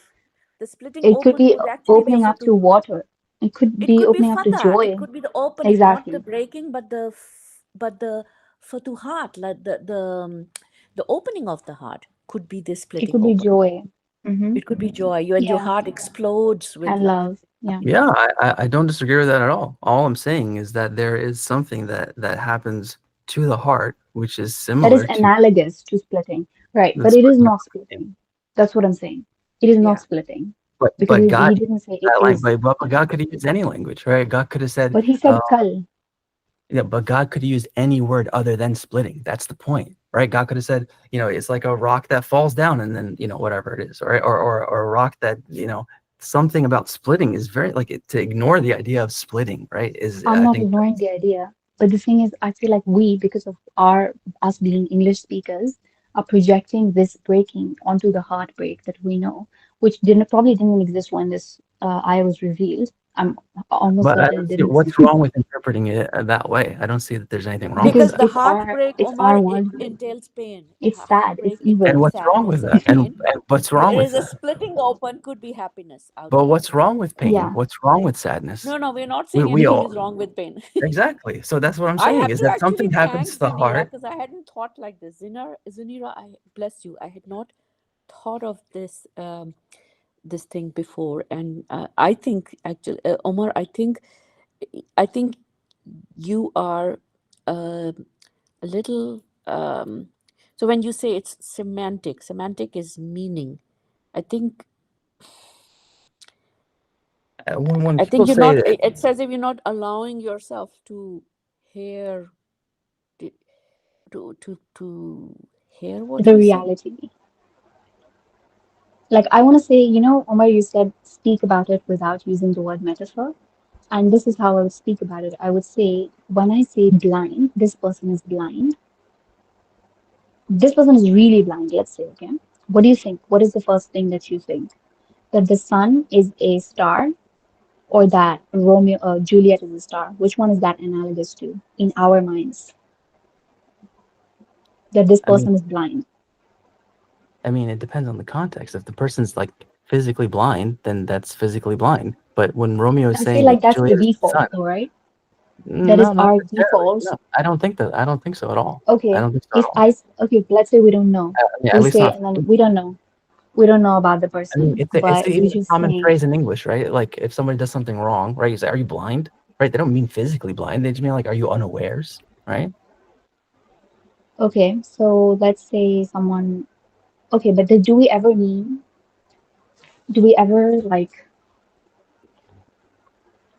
I feel like I feel like the default for us is that that person might be physically blind. Like that's the first thing that our thing goes to. And then the second one is a metaphor, right? That they might not have brains or they might not have forethought. That's the metaphor. Maybe for you, but I don't like in some contexts. No, I don't think so. Especially as somebody who is more, as somebody who writes more metaphorically or poetically, I'm going to be inclined to look at the figurative speech rather than the literal, right? Somebody who's like mathematician or something like that might like almost never think of it in a figurative sense, right? So it's all about context. So that's exactly what I'm saying. You said that a poet might think about it more metaphorically, more figuratively, and not literally. So you do believe that literal blindness is physical blindness. That's what I'm talking about. So now Allah didn't say that literal blindness is physical blindness. We thought that. Mm-hmm. Allah said, so what I'm saying is literally whatever Allah is saying is literally true unless it is a metaphor. That Allah said is a metaphor. But the issue is if we don't take it literally, that usually reflects our assumption that the reality is a material reality. And that shows me that I have a limited perception because I cannot imagine that hearts would have eyes or that hearts would have a lock on them. I can physically, it's impossible for me to imagine that, right? And it's impossible for me to even believe that. But if God said that, then I do believe that because I'm Muslim and I believe that the God, that's what I'm saying. My default position should be that God's word is not a metaphor unless it is, unless He said it's a metaphor. And then that's the issue because then we think blindness is something, or inner blindness is something reserved for poets or people that are more living in the what we think of as the metaphorical world. But that is not the metaphorical world, whereas we think the person that's, more logic minded might think that's literal blindness, whereas God is calling the blindness of the heart as literal blindness, as real blindness. So if Real, we as remove the within word, uppercase R. yeah, exactly, without the metaphor, without using the word metaphor, Yeah, people who are really blind, people who can't hear, there are people who can't hear Allah's ayat and who can't see Allah's signs around them and who can't see God. That's a real blind person. Yeah, But my if I point go is around that and speak saying to people that this is a really blind person, if I tell them, oh, you know what, my friend is blind, what's yeah, the first thing that pops into your mind? You're not going to think that that person does not know Allah. You're going to think she cannot see. She has a visual impairment. And that's the issue that our language is steeped in the metaphysics of the materialist worldview. corporeal world, denying the Exactly. That's what I'm reality, saying. unseeing the reality. Right? Yeah. So, in the literal world, there are two possibilities, and then there is the world of metaphor. And I think we can't collapse the two versions of literalness into one.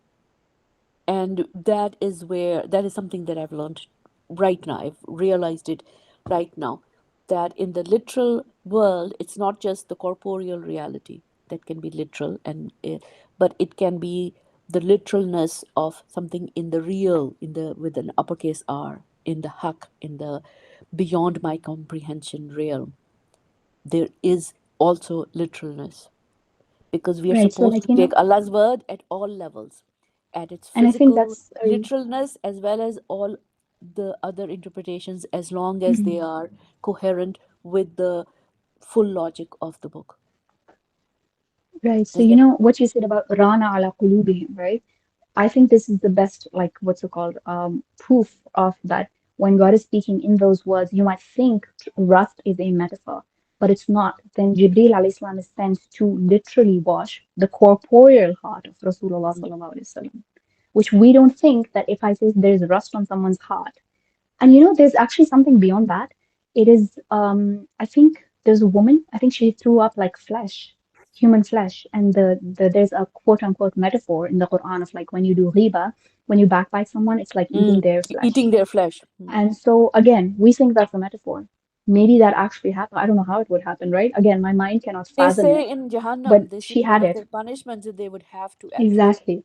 But I eat the think one flesh. woman came to Rasulullah and she actually had that in her stomach. She had like dead rotting flesh because she had backbitten someone. And so I feel like that's what I'm saying. That when God says something, even though my mind cannot think that there would be a lock on the heart or there would be a rust on the heart, so in order to understand it, I'm gonna say, oh, this must be a metaphor. But then Jibril came and actually washed his heart, like his physical corporeal heart. So then that means God was not using a metaphor, unless he explicitly said he was using a metaphor. And that means there is a deficiency in my understanding of reality if I keep on assuming that God is using metaphors when he didn't say that he was using metaphors. And that means the way that God is looking at reality is completely different, which is normal, right? Because obviously our eyes are limited. Again, what does eye mean? Because Mm-hmm. is it the heart that has eyes? Is it the physical eyes? But Mm-hmm. even our physical and spiritual eyes are both limited. But then again, the physical is not the real I, is what I'm saying. Yeah. And if we keep calling everything metaphor, then it becomes a problem. Like everything that God says, metaphor. And kind of what makes Ibn Arabi a powerful interpreter is precisely that he takes every word of the Quran at both these levels of literalness as well, not just the metaphoric level but also the literalness, because Yes, it can be read, if it can be read in some way, then one needs to look at that. And I think with Zanira and our discussion in the last hour or so is to not allow to enlarge the possibility, but in this case to actually restrict the possibilities of states of the heart, right? Does that make sense? And sometimes we are more open to enlarging the possibilities rather, and we sometimes resist the restricting because you want us not to think about the metaphysics of heart as broken, and which is something we are so used to. And so it is taking something that a crutch, a way of thinking that we have relied upon, and to think of it as outside of the metaphysics of the this Quran, reminds of, me. Yeah, right? yeah. I'm just saying, And so, and that my is why it is challenging. That is why what you've said is hmm, challenging, because we're so, as students, we're so open and happy to take something new and add it to our toolbox. We're not very happy taking things out. Does that make sense? If we're not happy, and but it is learning nonetheless. It's actually um, huge learning. unlearning. Yeah, Yeah. unlearning, and we have not convinced Omar. I honestly Well, don't think I that we convinced are you, in. so I'm happy. I think. You I have mean, I I don't. was just convinced me. talking. You've taught I me, was just thinking mashallah, out loud. mashallah. Yeah, No, Alhamdulillah. I don't alhamdulillah. think we're in disagreement. I think I'm just failing to articulate what I'm saying. I think I'm in complete agreement with everything that everyone's saying about metaphor and yeah, I'm Literalness. not. Yeah, I'm not disagreeing with any of that. I think that there's more to it though, and I think I'm failing to articulate that. But yeah, and I think how you understand this ayah really is um, maybe a good bridge. I don't know where else to kind of go with it. I mean, I keep thinking of like the ayah in the Quran where Allah says, "Inna Allah la yastahi an yadriba mathalan." Allah is not shy to strike examples. So yeah, I understand that certain things Allah, clearly delineates as metaphor, and certain things Allah clearly delineates as reality. But when we're talking about whether you call something a metaphor or not, uh, is a formality, right? It's we say it's not a metaphor because God is not a writer, right? But in the mind, when you try and understand locks on hearts or dots on hearts, there's like the only difference is that it's from God, so it's not a metaphor. But what you're doing in the brain doesn't change. What you're doing in your brain can't change. There's no other way because all you're doing in the simplest sense is comparing two things, right? You're comparing whatever idea you have of the heart, right? And then you're comparing it to what God says the heart is. You can't escape that. There's no way around that. So I don't know like exactly where how I can better articulate what I'm saying, but like I said, I don't think we're in disagreement. Really, maybe the point about splitting, we're a little bit in disagreement about, but I don't think that God, uses the word shaqaqa for no reason, right? I think that there's, a clear allusion there, and it's not just like uh, uh, I mean, yeah, Zanira, do Omar and Zanira, do you know the interpretation, the tafsir of this ayat? Because it's quite stunning. No, I don't. I've Because never heard it a great. could be read, right? It could be read as I think the verse earlier than this was a rebuke, I guess, to Bani Israel for um, killing someone with a stone and then making stories about it, or wanting to making that golden calf and worshipping it, and then to be followed by this. So it could be that, your hearts have become hardened after all the sins that you've committed, being like stones or even harder. And then when Allah says, for indeed there are some he's actually saying that some rocks are actually Are better than better. your heart, Yeah, better than your exactly. heart. Yeah, Because in exactly. rocks, in real rocks, there are rivers, and that is a miracle. It's life nourishing, it's a force.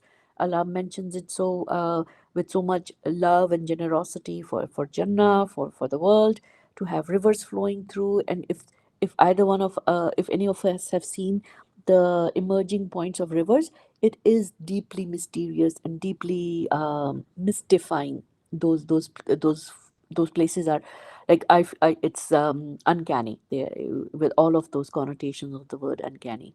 It's um have you yeah. seen any Amar, I, where I've I've river emerges from? I've been fascinated with this ayah for a long time because I think it's really one of the keys to understanding the heart. But I've never found like a Oof. very impressive interpretation of it. I think it could be like that of knowledge. This it's the rivers bursting forth, knowledge and ilm and Oh spiritual yeah, that I truth, think yeah, right? that metaphor is often found in the Quran for Yeah, sure, of like yeah, water being meaning or life and knowledge. Um, but the idea of like some rocks don't need some rocks pour forth, some rocks need yeah. uh, a To be catalyst, open. and some rocks Yeah, don't at all. Yeah, that I think that's a clear allusion to different yeah, kinds of people or different kinds of hearts or yeah. states of being. And a clear illusion, or just glorifying of rocks and what rocks can actually do, which human hearts can't. He could even be saying that rocks that you think are inanimate, they can do so much more than those whose hearts are hardened. Yeah, I mean that's the It basic need meaning. Yeah, not be a simile between these three types of stones and the heart. I mean, it could be, but it need not be. I mean I don't see why it would be there if it wasn't a comparison between the hearts. I don't know. I mean because Yeah, I mean, God could have said, God could have said that, these rocks are better than you people, right? He didn't, yeah, yeah. he didn't have had to specify. Um, but yeah, I mean, So maybe, I'll do some more research, but yeah, and all of them, and so and then the one that needs to be split open, and the third one, and some of them that fall down for fear of Allah. That's like the prostration, a sajda, or or the Hajar al Aswad, maybe even fall down from the skies. I think it's kind of like what you were saying before about the ashiq and the ma'shuq, right? Like the Yeah, ma'shuq, one of them is like, Uh, I don't want to use the word broken because it's so ugly now. I mean, it's mm-hmm. always ugly in the modern world Split because, like, open. when you think of something broken, you think it just doesn't work anymore. But I don't think that's the yeah. Intention. Classically, I don't. Yeah, I don't think that's the intention, right? Can But I add something? you never have to ask, you know. So basically, yeah, the thing, it's just this one is really obvious, right? That it's a metaphor. And like, so the question becomes like, I feel like, again, going back to what you said about like what's going on in the mind of how we understand those two things, I'm saying that because of the worldview that has shaped you and me as modern human beings that live in a primarily English-speaking society, we have, these connotations. I looked it up. It's heartbreak started in specifically the noun heartbreak, meaning overwhelming grief or sorrow, emerged in the late 1570s. And heartbroken, okay, 1600s, right? Wow, So it's a very early, I mean, it's very recent usage in terms of very recent. language. And so then it's like, so it's saying grief or sorrow, right? But I don't know that. So what I'm saying is, and it's very clear that the breaking of the rock that, like you said correctly, Omar, that is a positive thing. Like it has a positive connotation. لما يشقق, right? That is a positive connotation for I the don't think rock. so. And I I don't what? necessarily take it as positive. I don't see how you get that. I think it's kind of neutral, really, Because but like it's a catalyst, right? I think it's that's the saying that catalyst is the most it's neutral better way. than, because he's saying that these rocks are better than you guys. I mean, your hearts. أو أشد, or Right. like softer than your hearts. So then, but the يشقق فيخرج منه الماء. Again, that's what I'm saying. Like we think, because breaking, we think, oh يشقق, cutting, breaking. Oh, heart. Oh, heartbreak, right? That's the mathematics that goes on in our minds. But that's because of the way that we have Yeah, been engaging but with that's this the basic language. point. But that's the basic point, Right, right? but That so I'm lost saying, is our perception, right? That the fact that we feel like we're at a loss is often our perception. That's what we said like hours ago, right? That like sadness sometimes is a necessary evil. Maybe you could say. I don't like that phrase, but like, eh, is that clear? Yeah, no, no, no, actually, I'm not. I'm saying something I else. am I'm hearing saying you that, right now. but I'm saying that us thinking that yashaqaq means heartbreak in the sense of sorrow is because of who we are and how the way that we've studied English, being after, let's say, 1600s people, right? Maybe pre 1600 people, Muslims, would never have read it this way, as sorrow. Because sorrow in the Quran, I'm not sure, and I'm not sure, I'm not saying that it's evil, but I'm saying that God is saying, don't be sad. God is advising us not to be sad. And He's like pairing it, like, with don't be sad, don't fear. Like, those are the two things that are not supposed to be like ideal states to be in But God inherently. also says, "Don't And be even the happy," awliya, no, so right? the awliya are described, no, but Allah says, فَبِذَلِكَ فَبِرَحْمَتِهِ. Don't be happy with what? Don't be happy with, like, specific things. Like, don't be happy in terms of, like, there's context to that. So Allah also says, فَبِرَحْمَةِ اللَّهِ وَفَلْيَفْرَحُوا, right? هُوَ خَيْرٌ مِمَّا يَجْمَعُونَ. Don't be happy with what you're gathering. Be happy with Allah's rahmah. That's also said. But then it says, أَلَا إِنَّ أَوْلِيَاءَ اللَّهِ لَا خَوْفٌ عَلَيْهِمْ وَلَا هُمْ يَحْزَنُونَ. So if wali is the highest status that, like, at least in Sufism, the highest status you can reach is wali Allah. And then Allah is saying wali is actually not sad or fearful. But then, so then I'm not sure that if the rock is the stones are being described as breaking, that we think that that's a positive, sorry, that is sorrow, because we think that that's what a heartbreak means. And to go back in إِنَّ مِنَ الْحِجَارَةِ لَمَا يَتَفَجَّرُ مِنْهُ الْأَنْهَارُ, there are some of them there are stones from which rivers burst forth. That's the translation. But if you look at, I'm sure you know this, يتفجر, Fajar is actually a negative term in the Quran, in terms of its roots, in terms of when applied to human beings. فَأَلْهَمَهَا فُجُورَهَا وَتَقْوَاهَا. It is the opposite of taqwa. And what Allah is asking us to do is to have taqwa, right? So then it's like fujur is like here, right? Again, this is an energy thing as well. Again, I think this is not a metaphor in terms of when applied to human beings, because إِنَّ الْفُجَّارَ لَفِي جَحِيمٍ. And it's again in opposition to abrar, good people versus people who do fajr. What is fajr? Fujur. Fujur is in opposite to the imagery of taqwa as a shield, or like a what's it called? If you imagine it like a bubble, like a 3D shield around you that protects you. Fajr is like it's the same imagery as this a stone, something splitting and coming out. But fajr is like something that bursts, like it pierces your shield so that evil can come into you. So that is the imagery. Again, that image, I think it's a real image. And I mean, I've sensed it also, right? Like you can sense when people's auras. For instance, one thing that is fajr for sure, is drinking alcohol. It pierces your shield, and people who drink, it pierces their shield. And several drugs do that as well. They pierce the shield of the aura, and they allow evil spirits to even take over the body.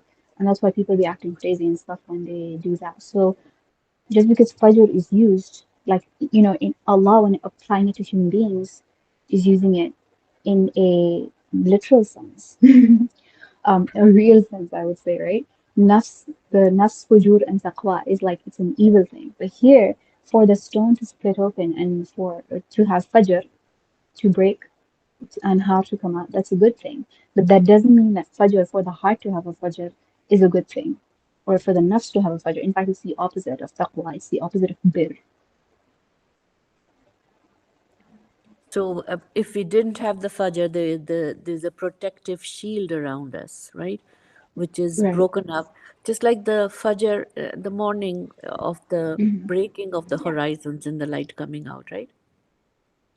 Yeah, I think I see your point. I mean, like I said, I think all language is pointing, right? All language is pointing, even the Quran, right? Because the Quran, even though it's absolute, even though it's the word of God, we can't comprehend it completely, right? So Mm-hmm. everything is a pointing. Um, uh, uh, and I think when God specifies metaphor, that's because the pointing is pointing to something that's really far away, right? When God is more literal, it's because it's like, it's more obvious, I think, right? But this is obviously more complex than like the hearts being blind or the hearts having locks or hearts having dots on them, right? Those are much more intuitive. This is not intuitive, right? So that's why I think that the metaphor comes. Also like heavens, right? The metaphor, sorry, not the metaphor, the description of heaven, right? The first time Allah describes heaven, He says right afterwards, the very next ayah, right? And these are the beginning pages of Surah Al-Baqarah. He says, "Inna Allah la yastahi an yadriba mathala." Right after the first description of heaven as being, gardens under which rivers run forth, um, and أن لهم جنات تجري من تحتها الأنهار كلما رزقوا منها من ثمرة قالوا هذا الذي رزقنا من قبل. I think this is another key too, right? Uh, uh, uh, every time they are given bounty from this heaven, right? They say, "Oh, this is what we had before." Right? This is like what we had before. وَأُتُوا بِهَا مُتَشَابِهًا, right? And they were given something that's similar, right? That's like a likeness, that has a likeness to what they're getting in Jannah, right? And then the very next ayah is, "Inna Allah la yastahi an yadriba al-mathala." God is not shy to use examples, whether it's the example of a fly or something above that and greater than that. So, I think that's really, I can't really budge from that position, and that, like, yeah, some things are qualified as metaphor, and I think that's, pointing to something that's much much more difficult to grasp, and that's why metaphor is highlighted. Whereas the more intuitive stuff, it's not necessary. But again, language can never give us a complete picture because our mind cannot cannot formulate a complete picture. It's impossible. There's one But other thought I had, I feel but like I forgot. my question, my point is that what you said about that's intuitive and this isn't. That's your own worldview. For No, me, I'm not. some of I those think things, I no, think no, that now you're stretching there because this is obviously more complicated. I mean, there's more it's words, not. right? It's not? No, I don't think so. Okay. No, All I right. How think the about how other about one this? could be. How about So this? How about this? Right. Let me just backtrack a bit. If I really try and think about the metaphysics of the heart, to me it's like the sun, right? So it's like your heart is either full and bright and shining, or it's diminished and it loses its light. That's what I think the metaphysics of the heart is. I think that's what we're all souls, right? We're all spiritual beings having a physical experience. We are the metaphor, right? So reality, we're all suns, right? That's the metaphor of the heart. That's what I think is the complete metaphysics really of the heart, right? That it's again, like I'm saying that's you because you actually have a certain level of spiritual awareness. There are a lot of people that I know that would not find that intuitive at all. Perhaps I myself would not have found that even believable at one point in my life before I had certain spiritual openings. So what is or isn't intuitive, I think it's very personal. I don't think it's intuitive, actually. It's not even like intuition. It's yeah, like our sure, like understanding yeah, up to that's like it's a level of spiritual maturity maybe even that decides that, right? Because sure, but when we say like the womb and mercy, that's a bit more intuitive than like saying like what was some of the like Aziz, mm, right? Than saying like honor and mm, hard ground. That's not as intuitive, right? And the same thing I think with like okay, saying yeah. hearts are blind. That's very intuitive, right? Like even somebody that's never read a lick of poetry, right, would understand what that means, right? But this, like, I've written and wrote poetry, and But I studied the Quran in I Arabic, and don't I still know. don't really understand what this ayah is saying.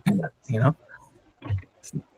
So there's another word. I forgot which one. I think I don't know. It's not. Oh wait, right. I remember now. Fatih. The word fatih. Its etymology was that it's a date that goes outside its seed, or outside its shell, like outside its peel, right? and it Right. was historically never used before the Quran to refer to a human being. And it was a it was a connotatively like neutral term because it's just a date that's going out of sight. Allah uses language and infuses new meaning into it, where fasiq becomes something that you don't want to be because it's like you're going outside of your fitrah. And then again, which is the metaphor? The date the metaphor? Is the fasiq date the metaphor? Or is the human being that is fasiq the metaphor? Because Allah didn't say fasiq is a metaphor, right? Exactly. Maybe fasiq Exactly. always meant that, Allahu but I a'lam. don't That's know if all we it's can say, right? intuitive. But yeah, I mean, I don't know if it is, it would be, again, if someone, now that we only know, it's not intuitive for me to think of a date as being fasiq. I think even Hanif actually means a toe that like points a certain direction. And A that's like what? the concrete thing. Toe.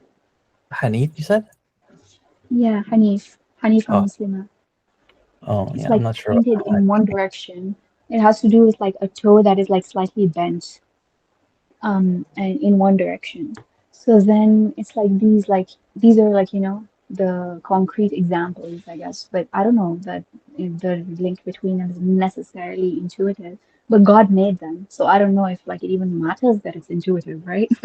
Maybe it doesn't Yeah. even matter which one is more intuitive than the other. Because like who said that's, so if the creator of the language, the original speaker, the absolute speaker, mutakallim, is choosing it to use this way. That means I'm going to say that that's the real meaning and not the meaning that my very fallible mind would assume. And so there's something else about, what did you say just now about intuitive besides intuitive? Uh, any more context than that? I'm not sure. Oh, so you know Complex? this, right? Yeah, I thought about this. Yeah, about there are stones from which rivers burst forth. I thought about like because we were talking about heartbreak, right? And like assuming. So then it's also. Oh yeah, so priming, right? So for example, like we use it in language, in psycholinguistics, or like Oh, just priming. for example, yeah. So I feel like we primed ourselves by talking about heartbreak all the time, the English heartbreak, to read this ayah as like meaning heartbreak. But But I also then think that Allah is appealing to like a natural human sense here. I think even if you go back to like cavemen, right? Like they would naturally kind of understand the idea of being broken, right? Like you tried to go chase a woolly mammoth or something like that, and you got out of sight, or killed your kid. You feel, like again, metaphor is such a terrible. Sorry, broken is such a terrible language, but like, it's.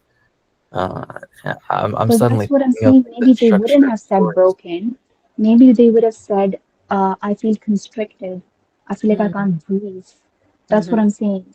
Like broken is just, that's what Musa alayhi salam said, Rabbi shrah li sadri. He didn't say, God, fix my chest or fix my heart or ujbur, He didn't say that. He said, expand my chest. And Mm-hmm. Allah says after that, Alam nashrah laka sadrak, did I not expand your chest and lift the weight Doesn't from your wait, back? wait, wait, wait, hold on. Doesn't sharh mean to split? I don't know, but Shred, yeah, it does. It means to shred. It means to explain, to explicate, right. See, describe, and it also means to so shred. again, I'm not saying that like there's a fundamental metaphysics that the heart breaks. I'm not saying that. I'm just saying that language, but like, is just pointing. That's my that's where I that's my final plea. Language is pointing, regardless of where it's coming from, God No, or but the. I'm That's saying that it that's the could be, chest cavity, right? It's the chest cavity yeah, that's yeah, shred. right. And it's like, and that I feel like is very intuitive. Like when you're, what's it called? Like when people have anxiety or panic attacks, it feels like very like constricted. Like it feels like you can't breathe. Okay, But I'm let's not have a sure that it homework for breaks. each other. Let's have a homework assignment until next The week. teacher in Let's Huma has come out. Yes, exactly. Because I think we're just running around, biting No, each other's tails and our own tails. no, If no. we look for the metaphysics of the heart, of the qalb, I appreciate that would be you. very productive. I would love to do that. Like, regardless of anything, I would love to do that. Yeah, And if no, we that would be find great. We all some definitely good need source, to we can know. share with each other. We can ask Mhm. people who we respect if they know of some good sources for that. But Yeah, you know what I absolutely. was saying about the yashaqqaqu, I was splitting. Yeah. I was saying maybe maybe we primed ourselves by thinking about sadness and heartbreak, but if you read this right, which rivers burst forth, there's another English metaphor, Yeah, outpouring of love. yeah, It could yeah. be that, like we didn't, so that it could be Say good, again. that it could be a good thing. Outpouring of, like, you feel an outpouring of love for someone.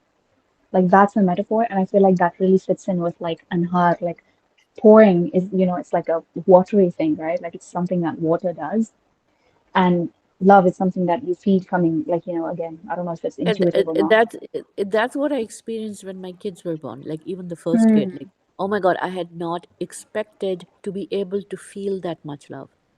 Even though, carrying a baby inside me for 9 months, and it's obviously even then loving the baby, but the actual sight of the baby and holding the baby, it was like somebody had physically, like in that sense, Zanira, literally ex- expanded my heart, split it open, that it can feel so much love. It can contain so much more than I'd ever imagined it to be. And for the second cat, exactly the same. You think that, oh my God, it would be so unfair to any other child to, because I could never love another child like I've loved this child.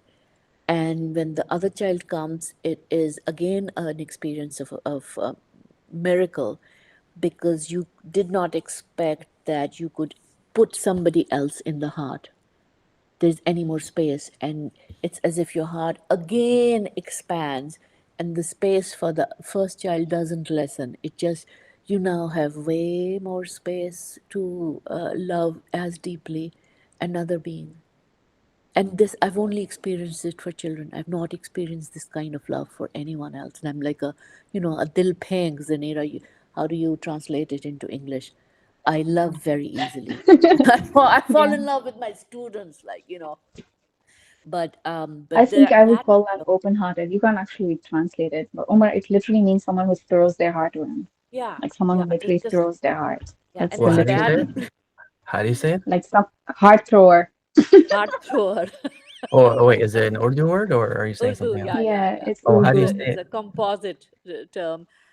Dil peng. Dil is Farsi for heart, and Yeah. pengna is from Hindi Sanskrit origin for throwing. Dil Oh, peng, so It means somebody you who just basically like, habitually throws their heart yeah, away. that means uh, you just give it away really easily. Like you that's always be falling in love, basically. Yeah, you're just always that's on a high of some kind.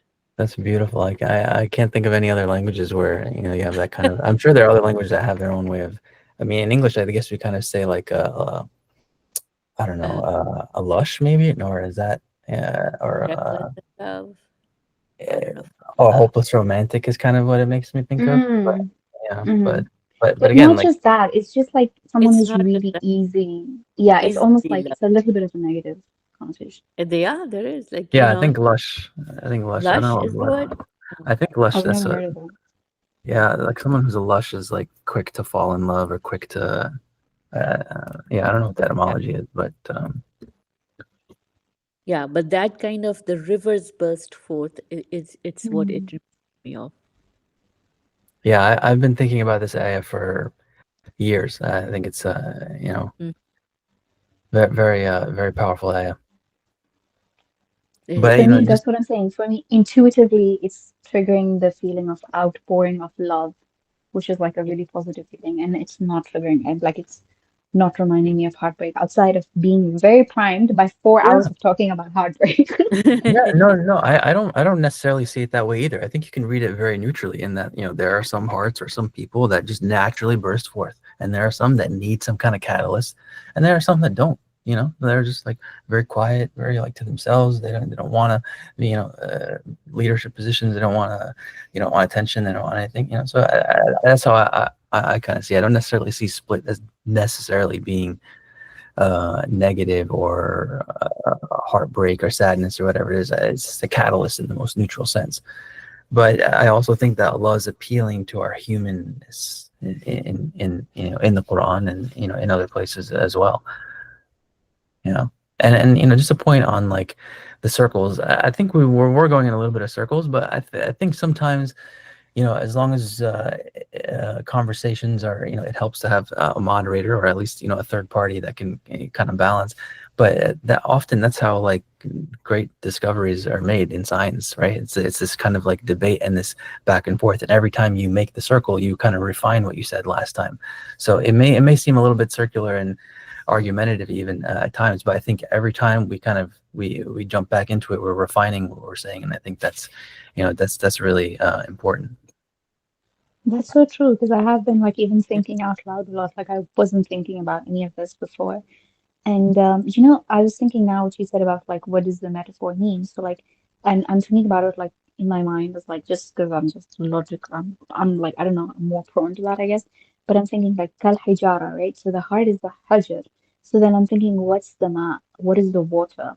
So like if God is saying some stones, uh, water bursts forth from them, and then it's like, but water is life, right? Like water is a positive thing. Water is like, yeah, water is like, the root Life of giver. life. Hmm. Yeah. And so then it must be something good that comes out of the heart. It could be love, because I think love is also life-giving energy. Like it can't be sorrow, because I don't know anybody that would think that, water is sadness. Yeah, Like I No, think it's we need not. to read the oh surah no, I again never, so I don't think the we ever. context of the book, Yeah, I don't think right? anybody ever made the implication that water has the negative connotation. I think that what might have a negative connotation is the word split, yashaqqaqu, right? But I think it can be perceived neutrally. It can be perceived like, positively. I don't know, like, sometimes, I don't know, maybe like, I don't know, lightning strikes a tree, and somehow that, like, Yeah. saves an ecosystem or something like that. Okay, So okay, guys, here's the ayat before it. It says, "We said, strike him with part of it. Thus does God give life to the dead and show you his signs, that happily you may understand." And it is before there is somebody that they've killed and they are told to strike it. So, and the one before it is, "And when you slew a soul and cast the blame upon one another regarding it, and God is the discloser of what you were concealing." So this strike him with part of it. Like there's something about striking the dead as the stone is dead with part of it. So striking the stone with another stone, and God gives life to the dead. I think yeah, this has No, much so more but that's the context to it that we context. look at But it. That's then it we says need to. It's much then. more context there, right? Yeah, yeah, yeah. yeah, Yeah, I because forget then this. that's the story, but then it's like then, because I think God is speaking to Bani Israel and he's saying, He is we speaking to. did all of these things. Yeah, he Yeah, did all of these things for you, and then yeah, your heart becomes hard. Like just imagine exactly. after everything I Yeah, did for you, yeah. even then your heart got harder than stone. But there might be some resonance with the striking with part of it, and God gives life to the dead, and then the rock splitting open, the stone splitting So open. what's resonating with me, Homa, for me is the same ayah I think even Omar spoke about. Yeah, Because the ayah that you recited now in that Allah's, I think he said disclosure, but yeah. the original is Wallahu mukhriju ma kuntum taktumun. Mukhrij, the one who makes something exit. And Okay. so again, the same ayah in what the ayah that Omar mentioned earlier, it says, "Inna Allah faliqul habbi wan nawa, Uh-huh. yukhrijul hayya min al mayyit, wa mukhrijul mayyiti min al hayy." So subhanallah, the way the comparison that you drew, it has like about bringing out life. Allah uses that same, I call it a name, but some might say it's an attribute, some might say it's not even anything. But Uh, mukhrij means someone who makes something exit from somewhere else. okay. And Okay. so then when Allah is talking about this, that He's Allah is the talking. splitter of the seed and Yeah. the date seed, and He brings life out of the dead, and He brings the dead out of life. Yeah. Dead out of life, Yeah. There's a basically. mirroring there. There's a mirror imaging there. Beautiful. Exactly. Thank you. And Zanira and the Jan, same thing was are with you a water. hafiza? Are you a No, hafiza, no, mashallah? unfortunately not. The way you bring up ayats, I'm just absolutely floored with admiration for both of you, mashallah. No, Jazak. I'm so No, sorry. I'm gonna have to send you a overwhelmed message by out. your It's brilliance, not. mashallah. Actually, Rarely some things come to me. I'm not. I'm not a scholar. I'm not. I just need I need to clarify this with some people. It's just because of how much it's not coming from a great place or anything, and it's not a sign of like me having knowledge of the Quran or anything like that. So please, it really hurts my soul when people think that I know more Quran than I know. I don't. I But yeah. think I think we talked about this separately, Zinira, about the idea like the difference between like fasaha and ilm, right? So like the difference between like knowledge Mm. and like fasaha is like eloquence is normally translated, but you know it also has the kind of sense of like just its own kind of knowledge or knowledge that you get through like adab and etiquette and so it's like an intuition, really. I didn't want to use that word, but Mhm. but you know, I think that and like in Arabic or in the word uh, fusha, right? Like I Mhm. think that's the idea is that we get it from language. We get into intuition from our understanding of language. Is that the meaning of the root fasaha? We can take a look, but it was actually it I was think it's I think also in it's a hadith, right? أنا أفصح العرب. yeah, I definitely heard that before. صلى الله عليه وسلم. I think fasaha means like its base meaning is clarity. I think that's the base Yeah, meaning. I think Uh, we use it in Urdu as well, fasahat.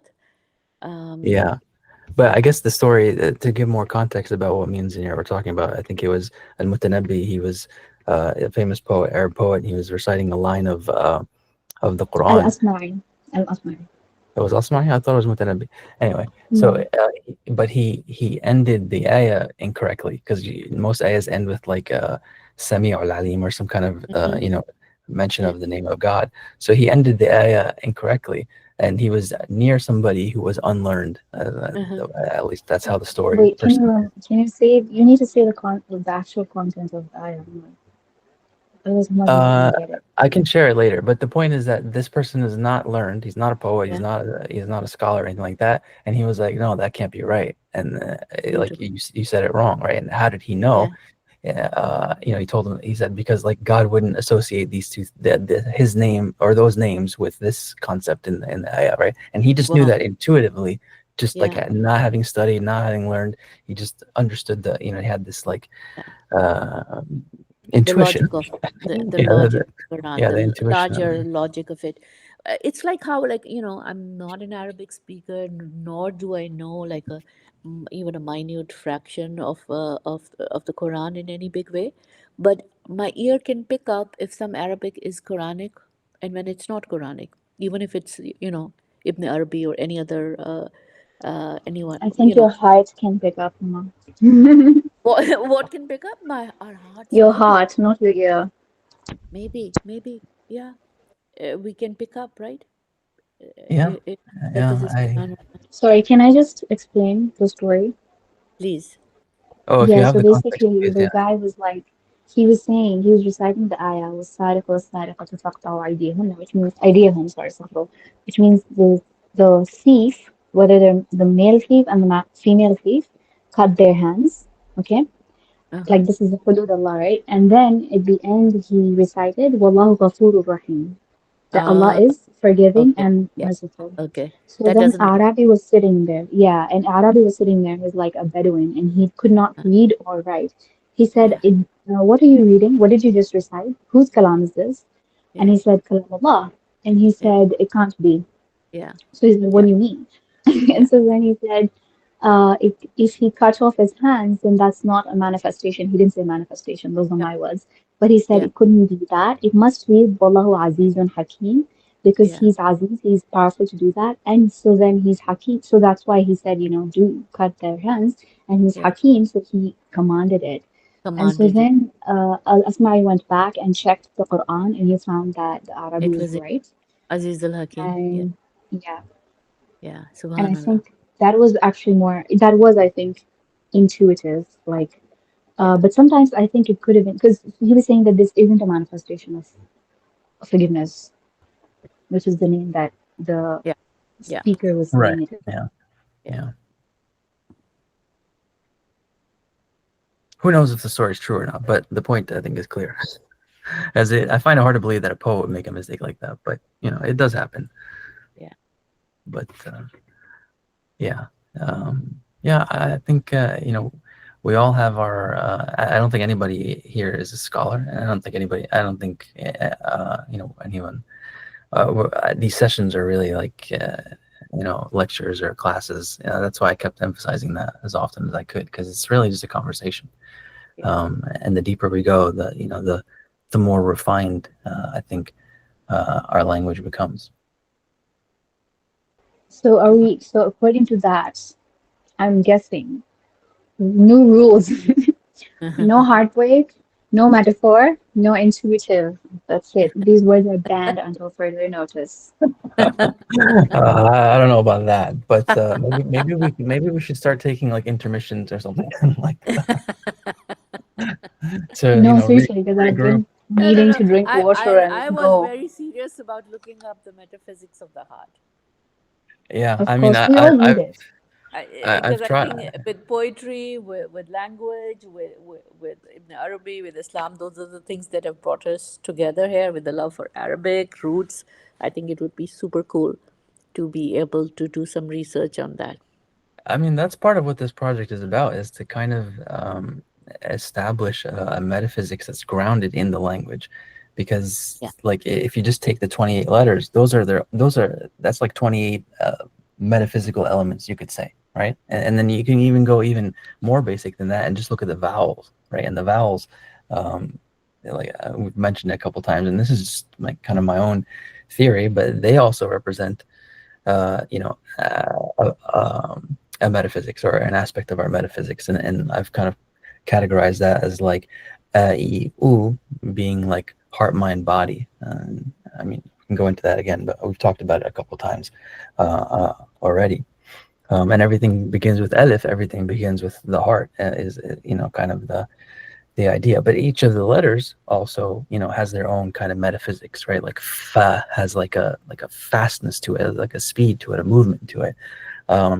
Actually, it reminded me, I wrote this down like 3 hours ago when someone said something about I think it was Zaniro saying something about chi, right? And I have a feeling that's related to qaf in some way, right? And we say qu, in Arabic as a command to mean like protect, and qaf has this like very like ancient old like stable kind of like energy to it. But then even beyond that, once you combine the letters, right? Once you look at the 700 or so possible combinations of the 28 sounds, then you have like another layer of the metaphysics. And what we see often at that layer is this constant, what we see often at that layer is the idea of union and separation. There are a lot of words in Arabic, especially biliteral, two sounds that just mean to cut, so yeah, that's the point, just being that like that's a big part of this project, is to try and kind of like establish some sort of metaphysics, and through the app in some way, but that's a long road, inshallah. But a lot of Inshallah. these Something sessions are something that recorded. you reminded me of was that subhanallah about Fatah. I just realized something while you were speaking about the letters. Words are like Fatah is I think the opener of portals, right? Abwab, porte being the French word for door. Um, Allah is the opener of doors, but you know what the portal is to the other realms? Their words. Our words are Yeah. portals, and specifically the words of dua are portals. But the asma, all of the asma are portals, not just Yeah. the name Fatah. All the absolutely every single one name of Allah is a portal to a Portal. certain reality. Like you're saying Ya Salam, that's a portal to peace. I think that's a portal even to Jannah. Oh, there is. I think there's probably a Bab Salam also. I don't know if there is. In In Makkah or Konya. in the Haram. Yeah. In the Yeah. Haram as well, I think it has. Yeah. And then yeah, so like every single name of Allah is actually a portal. Like me saying, Ya Kareem, that's a portal to God's generosity. Ya Rahman, that's a portal to God's mercy, to God's womb. Every name, every word that we say is also a portal. That's why, like Rasulullah Sallallahu names are portals. Like Rasulullah So Sallallahu changed somebody's name. Someone came to Rasulullah and his name was like, has I forgot. Do you remember? Yeah, has which means like a hard ground, sad. but it's also related to huzn, which is sadness. Yeah. So then Rasulullah told him, "You are." I Oops. forget. Uh-oh. Farah? Uh, No. No, Sad, maybe? Oh, she's gone. okay, here is Sorry. Zanira is here. Yeah, Yeah, sorry. Yeah. my Cut battery off is right at also. the. Anyway. At a Yeah. very So then crucial he said, moment. "Sahel." He said, "You are Sahel." Oh, You sad, are right? Yeah. Sahel, Oh, okay. and then which means ease, and I think that's also Please. like a manifestation of Fatah, which means flow, which is the name of ease and flow. And so then he said, "No, I will not change the name that my father has given me." And then he returned and he said that since then, and then he narrated to somebody that like sadness or difficulty never left us. So his name Mm, being sadness was a portal to sadness. Yeah, mm, yeah, for sure. mm. And names are also, like that's Ve- something me and Tanir have talked about, but I feel like names are also very, they're portals to the person's personality in a lot of ways, right? Like your own name, like it's oh, something yeah, like that's very, because yeah, there are sounds that you carry with you all the time, right? So yeah. there's inevitable that you Their develop a meanings as relationship. well. Yeah. We take like months to decide upon a name, but also aren't we also supposed to be words? Like every single thing created is supposed to be a word of Allah. Yeah. Yeah. SubhanAllah, yes, yes. But also, I don't know how much you remember the story. I think Homajan, you probably already know the story, but it's the story of Bulisha and the Aleph. Yeah. And Yeah. Yes. so, Yeah. and that when Homer said something about splitting, like the words and splitting, and Yeah. that really reminded me of how he, when he wrote after his all his travels, he comes back to his teacher and he Yeah. writes the Aleph on the slate like it splits, and that becomes a portal through which his teacher sees like the realities of the universe and Yeah. realizes that the Aleph was the portal to everything that Bulisha needed to know, and the teacher underestimated the power of that letter. So it's not just Absolutely. words, it's also like the letters that are portals. Yeah. And he So said, subhanallah. I never even learned, he never needed to learn any other letter beyond it because that was the portal that got him to the destination. Yeah. I can't help but think of like a seed, right? Like Aleph Yeah. is like a It's seed like a splitting seed. open. Yeah. Yeah. And pushing forth in both directions, right? And also like a sword. Yeah. Oh wow, Words, yeah. It's Fat, also words like like a which sword, swords. so it sword is can usually pierce. mm, It can split open. All you do is add the S, right? Yeah, That's all you got to do. oh sword word. yeah, sword Yeah, and but word. also like you also win battles fat with swords. Yeah, Not us, yeah. inshallah, but people Oh, did that. full circle, mashallah. Mashallah, mashallah. You just gotta add like you gotta pepper in something at the end to make it seem relevant. Like we're not just arguing amongst ourselves, like we're not just ramping. You have to make it link at the end.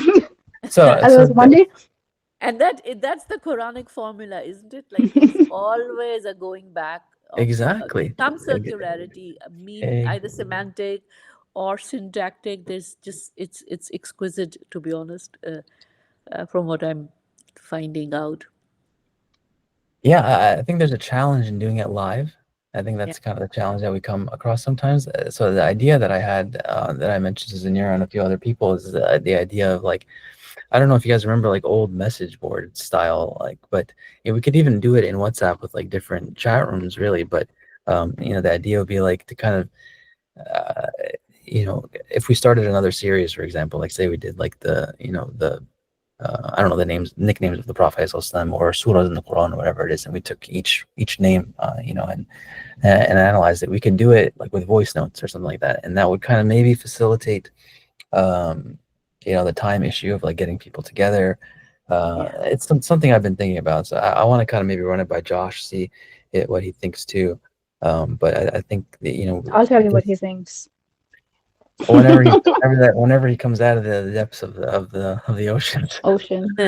or the seas that he's in. No, no. So the thing is, previously people had a lot of issues with a lot of chats being sent in the groups, and they didn't want to have too many things. That's why, like, Josh is very particular about like having each chat, like, be specific for that specific thing. But it was a lot of it was because a lot of people were like leaving the chats because there were too many messages. So I don't know. I mean, Yeah, I don't understand.